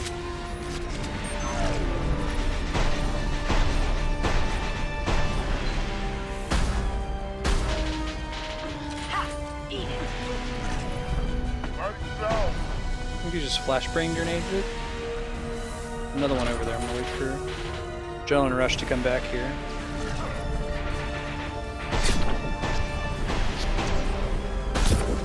This should slow her down.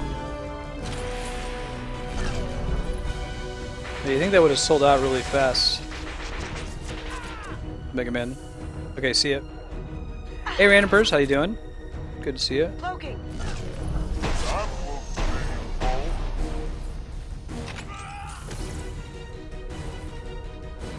I'll finish you myself.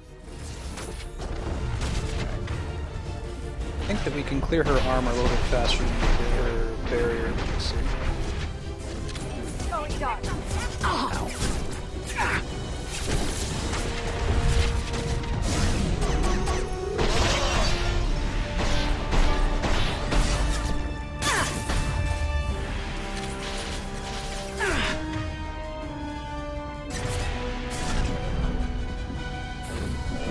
Watch out, Shockwave.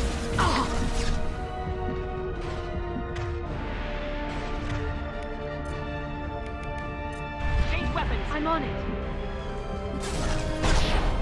Didn't mean to have that weapon out.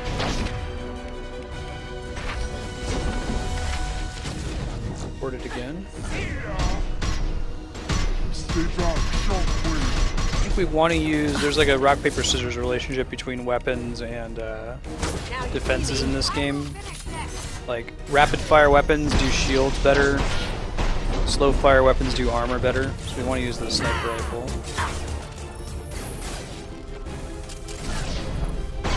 Since she's done her armor. I think slow fire is pretty good on health as well.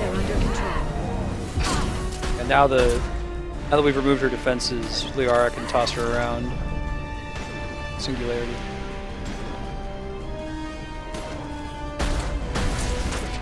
That was a really robust boss fight. You're a robust boss fight. As far as Mass Effect goes.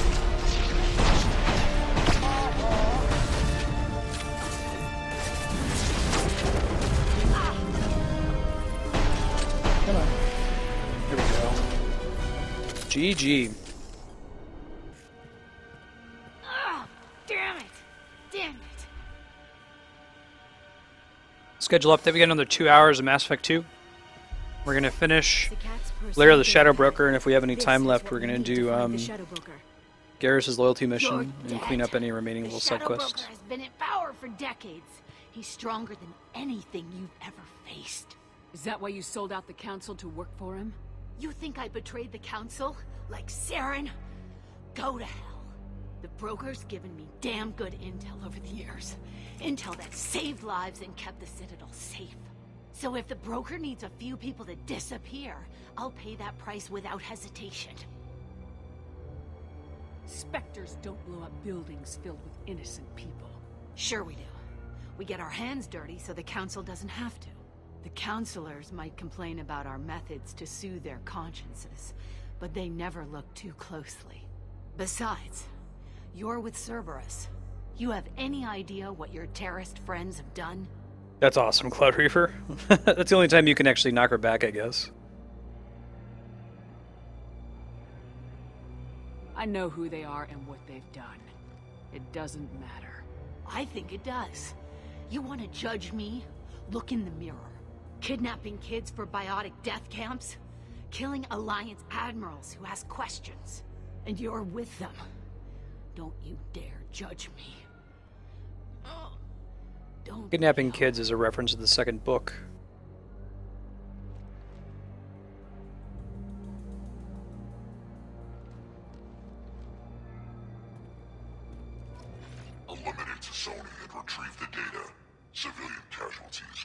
concern.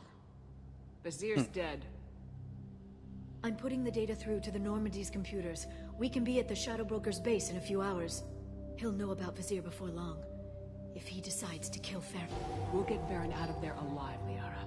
I promise. I know. You're here to help. Just like always. That's not a good thing? When we first met on Therum, you saved me from the Geth. You fought a Krogan battlemaster while I cowered. Now you're doing it again. And I'm still leaning on you for help. That's what friends do, Liara.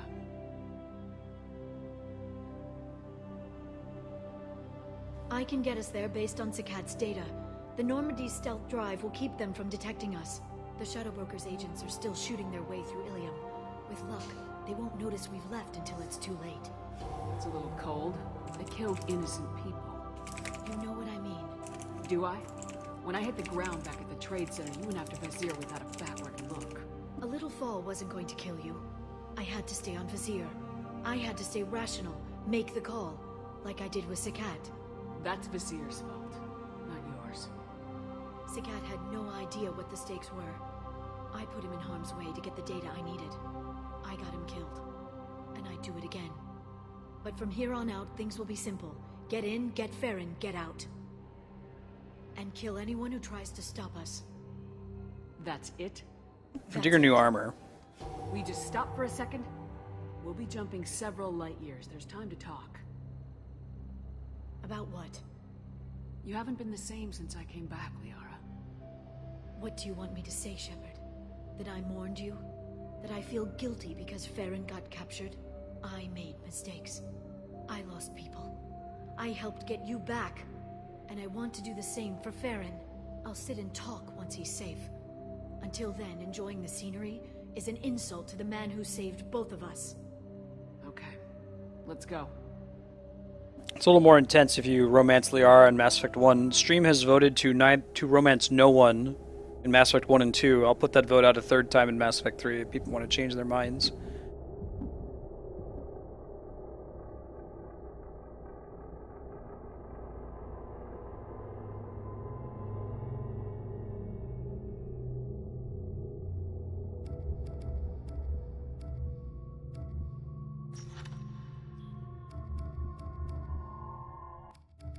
Well, the second vote there was a tie, so I could use Garrus this time.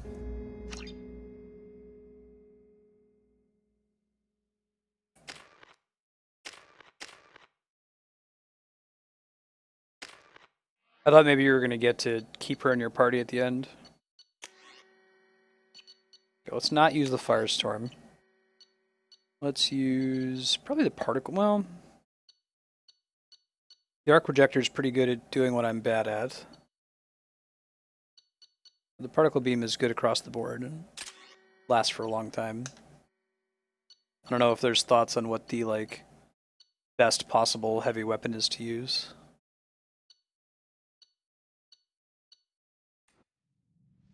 Welcome back, Mega Man. Oh man, I want some pizza.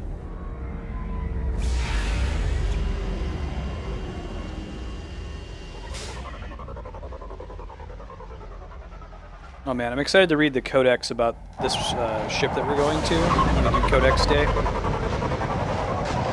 It's kind of cool the way it's set up. No, random. Yes. I did Liara, Tali, and then 3 would be a spoiler. Then snap freeze 10 minutes after sundown. The Shadow Broker lives in this? His ship follows the sunset, completely undetectable in the storm, unless you know where to look. How do we get inside? The shuttle bay is locked down. We'll need to land on the ship and hunt for a hatch. But we can't stay outside for long. There's a constant lightning storm where the hot and cold air collide.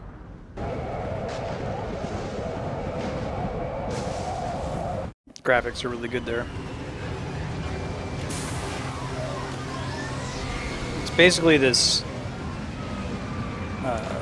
ship that's floating in the atmosphere of a gas giant, I think.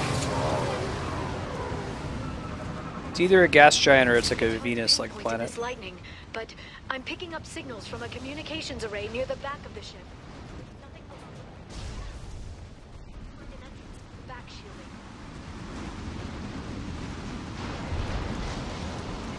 Oh, I like pineapple too. It's just that whenever I hear someone get pineapple on their pizza, I think of that scene. Maintenance drones. Why are they attacking?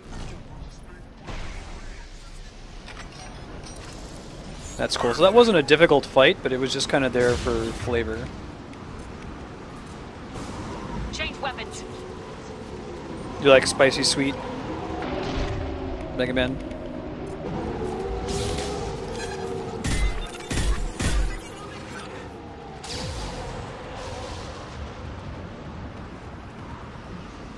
Oh, that's so cool. I kind of want to just read the codex now. No, I'll wait. We're going to do one day after the suicide mission, but before the final, like, DLC. That's just an hour of codex. And my commentary on it, because it's my favorite part of the Mass Effect series. Really, Mega Man? Wow. I'm the exact opposite. Thanks for the tip.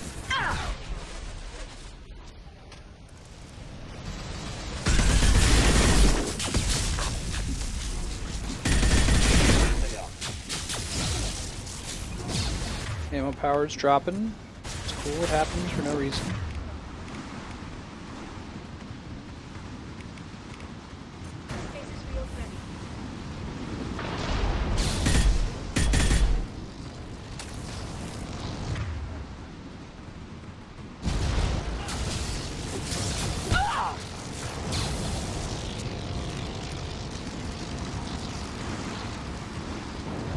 What's that, Cloud Reaver?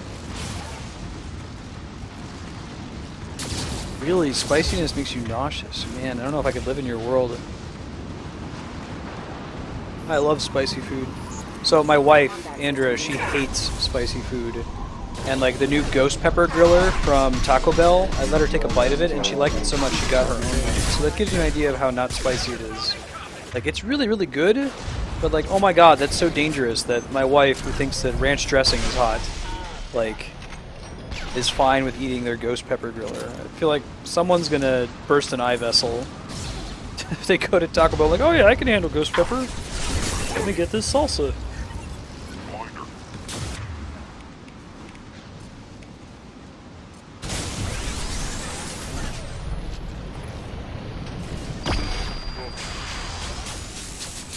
Nulu, they're really good, aren't they? They just came out like 2 weeks ago.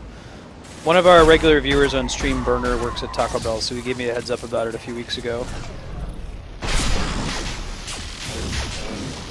I make a regular trip to Taco Bell.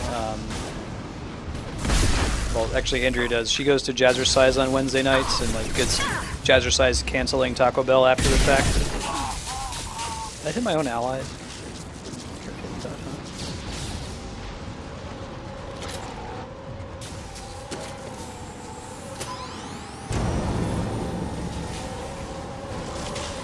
I know, right, Nulu? I get excited for it every time. Facing Masterpiece is comfortable spicy. Headshot! One less to worry about. Whoa, whoa, Nulu, are chicken flatbreads back? You gotta be kidding me. Don't do this to me. I used to live in Columbus, Ohio, which is like one of the few test beds for fast food companies to like try out their products before they deploy them nationwide. So it was a double-edged sword. Like, we get these really cool products early and get them for like 6 months, and then they take them away, and you never know if they'd actually come back.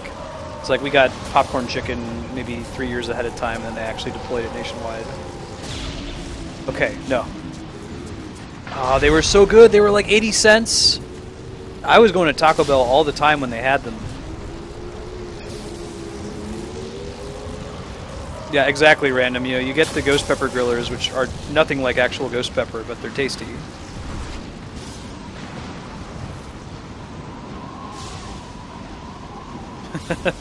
I agree, Kami.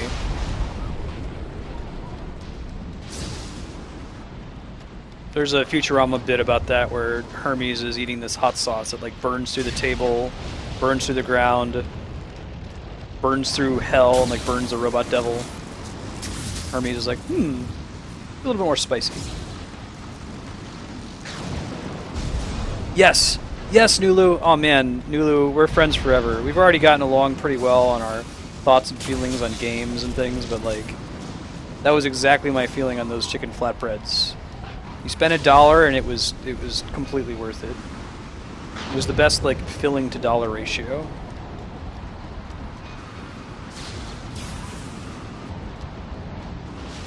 So sad. Sad days, distant past.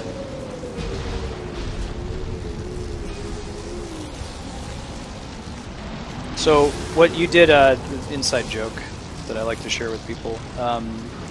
You Stephen Colbert's Americone dreamed me. my friend Kat and I, around the time there's a Ben & Jerry's flavor called Stephen Colbert's Americone Dream. It's like a waffle cone, like ice cream flavor. And it had just been announced, and my friend Kat and I went to a grocery store, and we were looking at the ice cream aisle. Neither of us had talked about this ice cream flavor before, so neither of us knew that we were both excited for it and looking for it in the aisle. So I'm looking in the aisle, and I'm looking around, and I just say out loud, as though it's stating my intent to find it, I say, huh, Stephen Colbert's Americone Dream. And Kat like spins around and looks at me. His eyes are wide with excitement. He's like, "What? Do you see it somewhere?" I was like, "Shit," because I hadn't actually seen it. You know, I was hoping that by saying it out loud, he would see it, and indeed they didn't have it. So I Stephen Colbert's Americone dreamed him. I made him think, from what I was saying, that they had this product that they didn't actually have. It was just as a way to say you got someone excited in error. Yeah, KFC relabeled their popcorn chicken popcorn nuggets. Like they don't use chicken in any of the advertising for it. Whatever it is, though, it's pretty good.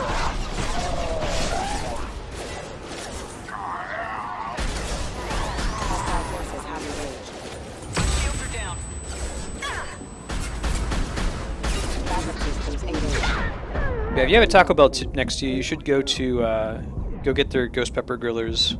I want to make sure they stay on the menu indefinitely, unlike the rest in pieces, farewell chicken flatbread sandwiches.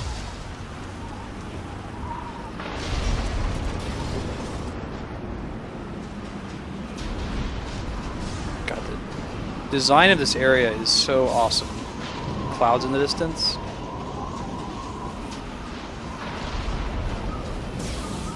It's usually one of the best looking areas in all of Mass Effect 2.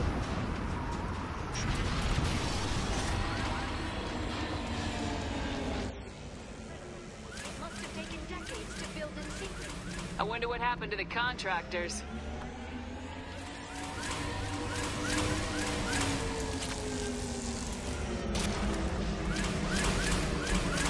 Navigating the storm is brutal. If the ship's engines motion dampeners, I bet you can't even hear the storm. I guess I was planning to explain the inside joke to begin with, Kami, but I'll just avoid it in the future. Oh, really, McMahon? I have a fear of heights, but I think I'm in the same boat. I can do it fine on a roller coaster for some reason, because I have this implicit trust in the roller coaster.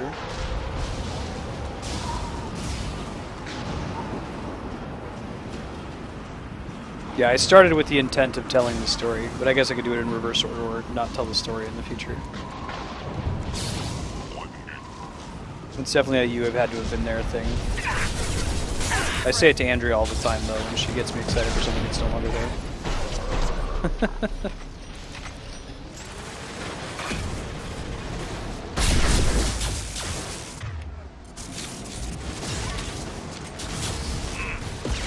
Love this. This whole DLC mission is really good. I'm excited. I never actually played through Leviathan in Mass Effect 3.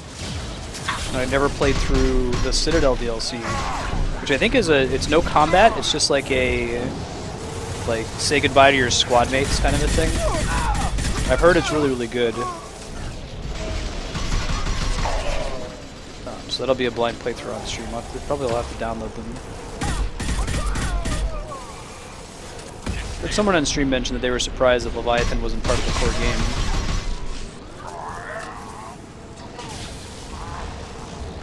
I know that the Leviathan DLC deals with the origin of the Reapers, which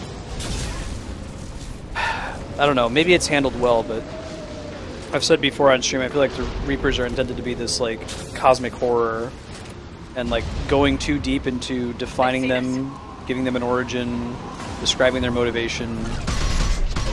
If they're supposed to be this thing that's beyond human comprehension, trying to put them within human comprehension, no matter how well written, will always fail. The best thing you can do is just avoid even attempting.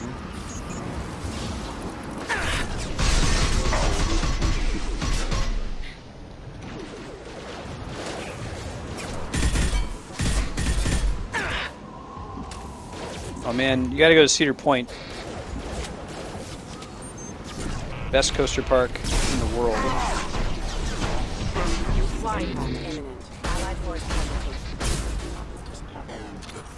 This is the consensus opinion of many people.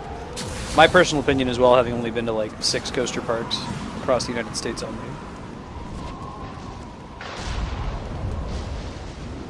Oh, nice, Random. Do you know what the brand is?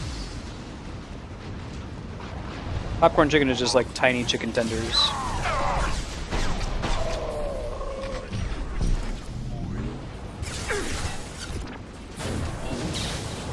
Ouch.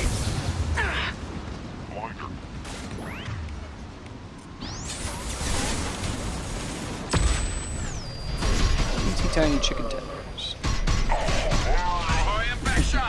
You're a tiny chicken tender. Marks have LOS. Enemy! Blocking LOS.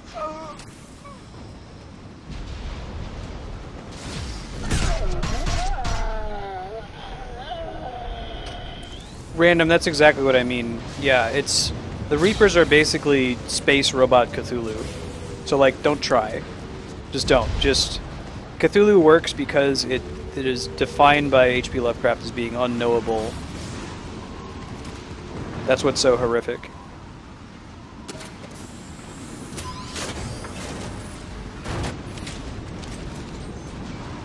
Oh, cool, Mega Man. I went to Disney World when I was too young to remember the experience. The only thing I remember was this ride called Mr. Toad's Wild Ride. I think they've shut down.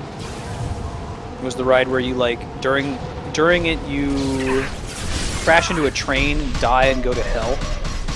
I can see why they closed it. Friendly fire! Right, Random.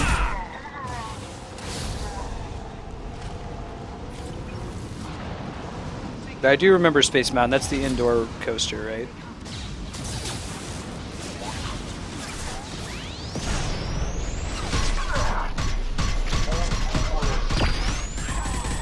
Mm-hmm.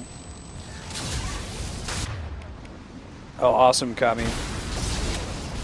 I went to Epcot at a bad time. Like, I was too young to appreciate it. I feel like it would be my favorite place if I were to go back today.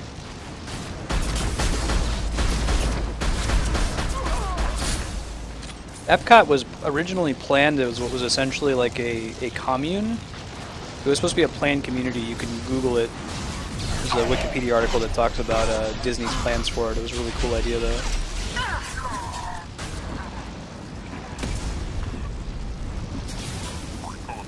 Yeah, Epcot is adult Disney, exactly.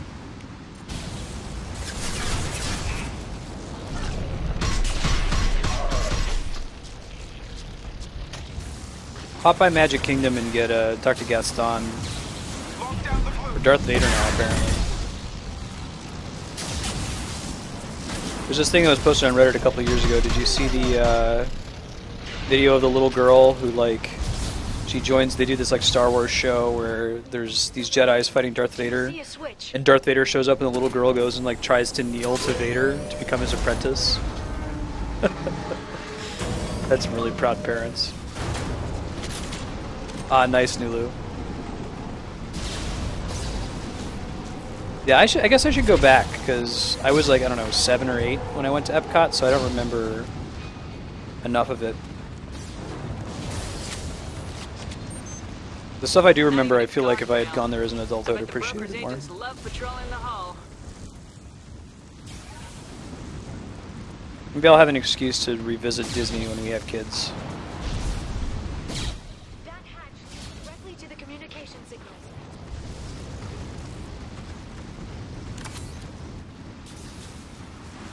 It's locked. Hang on, I've got a bypass shunt program that can crack it.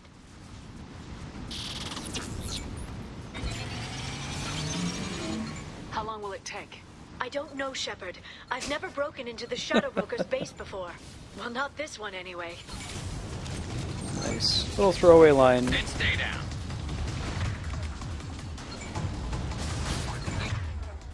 Sure. It's illegal even on Ilium. It didn't come with a warranty. But you tested it, right? Here come more of them. Tell me you tested it. No time to talk. More great Shepard Liara banter.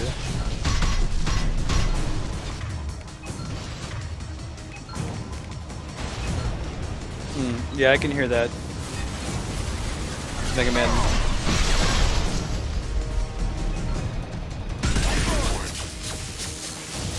The reason I'm such a big fan of Cedar Point is that it's like very well constructed rides.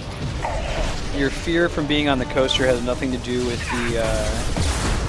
the quality of the construction of the ride, so to speak. So, like, I'm sure you've all been on like wooden rickety roller coasters, where you're like, part of your fear is you're actually just worried that the thing's gonna fall apart while you're on it. This one, it's just that you're thrilled rather than afraid because of how quickly you're moving, but you have perfect trust in the engineering quality. It's very smooth. Liara, I'm sure it won't be much longer. remember the old days when you could just slap Omnigel? Get it? That security upgrade made a lot of people unhappy. So that was, they were kind of poking fun at themselves in Mass Effect 1. Just about everything you ran into, you could do the little Simon Says puzzle to break into it, or you could just rub some Omnigel on it. It's kind of funny that they're willing to poke fun at themselves and fit that into the game lore, that, yeah, they upgraded the security.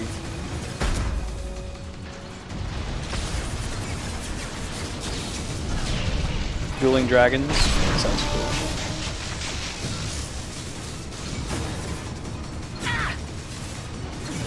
Watch that. I could talk all day about Cedar Point. But I don't think anyone else has been there. I think Cloud Reaver.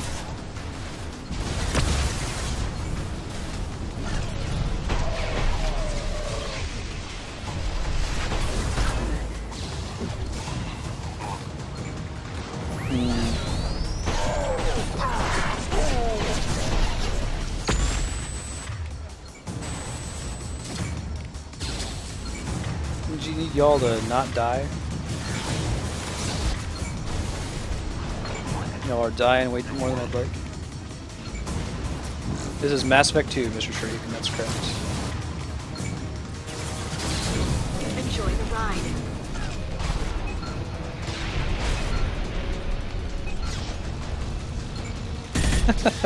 Singularity's fun in this dungeon. The ship. We've been spotted. Sends him flying into the winds.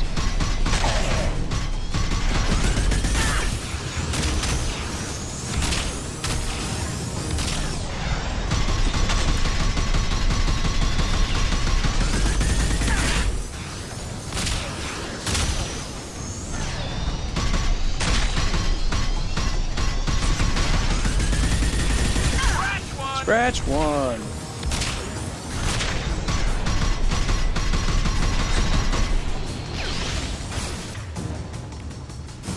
Two off on that. Although Garrus is really good at dealing with the rocket troops. Scoped and The dropped! attacks are disorganized. They'd be more effective if they all attacked. Please don't give the merc second. Neutralize the drone.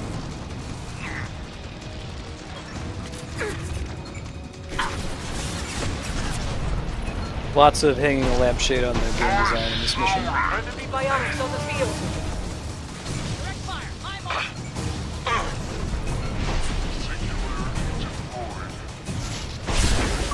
It's hard to hold your aim.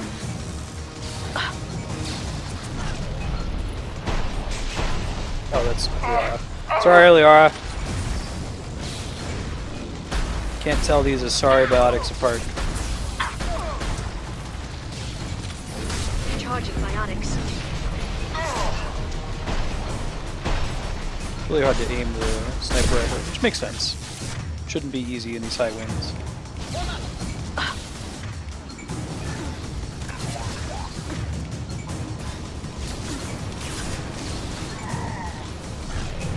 Schedule update, we're going to be playing Mass Effect 2 for another 90 minutes. We'll sign off. It's not on the schedule right now, but we will be playing Dragon Age Inquisition tomorrow. Continuing the blind playthrough that my wife and I are doing together, so we both on stream and take turns with the controller. That should be around 11 a.m., between 11 and 12 Pacific tomorrow.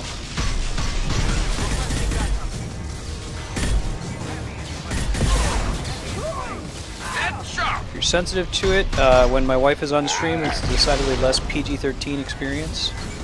She swears like a sailor. Just fair warning.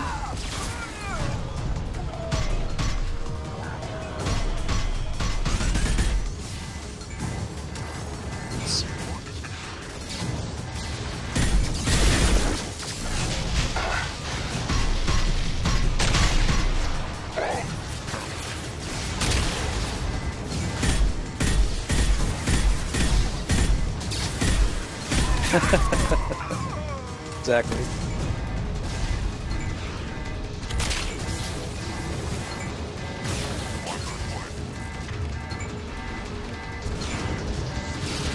What type of sailor? Swears like a pirate. I like swears as a, like a sailor is just stuck around as an idiom because of the alliteration. There, the hatch is open. Right.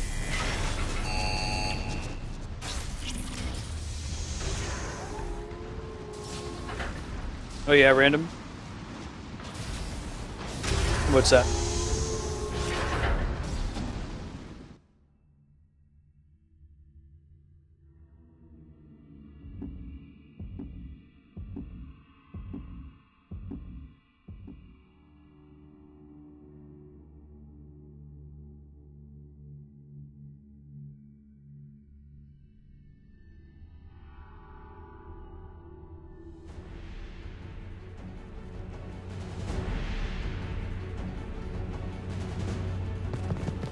Good chance we're going to have time for Garrus' loyalty mission today.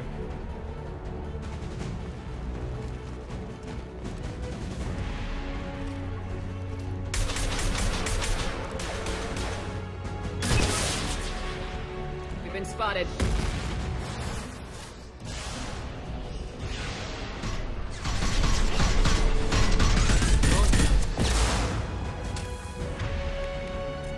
Hold your positions no matter the cost. Hey, they gave me all my ammo back, that's helpful.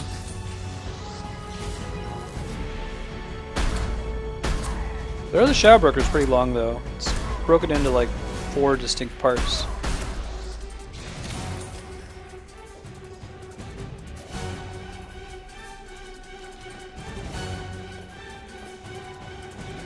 Look at disco balls in the game, that's funny. You're welcome to post the link if you have it.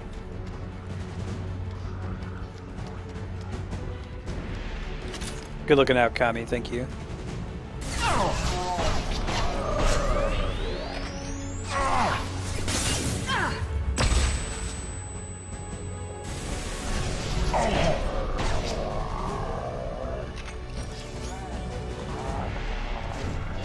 Whoa.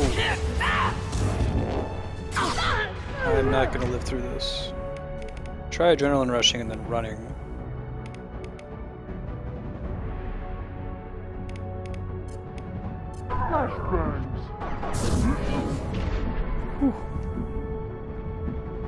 Enemies incoming. Very likely to be dead.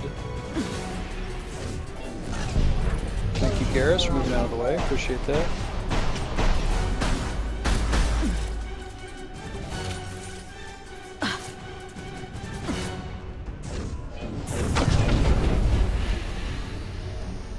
The only one that's here? Yes.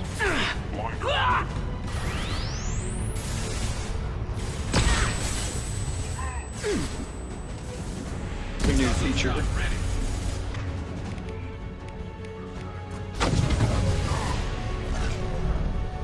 Lets you get behind them and flank them, I guess, which is cool.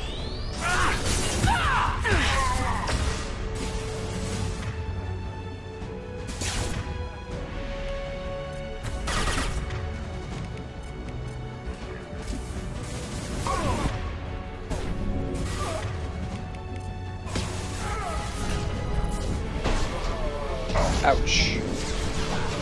No ammo power.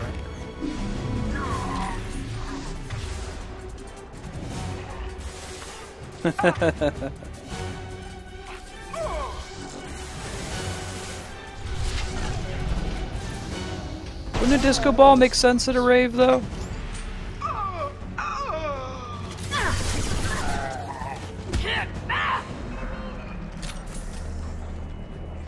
Not saying whether there actually are disco balls at raves, but a big mirror ball that sends lights everywhere. Seems pretty natural. Look at the energy flowing through those cables. Rave is the only, like, kind of sort of pun you can make with it, isn't it? You could go Disco Age Inquisition. That's just a plain words.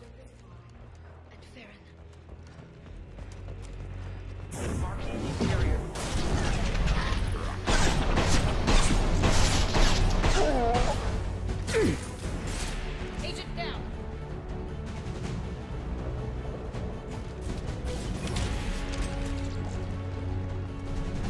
What's up, Shadow Broker agents? Look that they gave them new models, like most of the other DLCs and stuff in this game rely on existing enemy models. I think they probably put the most work into this one out of any of the DLCs in this game. Maybe the Firewalker level, since the Hammerhead is a new control style. Enemy combat drone. From like an arc direction perspective.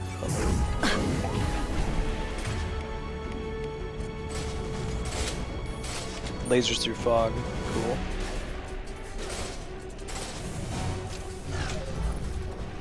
Gotta have giant spiders. They're freaky, man. They're like spiders, but big.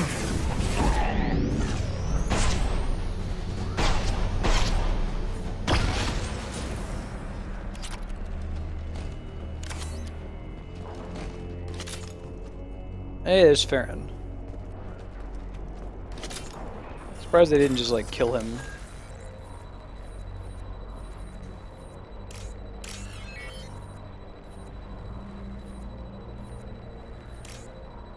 The way I think about this puzzle, there are like two that are very similar to each other, these two at the end. It's harder for me to remember which is which.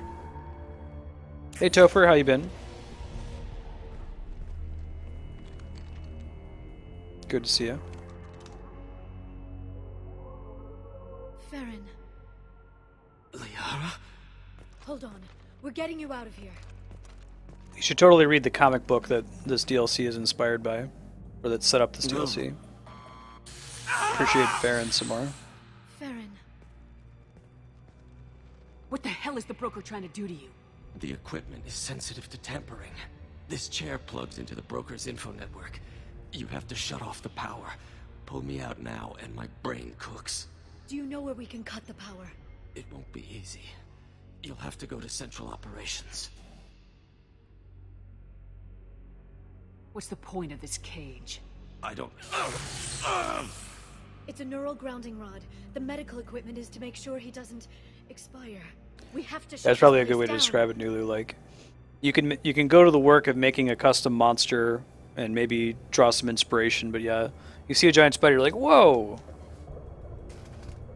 Where did the broker get the mercs? Giant X, really. Giant snakes. Shepard, we really don't have the time.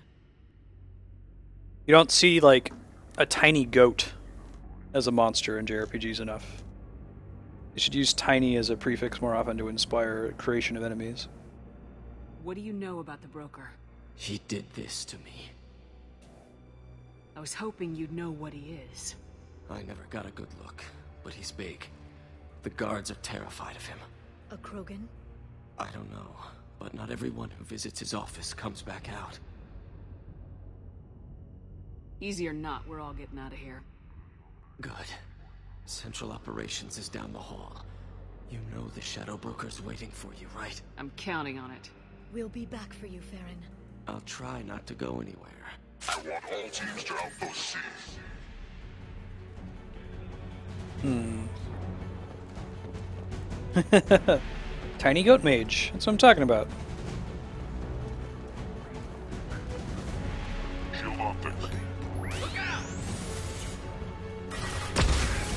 I saw him throw the flashbang grenade and got out of the way. They added that in the Kasumi DLC.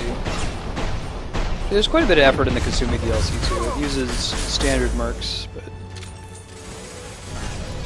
it has a cool like heist theme to it.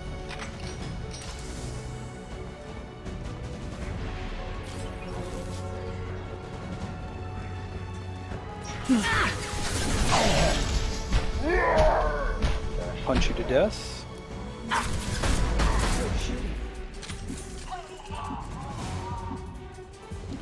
Like how they make it clear when combat is done in this game by using musical cues and whether or not your squad mates stand up on their own. It's not necessary in every game. Like there's a Silent Hill remake that sort of suffers from completely separating the combat and exploration sequences, but I think it works for Mass Effect. They do a good job with it in BioShock Infinite as well. You always know if it's safe to just kind of roll around and look at things.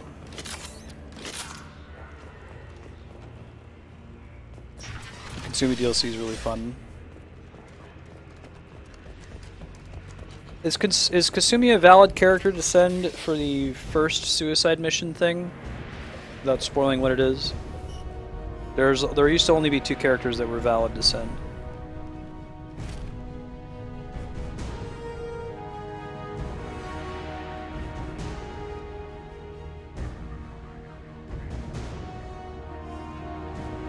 Here for the drill. Reckless, even for you, Commander. That bombing on Ilium wasn't exactly subtle. Extreme, but necessary. No, it wasn't. Neither was caging Farron for 2 years. Dr. Tassoni, your interference caused all this. Farron betrayed me when he handed you Shepard's body. The Drell is simply paying the price. So, the race of the Shadow Broker is a new one, which is kind of a cool idea. Like, I feel like it would have been disappointing if they had done just about anything else. It's already kind of disappointing that they collapsed the who is the Shadow Broker wave function, no matter what decision they went with it. But it's this cool new race that we'll read about when we do Codex Day. That it's sort of like the Krogan, but they avoided uplifting them, because if they did uplift them, it would be a big problem. This one got off its homeworld in some way. They refer to them a couple times in Mass Effect 3. It was a mutually beneficial partnership. Your arrival is convenient. The Collector's offer still stands.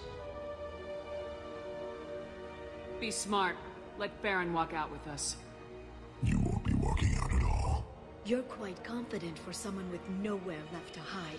You travel with fascinating companions, Doctor. It's good you brought Archangel to Sony. Your friend's bounty is still unclaimed. You're not putting a hand on anyone. It's pointless to challenge me, Asari. I know your every secret. Custom dialogue based on your party member. Is that right? You're a Yogg, a pre-spaceflight species quarantined to their homeworld from massacring the Council's first contact teams. This base is older than your planet's discovery, which probably means you killed the original Shadow Broker 60 years ago, then took over. I'm guessing you were taken from your world by a trophy hunter who wanted a slave. Or a pet. How am I doing? Thanks for the flavor injection there, Mass Effect 2.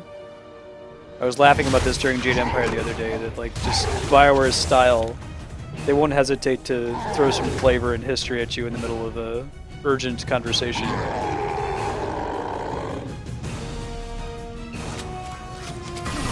This is also a very cool boss fight. This is a really well done DLC.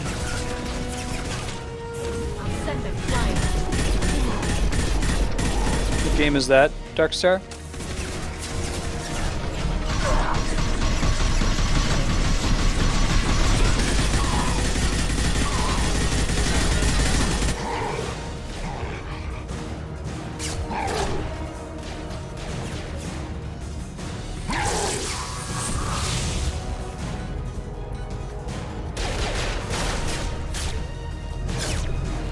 got something similar to. The shield's kinetically sensitive. Energy and projectiles are bouncing off. Then we do this the hard way. Punch him to death. Look at they make you actually go in and punch him.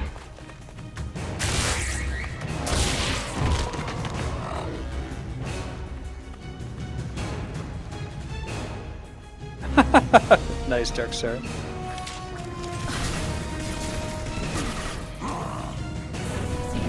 Did it disable Garrus? I guess so. Cool, so he has this cool like energy shield now that you have to work around. It just blocks all incoming damage.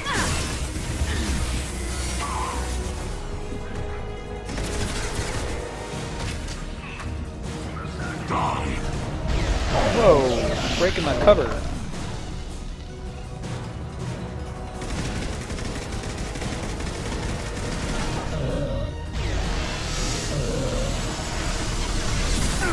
Enjoy the ride.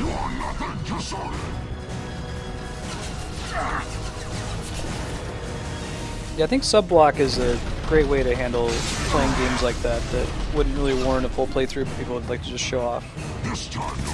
Ah!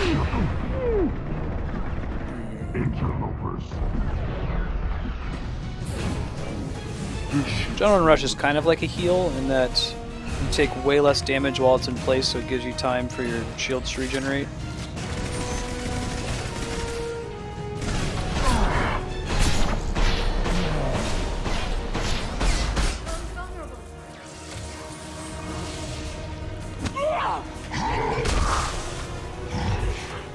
This comes up in the books a bit when they're talking about the flavor of kinetic shields, that like it's set up to only block things moving at a certain velocity so that you can sit down without knocking back your chair.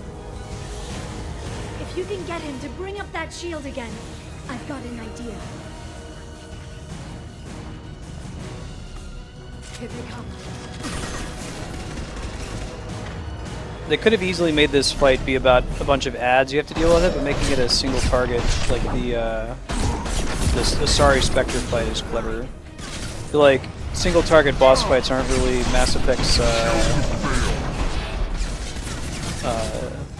strong point, which makes it all the more impressive that they got them to work really well in this and the Asari Spectre boss.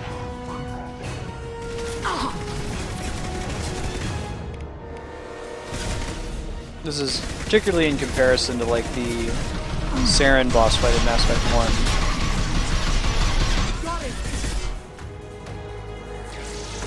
There we go.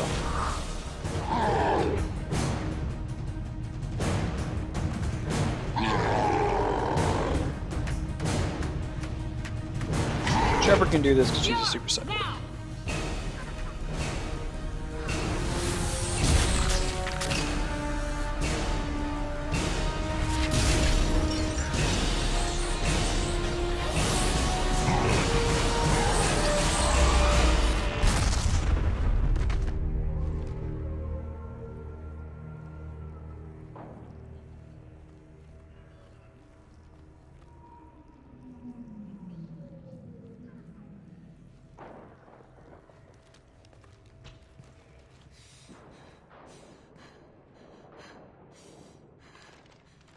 Poor Garrus. Glad you're back, buddy.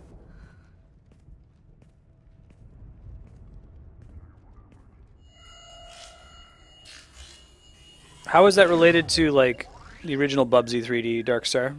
Shadow Broker, this is Operative Murat. We've had a momentary connection failure. Can you confirm status?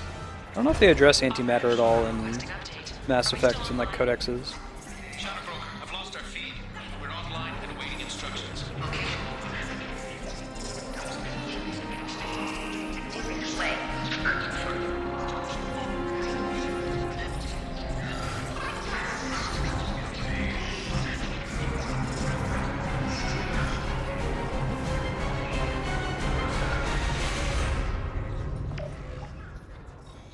This is the Shadow Broker. The situation is under control. We experienced a power fluctuation while upgrading hardware. It disrupted communications momentarily.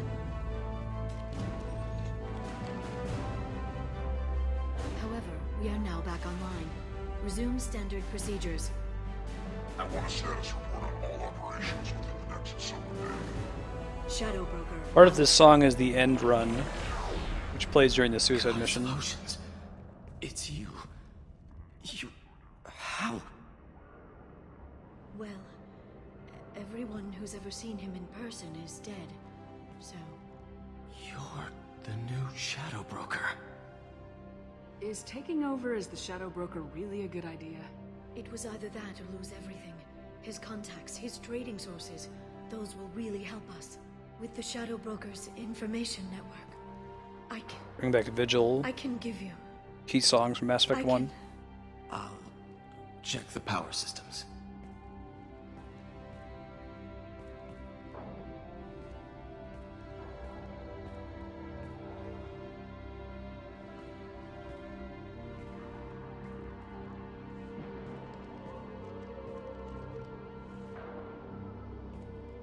It's over. It's finally... For 2 years. It's all right.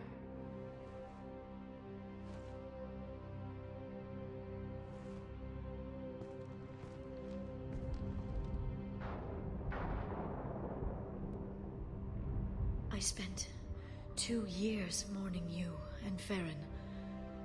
And now I've got you both back. Let's see what we've got. I feel like this was their plan with Liara in the beginning of Mass Effect 2, probably not Mass Effect 1. Restrictions. It's like he never anticipated anyone but himself being here. And it's all ours. What kind of information are we talking about? I'm not sure. I'll need to go through his files. Come back later and I'll try to have something useful for you. All I wanted was to rescue Farron, but is it wrong that part of me wants this? With the Shadow Broker's network, I can help you. Maybe I can turn this operation into something better. Thanks, Liara. Let me know when you have something. I will. And feel free to come by. I've got a feeling the Shadow Broker didn't have many visitors. I feel like you can do this DLC mission pretty early in the game and revisit a few times. Just some cool flavor things you can get here. So we finished with 1 hour and 10 minutes to spare. I'm going to go ahead and do Garrus's loyalty mission and then some of the remaining side quests to bring us to 6 o'clock. And I think that the next time we play Mass Effect, we'll probably beat it. So it'll be next week, Thursday or Friday. After Mass Effect 2, I'll schedule some time to do a codex read-through of all the codex entries in Mass Effect 2, including anything we carried over from Mass Effect 1. So if you want to check that out, I'm going to schedule that separate from our normal blocks. So it'll be like after 6 o'clock one day, we'll do 6 until we get through all the codex entries. And then we'll transition right after that into Mass Effect 3.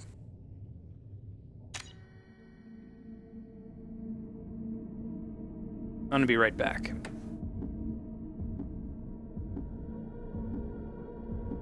Right, random? Yeah, that was a little... like I said, when you create a big mystery, it's kind of hard to resolve it in a way that's ultimately satisfying. They address this in the Sherlock series. Shepard, it's so good to see you. I've set up a few terminals with information I think you'll find interesting. Take a look. The first episode of the most recent season resolves a cliffhanger from the previous season, and the way it resolves it is it says, here are 3 ways it could have happened, but we're not going to pick one because we do it will be dissatisfying to you. What's this? That's the old broker's VI assistant. It's actually been helpful with rebuilding the network. Please let me know if I can organize any... That's correct, Wingman. Next week Friday is Zelda. It also thinks anyone in the room is the broker. I'll play around with the Mass Effect is usually a Thursday, Friday affair, though. That's what I mean.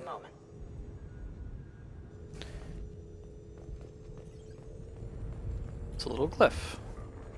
Alright, I'm gonna be right back.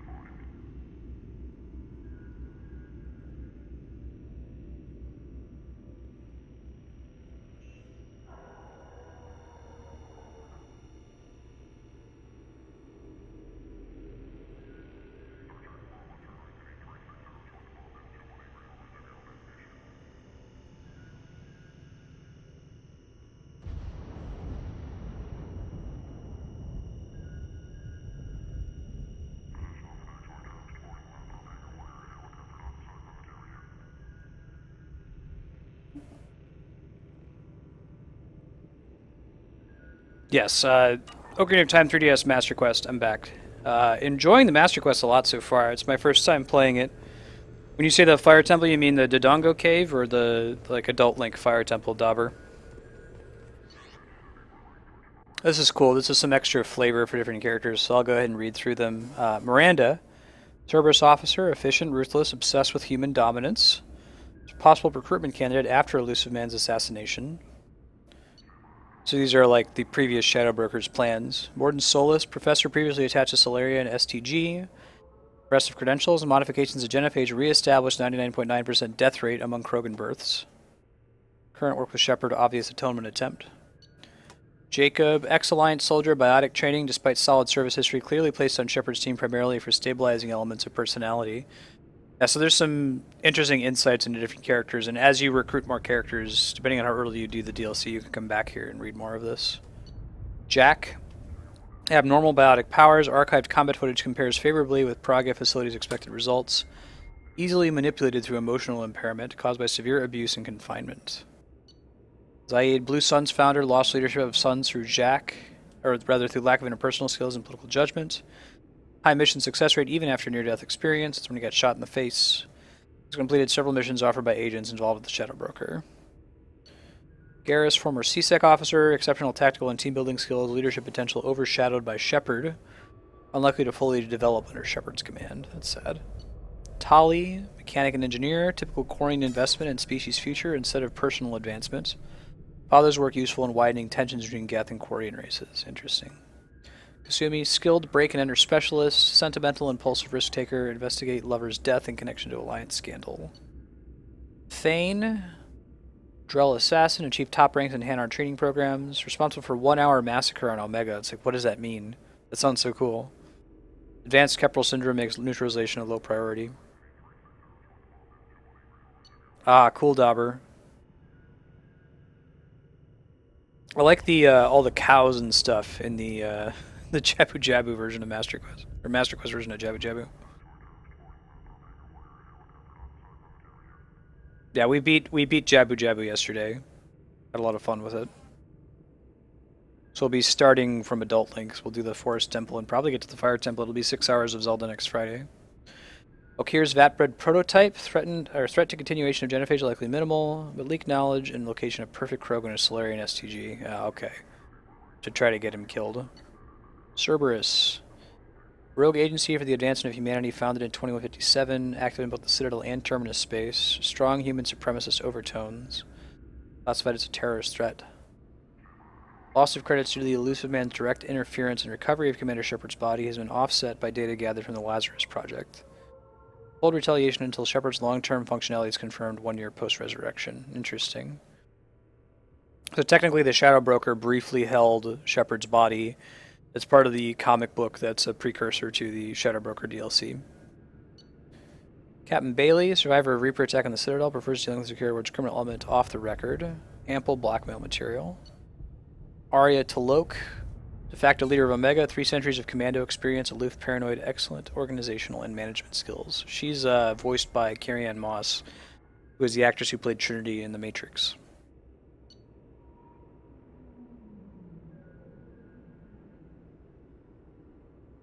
Yeah. Yeah, we did 3 dungeons today, but they're the 3 easiest dungeons, or yesterday, but they're the easiest dungeons in Zelda, so.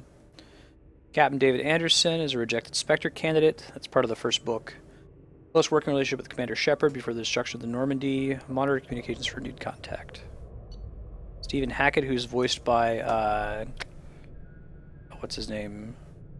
Lance Henriksen. He played Bishop in the Aliens movie. Commanding officer of the Alliance Navy's 5th Fleet. Worked with Commander Shepard before destruction of the Normandy. Deep cover operative is scheduled to replace his current aide in 2 months. Ooh. Shadow Broker, classified. Cool.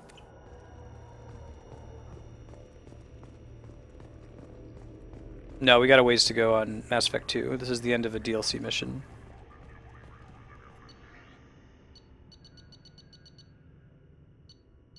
Let's actually do... who do we pick in Error? Kasumi. I think before this DLC, you weren't able to redo your squad mate's powers, only Shepard's.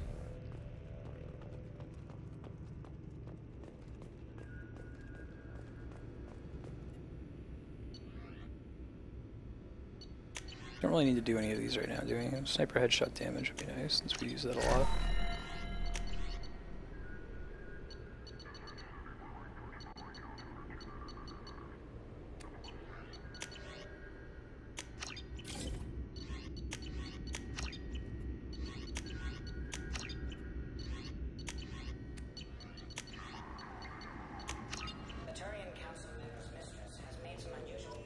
Yeah, I probably won't do hero because Master Quest isn't like this is harder. It's more like this is different. I guess some of the dungeon design, like Deku Tree, was actually a lot harder than I was expecting.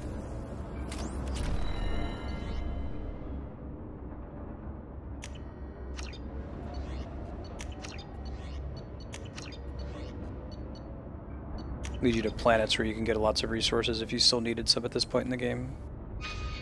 Uh-oh.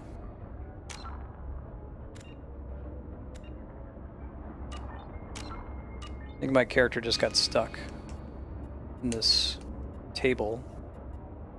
Yeah, I can't move from here.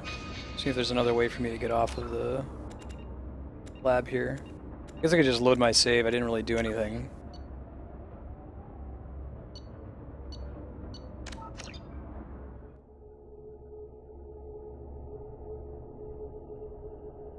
The hero mode just makes everything do a ton of damage, right? It's been a while.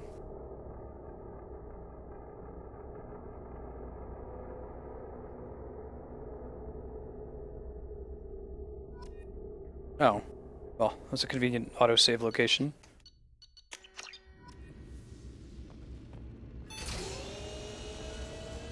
Doesn't have to redo at least something.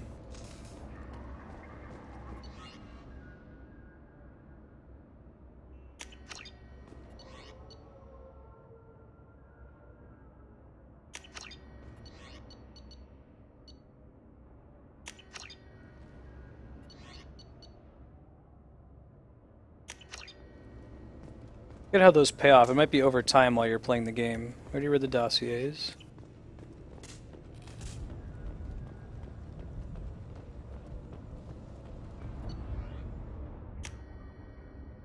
Yeah, you get shipments over time. How are you doing, Liara? I'm a bit overwhelmed, to be honest. The Shadow Broker had more resources than you can imagine. Here. That's pretty crazy, Dauber. He had top-level access to the Turian and Asari governments.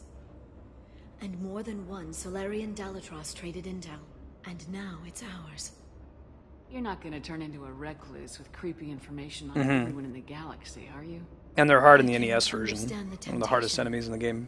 I've got all the secrets of the galaxy at my fingertips. Give me 10 minutes and I could start a war. But I've got a purpose. Helping you stop the Reapers. That will keep me honest. You know, relatively speaking. Have you found anything useful yet? The Shadow Broker knew about the Reapers. Perhaps that's why he offered to help prove Saren's guilt to the Council. He didn't want Saren to succeed. Right. Mega Man. He also knew that the Collectors were Protheans, repurposed to be Harbinger's puppets. There's even some data on the Protheans. I think he knew what was coming and was looking for a way to survive. How'd you know what the Shadow Broker was? I didn't. I had no idea what to expect when we finally found him. But I researched pre-spaceflight cultures during some of my Prothean studies. I know a bit about the Yogg. There's more on the terminals if you want to look. They're a fascinating culture. And wow, Dauber. So it sounds like it's pretty much a don't get hit playthrough if you do it on hero mode. Why was he still looking at Protheans? They gave us the warning in the conduit at Ilos, but we've used those. The Shadow Broker seemed to think there was more out there. Perhaps the Protheans had other plans. Or maybe he was just grasping at anything that offered some hope. That's suspicious. How's Farron doing? As well as you'd expect, after 2 years of intermittent torture. He gonna be okay? I don't know. He wants to work, so I'm letting him help. Maybe it takes his mind off it. So, you and Farron? No. He's been through a traumatic ordeal. He's emotionally fragile and needs to heal. He's very grateful to me for saving him. But it would be irresponsible Seems for me to interesting. take advantage Might be of fun him. for me to play when I'm like bringing my DS with me on trips, but I don't know if I do that on I stream. think what I need right now is a friend. We do Link Between Worlds at least the first time. It'll just be normal But mode. spending all my time on this ship, maybe next time you come by, I could come up to the Normandy. Sounds good. Next time I come down, it's a date. I'm looking forward to it. I don't think I meant to date Liara there, but I won't actually follow up on that.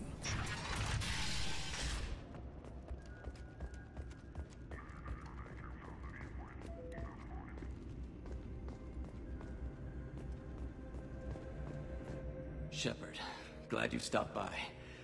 We don't get many visitors. Take it easy. You've been through a lot. It's easy to accidentally hit on somebody in Mass You're Effect. probably right. Especially Mass Effect 3. I never did say thanks for the rescue. Liara never gave up on you, Farron. I just helped. I'm still amazed Liara came for me. I'll never forget what either of you did. I can log that in the archives for you, sir. I see you met the secretary. Talking the room with the big 3D where you're really high up in the sky and there's like lava all the way at the bottom and you need to fall from platform to platform, Mega Man. I think I died there too. How you holding up, Farron? I'll be alright. I wasn't always strapped into that interrogation chair. Drell can mentally escape into old memories. It came in handy on the bad days. What will you do now that you're a free man? I want to help Liara rebuild this place. But after that... Your schedule's getting full, sir. Let me sync it to your Omni tool. No thanks. I like the color scheme on this guy. He looks like a specific kind of lizard species. His name is not How did you coming and to me. Liara both end up looking You look for like a alive? specific kind of lizard Cerberus species. headhunted me and Liara to steal your body from the Shadow Broker. I was working for the broker at the time, and he's the one who scraped up your remains in the first place. Yeah, I remember that part very well, Mega Man. We'll see if we do it on Take it stream easy, successfully. I think when Andrea did it, she did it on her first try, and I was like, oh, I can't believe you. What is this? It's not fair. Video archive. What does this console do? This is the video surveillance access point. I've queued up the archive footage you requested on your last visit, Shadow Broker. Remember, you can zoom in for more detailed viewing and can pause anytime during playback. Cool. Aria T'Loak, Omega.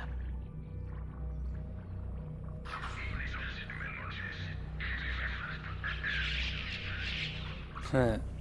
Some of these are really cool if I remember correctly.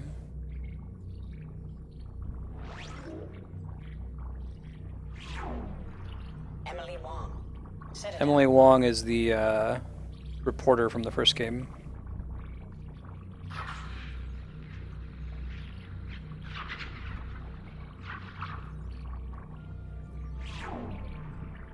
Fred Mazai. Citadel.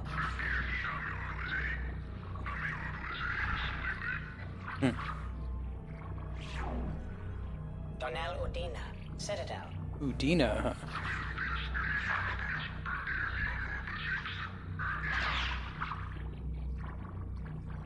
Looks like a Cerberus guy.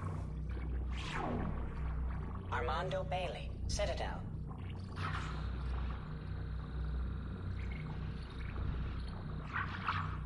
I like how there's no audible dialogue in these, so you just have to kind of figure it out from what's on screen. David Anderson. Citadel. Ooh, that guy's definitely with Cerberus.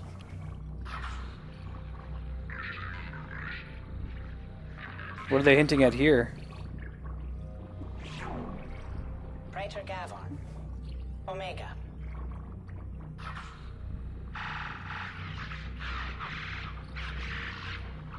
Archangel, sure. Kalisa bint Sinan Al-Jilani. Is the Krogan gonna punch her?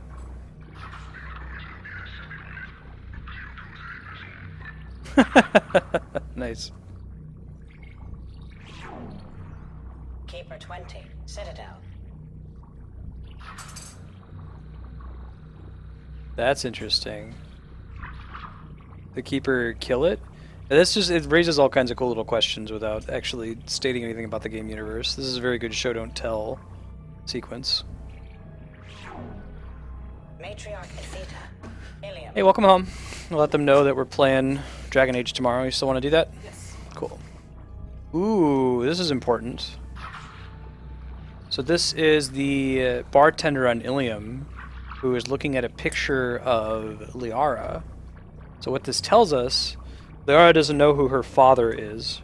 She knows that her mother is Matriarch Benezia from the first game, and it turns out that the bartender whose father is a Krogan, and who mentions having a purebred relationship with another Asari, is her dad. And you only get that from this DLC. It was theorized among people on the BioWare forums for a while. It's kind of cool. Erdnot Torsk, Tachanka. God.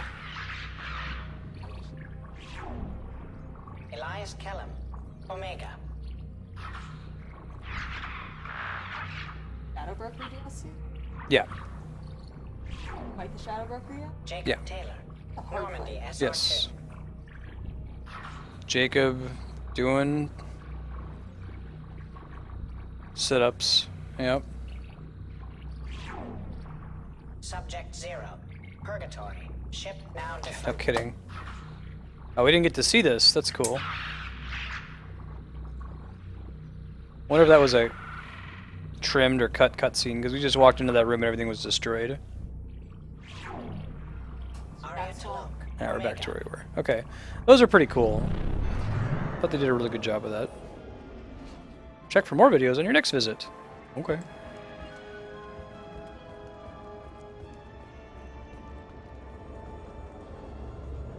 Really like Shepard's brisk pace. She's not running, she's kind of... Like her hustle. Oh, she's got hustle, there you go. You knew what I was getting at. Bitch, I understand you. So we're doing Garrus' loyalty mission and maybe cleaning up a few more side quests. And then we're going to call it sign off.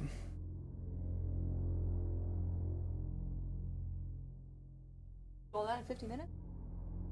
Yeah. I mean, like, Garrus' loyalty mission is very short.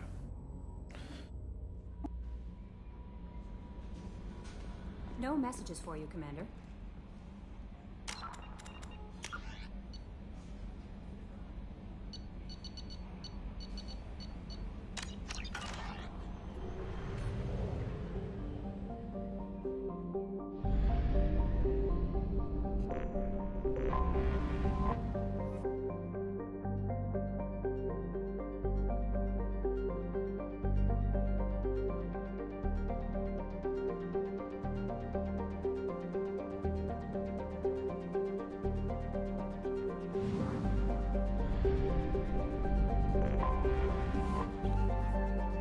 You go back and read that planet description here in a second. This is where the Shadowbroker base was. So I was incorrect about it being a gas giant. Second tier garden world receives little attention from the galactic community. Solarian mining expedition discovered the planet, which promptly strong-armed away from them by organized crime figures. Though it has a nitrogen oxygen atmosphere capable of supporting life, its rotational period is slower than Earth's, making its day and night 88 days long.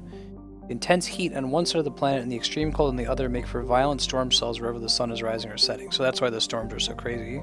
Long warm days for napping. Long cool nights for... But that's what the crazy thing about the Shadowbroker ship is, it hides in the storm cell by like always being sure to face the same part of the star, so it's always in the storm area. Very clever.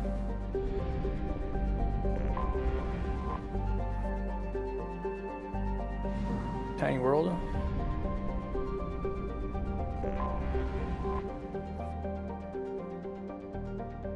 Huh.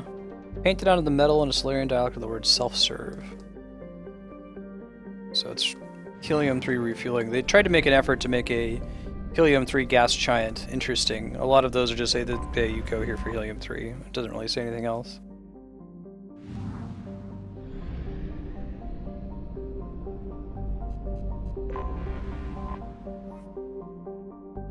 Sloth cat. Ben basically lives to sleep And eat. and eat. Like, he would forego all sleeping if it meant he You think so? You think eating is more important to him? Yes. Good save, PlayStation controller. Hey, hourglass. Yeah. Cool nebula.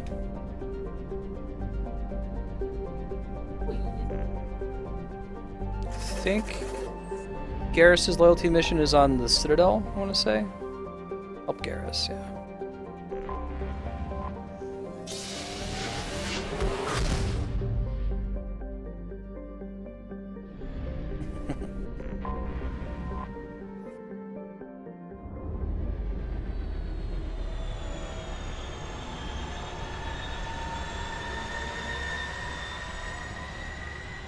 Really like their handling of the Citadel in this. I think Matt was pointing out that he likes the Citadel best in Mass Effect 2. I think I agree.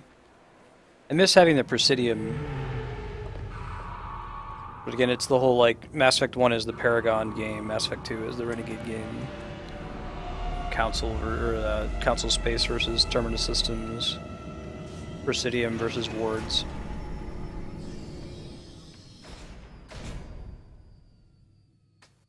Bye, Ben. Guess who was the only mentor at the end of the summer intern picnic today where they all got awards? Who was the only mentor there without her student being there as well? Your student didn't show up? Nope. Why not? I have no idea. I haven't heard whatever excuse he's gonna give me. Yeah, I emailed him and said, hey, I have your certificate, because when they called, like, both of our names, there was this weird silence, and because I wasn't paying attention, I stood up, like, well, I'm here. So I walked up, I grabbed both of the certificates, took my picture with Chi Chang, the director, and went and sat back down. And, when she says mentor, she has an undergrad student at the lab she works at that's coming in for like a summer thing. Wow. Yeah, I don't know what excuse it's gonna be this time. Okay. His brother's puppy, throwing out his bath, locked himself out when he went to take a shower. Didn't bring his cell phone, so he forgot what time it was. Dog ate his homework. Dog ate his homework. Sorry for the inconvenience, ma'am.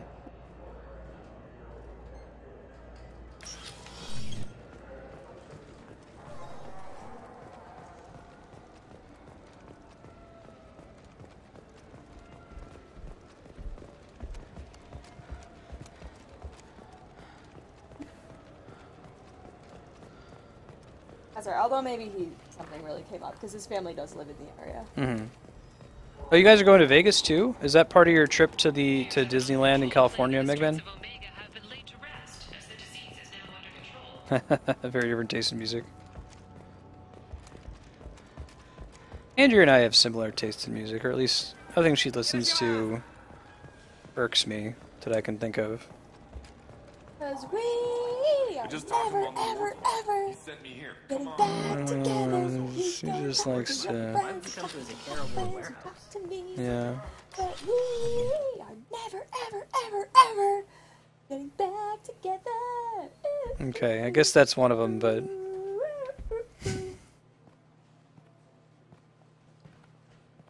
Oh man. Volus hype. Fade? You're not quite how I imagined you. Looks can be deceiving. So... You understand, Kami. Well, it's easy because he always talks in absolutes like a freaking Sith. I'd rather see you make someone reappear. Yeah, because, oh man, I like all music Andrea listens not to. the service we provide. Very easy. Make an exception. Just this once. Damn it. Well, that'll be a nice Quick, time to be in Vegas because it won't be so hot. Super hot now. How far away is Vegas from you, Mega Man? You're in Arizona, right? Can't be that bad.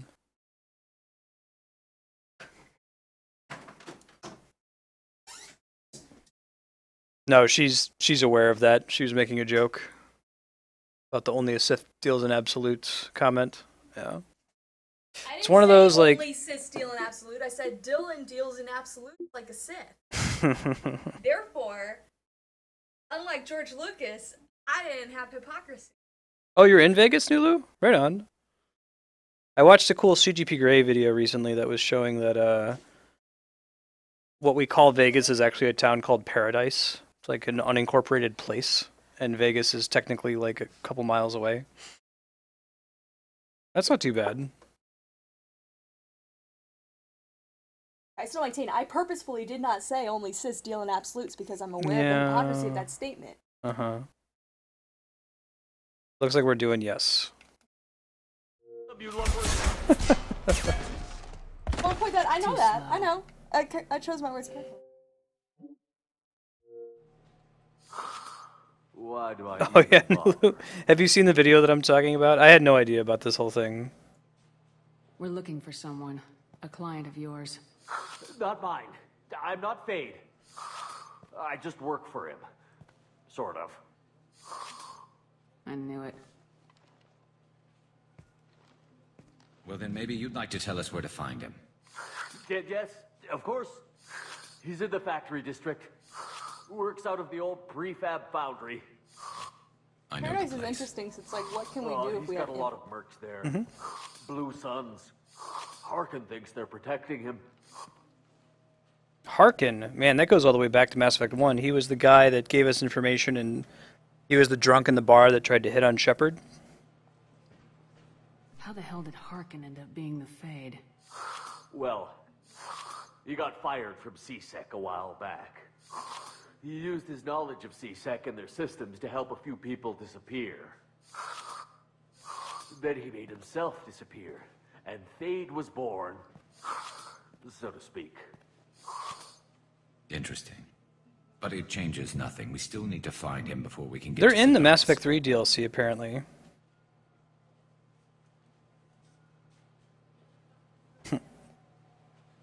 Well, let's go pay Harkin a visit. We'll need to go to the transit station. I can get us to There is him some from there. combat in this, I think. So Are there some multiplayer stuff in Mass Effect 3 where you can play as a Sure, Volus? but if we don't find Harkin, we'll That's be what I back heard. for you. I haven't actually played as that. I quit the Mass Effect 3 multiplayer around the time that came out. Oh, good. I'll play as an L-Core. Yeah, I agree, Nulu. CGP Grey is like one of my favorite. That and Every Frame of Painting are my favorite YouTube channels. Elcor could work. You could be like a mobile tank. They mentioned that in the codex entry for Elcor in Mass Effect 3.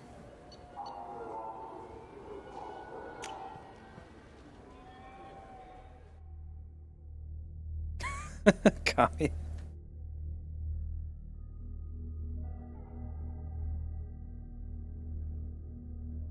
Now, I have all the DLC on the Xbox version. I got it when I had my 360 originally. I didn't have a gaming PC.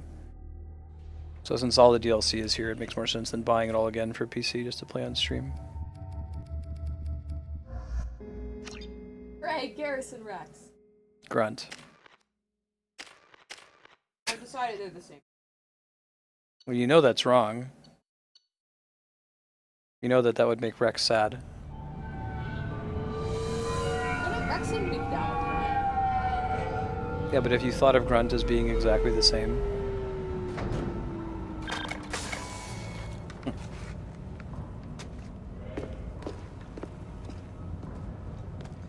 They do kind of have a badger look to them, don't they? Badger, badger, badger. There he is. Shepard? Here, Oompa Loompa. Don't just stand there. Stop it. I need something round. Bronco, Lonka, Dunkity, Run all you Darn want, Harkin. We'll find you. Smart of them to bring Harkin back. I mean, I've talked about this before, about the problem of the little universe, where like if everyone from the first game keeps having to be reconnected in the second one, it makes your universe feel small. But it's a trade-off, because like, you know, you can keep bringing back characters from the first game and make them involved in everything, and you feel a greater connection to each of them. Star Wars has this problem, and I hope that they're going to deal with it smartly in Star Wars Episode 7. Like, everyone doesn't need to be related to Luke and Leia and Han Solo. Like, you could just have totally brand new characters that have nothing to do with them at all. And it seems like that's the direction they're going, which is wise. Try not to get too excited for that movie. Engaging target. It's too late. My heart's already pre-broken.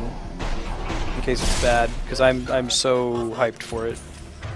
And it's bad. I should have learned my lesson. I was hyped for the prequels too. And then I was a kid. I didn't know what it meant to be sad yet.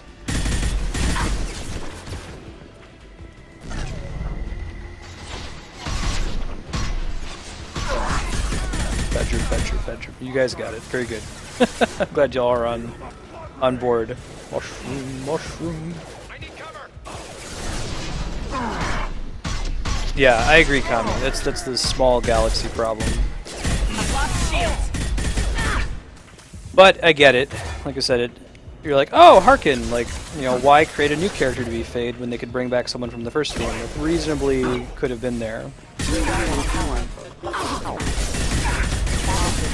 It's definitely a slider, not a switch. There are benefits and drawbacks to doing it either way. You can just take the game at its word that it's a big universe.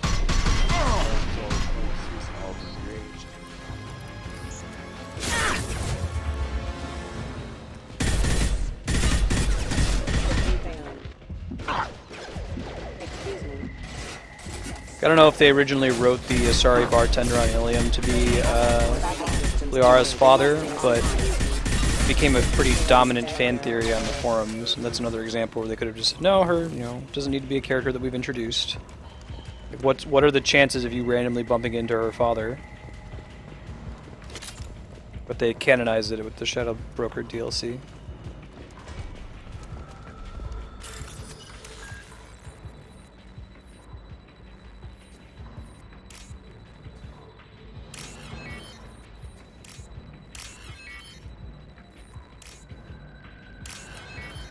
Cool.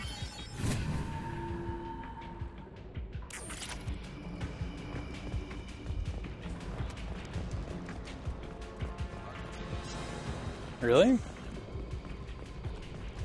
Didn't know that about the Turians. Harkin is the guy who hits on you in the Citadel bar, Mass Effect 1. He's Fade, so he has information about this guy who sold out Garrus when he was Archangel on Omega.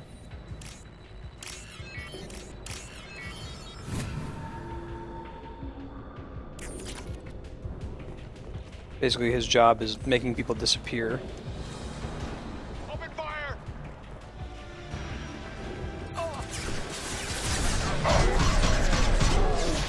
So he knows what new identity he gave to the person who sold out Garrus. Garrus wants to get revenge on him. We'll be putting that to a stream vote when we get to it.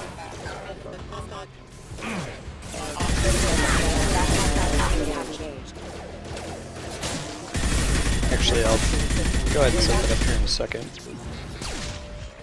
Next time there's a dialogue. The decision is pretty obvious from the beginning. Like, do we let Garrus deal with the guy who betrayed him, just like execute him, or do we intervene? Do it a different way.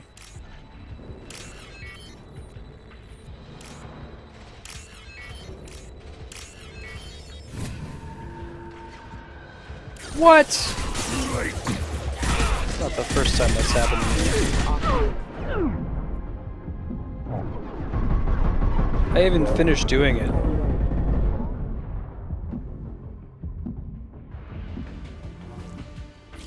I try again? No, I'm just screwed. It's too bad. I think it's just credits, so it's not the end of the world.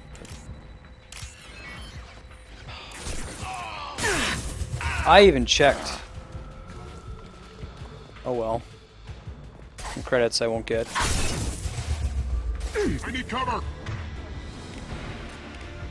Look out!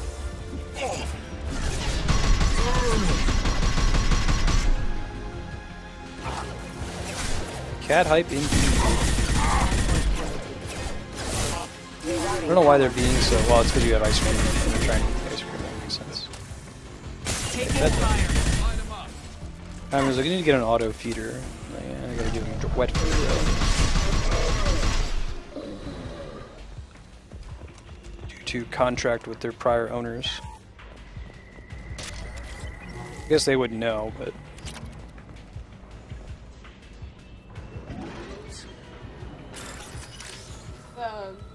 What class are you? A soldier, actually. We started as a Vanguard in Mass Effect 1, but Stream voted to switch to soldier in Mass Effect 2.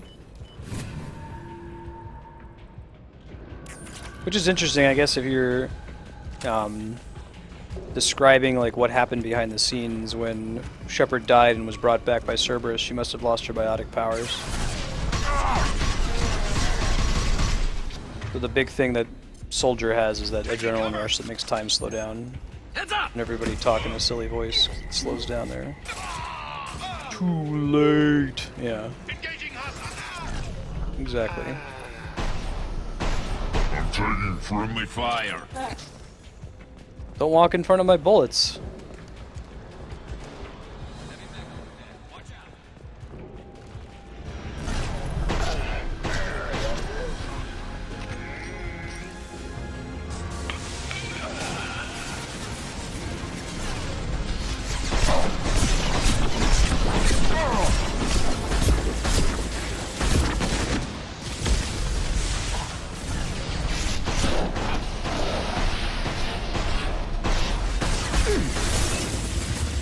You guys using the right weapons or you're not?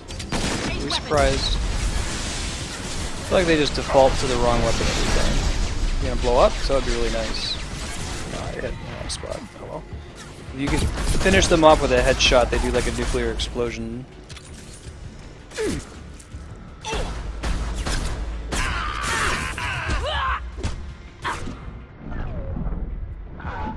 Thank you.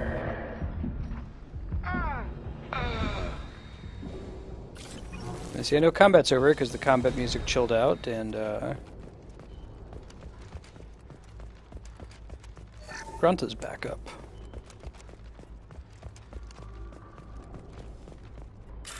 Smart. Really well done in some of Bioshock Infinite. Like, I like how in that game it plays like intense music if a battle is going on, so you know if it's safe to just explore around. I don't know if you also appreciated that feature when you played it, Andrea. I knew it was over because you got the violin. Yep. Then you could chill for a sec and just enjoy the atmosphere. Not worried about crazy Patriot robots attacking you. What the hell is Fuel A blinked in.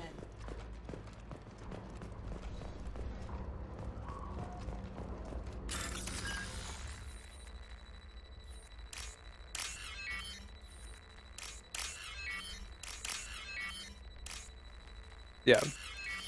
Started as Vanguard, switched to Soldier.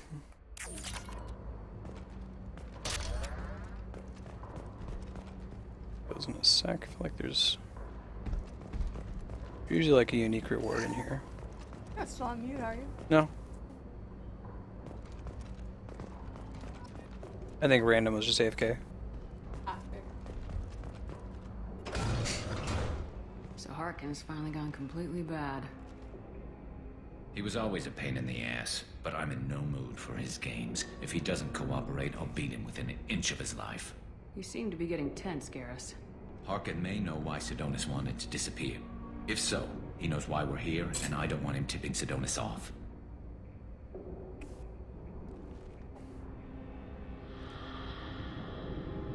Yeah, I don't know if I'd play Soldier again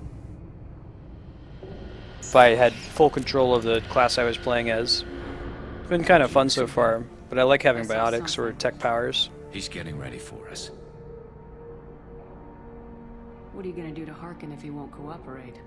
He's a real criminal now, working for the Blue Suns. I should just shoot him on sight.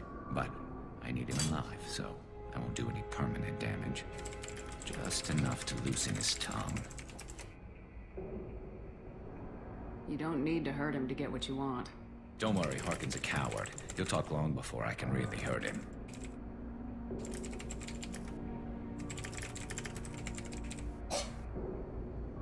Alright, so I just put out a vote. Should we intervene with Garrus? Vote 1, let him do what he wants. Vote 2, intervene, push Garrus to be a Paragon. You can spend additional sphere points if you really want to push it one direction or the other. This will also involve any interaction we have with Harkin coming up.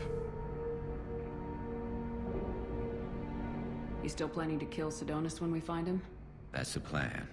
It'll be quick and painless. Unlike everyone he betrayed, he'll be spared the agony of a slow death. It's more than he deserves, but as long as he's dead. There's actually some pretty good scenes from Renegade Garrus. I did this all Paragon when I played through it. When I watched Andrea's playthrough, it was pretty cool. Garrus, do you really think killing Sidonis will make things right? I know you don't like it, Shepard, but I have to do this. Is there no other way? Maybe, but this is personal. I'll pull the trigger and I'll live with the consequences. All I'm asking is that you help me find him. Well, there's one way to find out. Right behind you. I'll leave the poll up until we actually make the decisions relevant to it. I think Harkin's gonna get a dose of Renegade, though.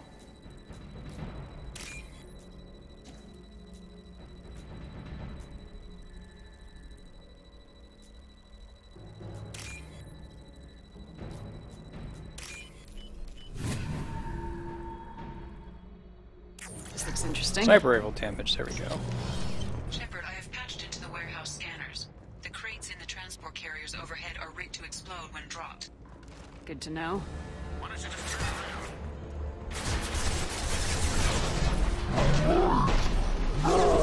like an interesting way to rig them. Maybe that's from Harkin. Shields have failed. Take cover to regain health. Thanks, game. That's my first time getting that pop-up.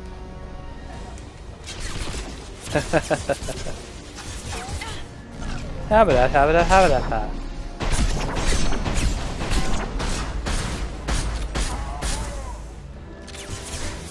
Correct. Paragon Garrus is putting him away.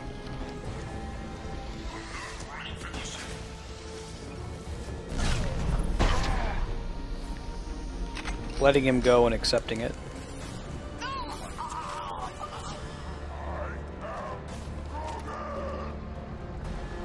No, I'm probably gonna get hit and lose this. We'll try it though.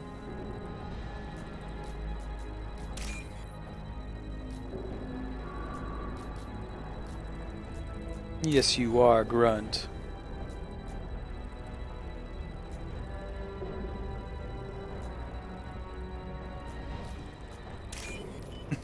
Got it, random.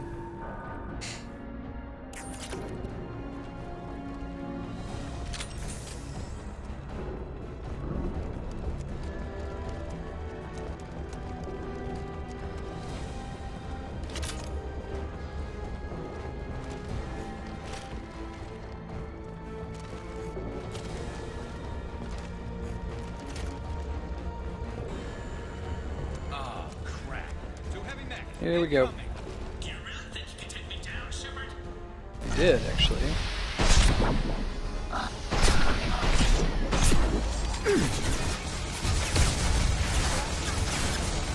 don't often get to fight two of them at once.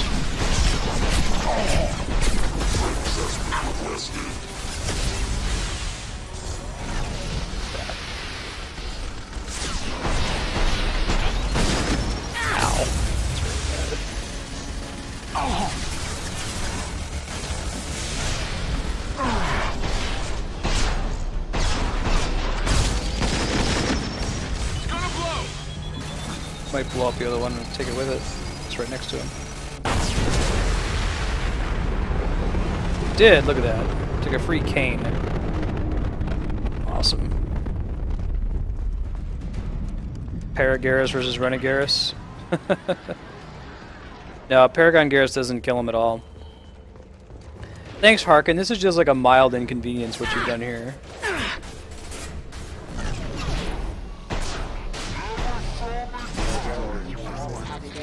Scoped and dropped. Scratch one. Cloud Reaver, do you have a vote in either direction? I think it might not actually matter at this point. It's 3 votes for Renegade. So I'll interact in that way. He looks like Louis C.K.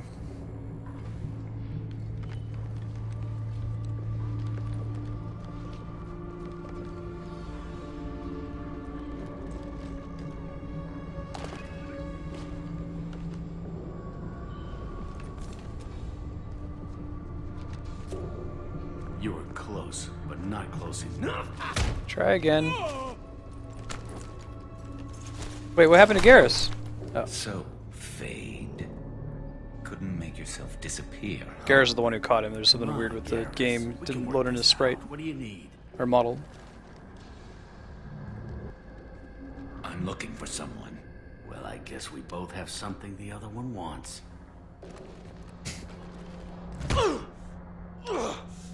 Right in the buns. Wrong answer. We're not here to ask favors, Harkin. You don't say. You helped a friend of mine disappear. I need to find him. I might need a little more information than that. His name was Sidonis. Turian came from the... I know who he is, and I'm not telling you squat. Harkin, this doesn't have to be hard. Screw you. I don't give out client information. It's bad for business. You know what else is bad for business? A broken neck. All right. He has Ninja Turtle feet. Terminus really changed you, huh, Garrus? No, but Sidonis opened my eyes. Now arrange a meeting.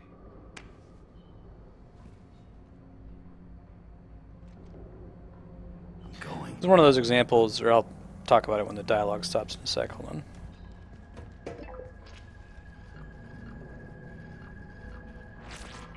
Yeah, it's me. There's a chance your identity may be compromised. That's why I'm calling. I'm sending an agent. Where do you want to meet? All right, he'll be there. Don't worry, I got it covered.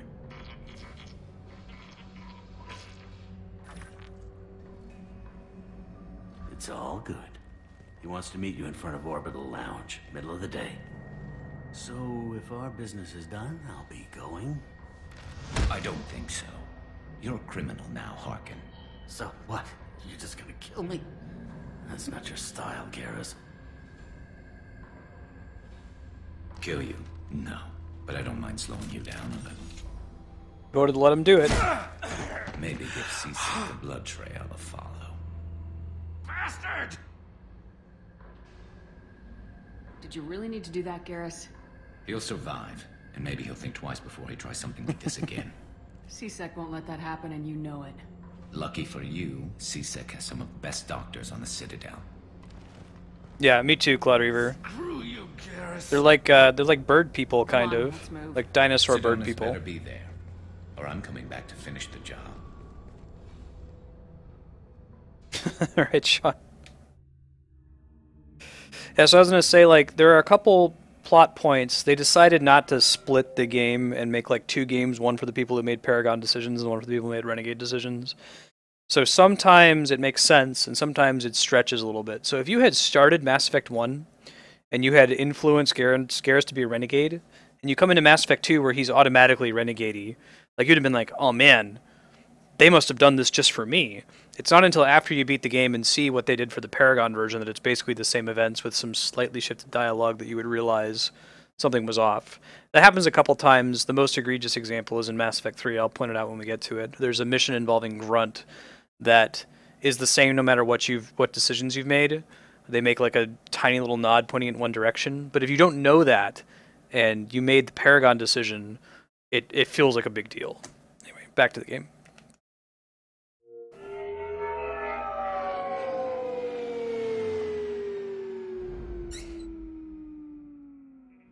Harkin's a bloody menace. We shouldn't have just let him go. He deserved to be punished. Getting a little worried about you, Garrus. You were pretty hard on Harkin. You don't think he deserved it? This is not like you. What do you want from me, Shepard? What would you do if someone betrayed you? I'm not sure, but I wouldn't let it change me. I would have said the same thing before it happened to me. It's not too late. You don't have to go through with this. Who's going to bring Sidonis to justice if I don't? Nobody else knows what he's done. Nobody else cares. I don't see any other options. Well, Stream has voted to go with the Renegade option, so I will progress from there. I won't mention it again. I appreciate that. I need to set up.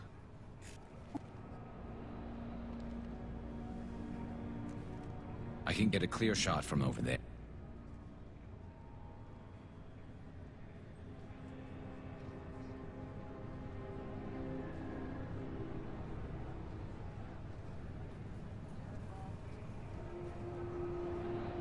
What do you need me to do? Keep him talking and don't get in my way. I'll let you know when he's in my sights. Give me a signal so I know you're ready, and I'll take the shot. You better go. He'll be here soon.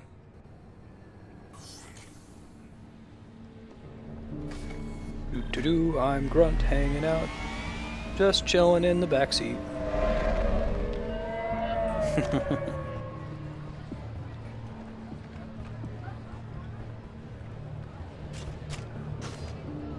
Seems like that's a nasty place to get shot. Shepard, can you hear me? Loud and clear.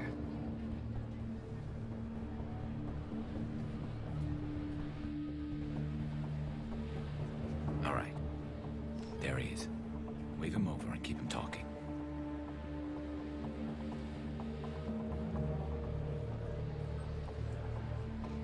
Hey girl, hey.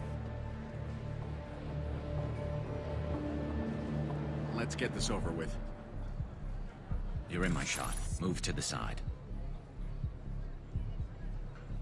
This won't take long at all. You one of Harkin's men? I don't remember seeing you before. That's it. Just keep him talking a few more seconds. I was told Harkin was one of the best. This better not happen again. Oh, it won't. Don't worry. What? Shit.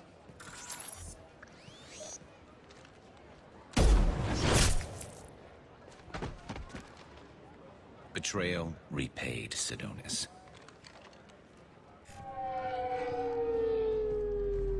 Right, Wingman. That was easy enough. Clean and simple. Good work. Thanks for helping me, Shepard. Let's get moving. I need to get away from this place. He's up on a balcony and wasn't expecting it. Right with you. Again, probably some kind of gaming abstraction. Oh no way, did they change the scene? Oh man, y'all made a mistake by voting Renegade. We'll see if they show it here. We might get the scene anyway.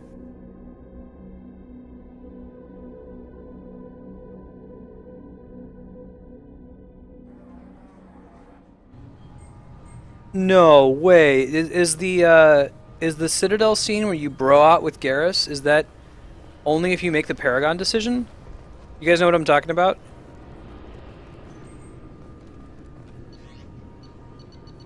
Oh, it's too bad. I'll have to find a link so you guys can see it.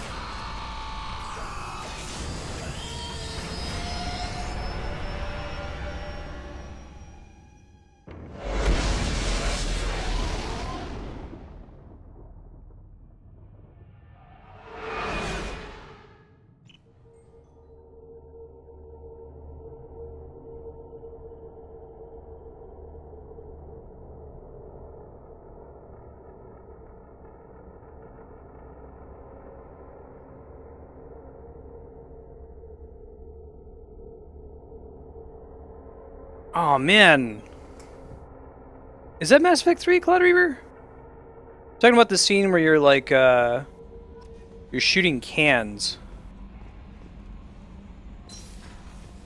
I could have sworn that was in this one.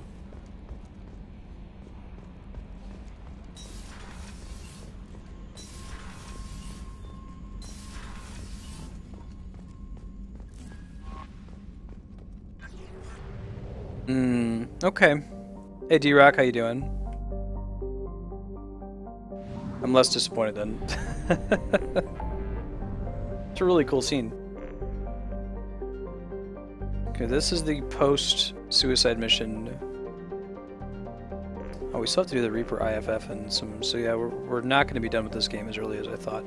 I'll still do... Probably not next week Thursday, but maybe the following week we'll do that Codex session I was talking about. Let's see. Disable the infected production line. Okay. Okay, cool, Cloud Reaver.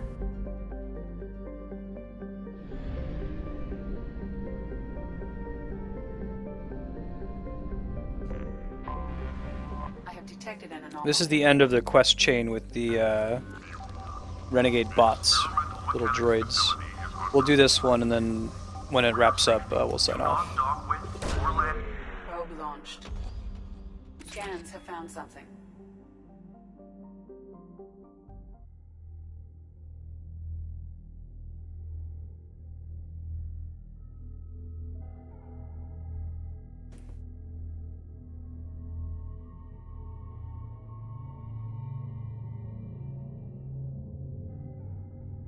Now he's loyal.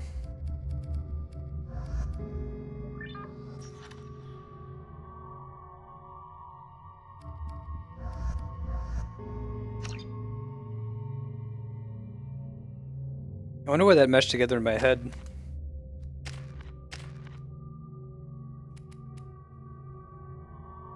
I don't think they can level up any higher. I might have to redistribute if I want him to have 4 points in concussive shot.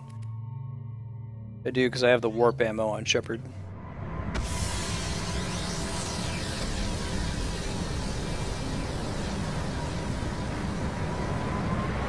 PC? Tower, I guess?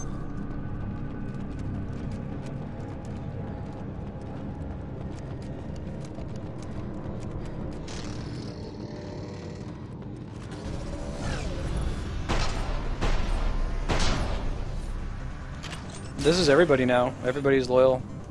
Except for the character that we haven't unlocked yet. We'll be doing that next week Thursday, I think, because this is going to be the last side quest we had to do. So next week Thursday will be the Reaper IFF mission. The other character, maybe his loyalty mission, depending on how much time we have remaining.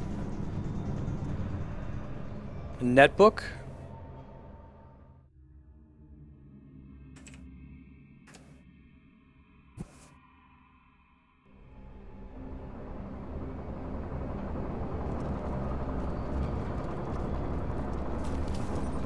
Netbooks are the little super tiny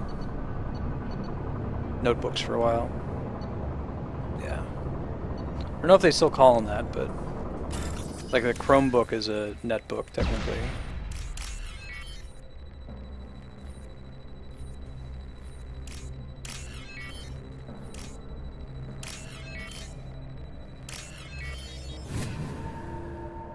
Oh, awesome! How'd that happen, D-Rock? That's super cool. Hey, this is Mass Effect 2.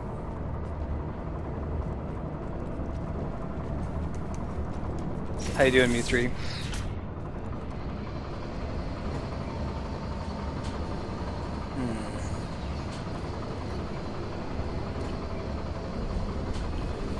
Chest high walls. They've seen us. Anyone shocked?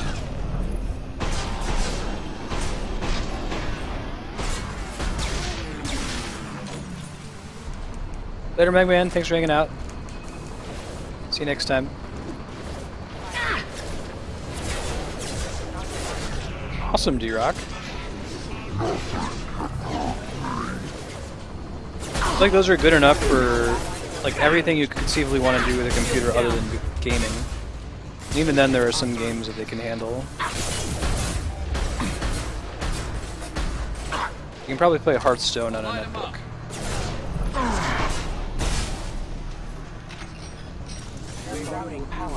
This should punch through their armor.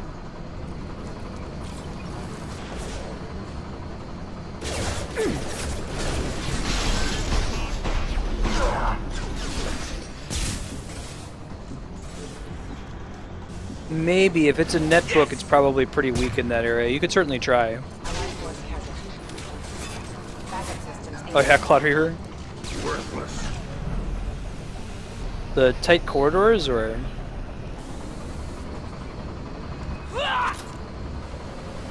Right on, man. I didn't know you played Adept. Andrea's team Adept as well. He likes her singularities.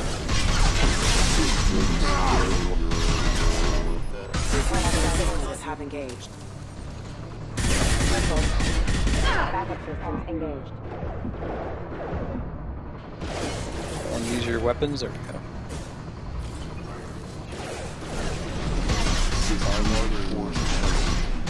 You could try. You could probably put emulators on it, D-Rock.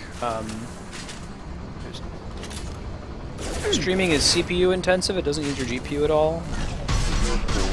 So if it doesn't slow, like you can probably play like a Super Nintendo game. Try streaming it. Lost shields. Let me know if you give it a try and you need any help getting it set up. Happy to help. Oh, okay. Thank you for telling me that, Cloud Reaver, because I would have just chilled here and fought them forever if you didn't say that. I can see that getting you killed as an adept for sure.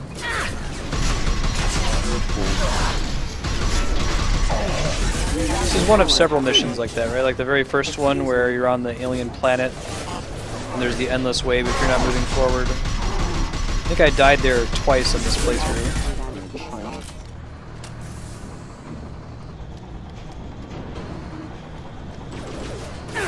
I see. Oh, can you change class in Mass Effect 3? Apparently I don't remember very much, but I only did one playthrough of 3. I watched Andrea do one, but it was at launch. I remember having a very stressful time because on launch day you couldn't transfer your Shepard over from the previous 2 games. Like the face wouldn't come over. And I guess EA didn't think this would be a problem. They're like, oh no, everyone's gonna like to use our new character creator. They'll just make a new face. Like, are you kidding me? No, I'm not gonna make a new face. I think they've since patched it and there was a way around it where you could, like, you know, move your Xbox file to your PC and then extract the face data and recreate it manually. And they fixed it since then. There's just this fundamental misunderstanding about like what Mass Effect is all about. It's like, no, it's the whole reason is that I'm carrying over my character from the previous 2 games.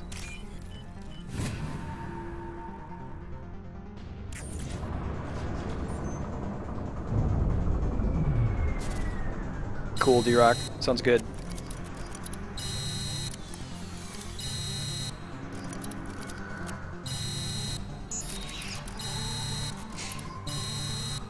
I'll shoot you a follow while I'm thinking about it, D-Rock. Get an email notification if you go online.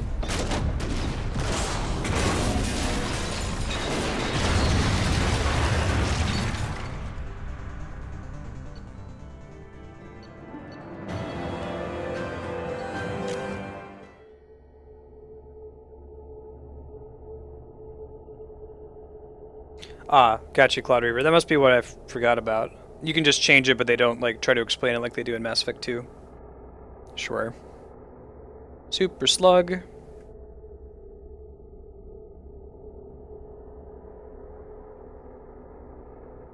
Andrea pointed that out and I can't unsee it.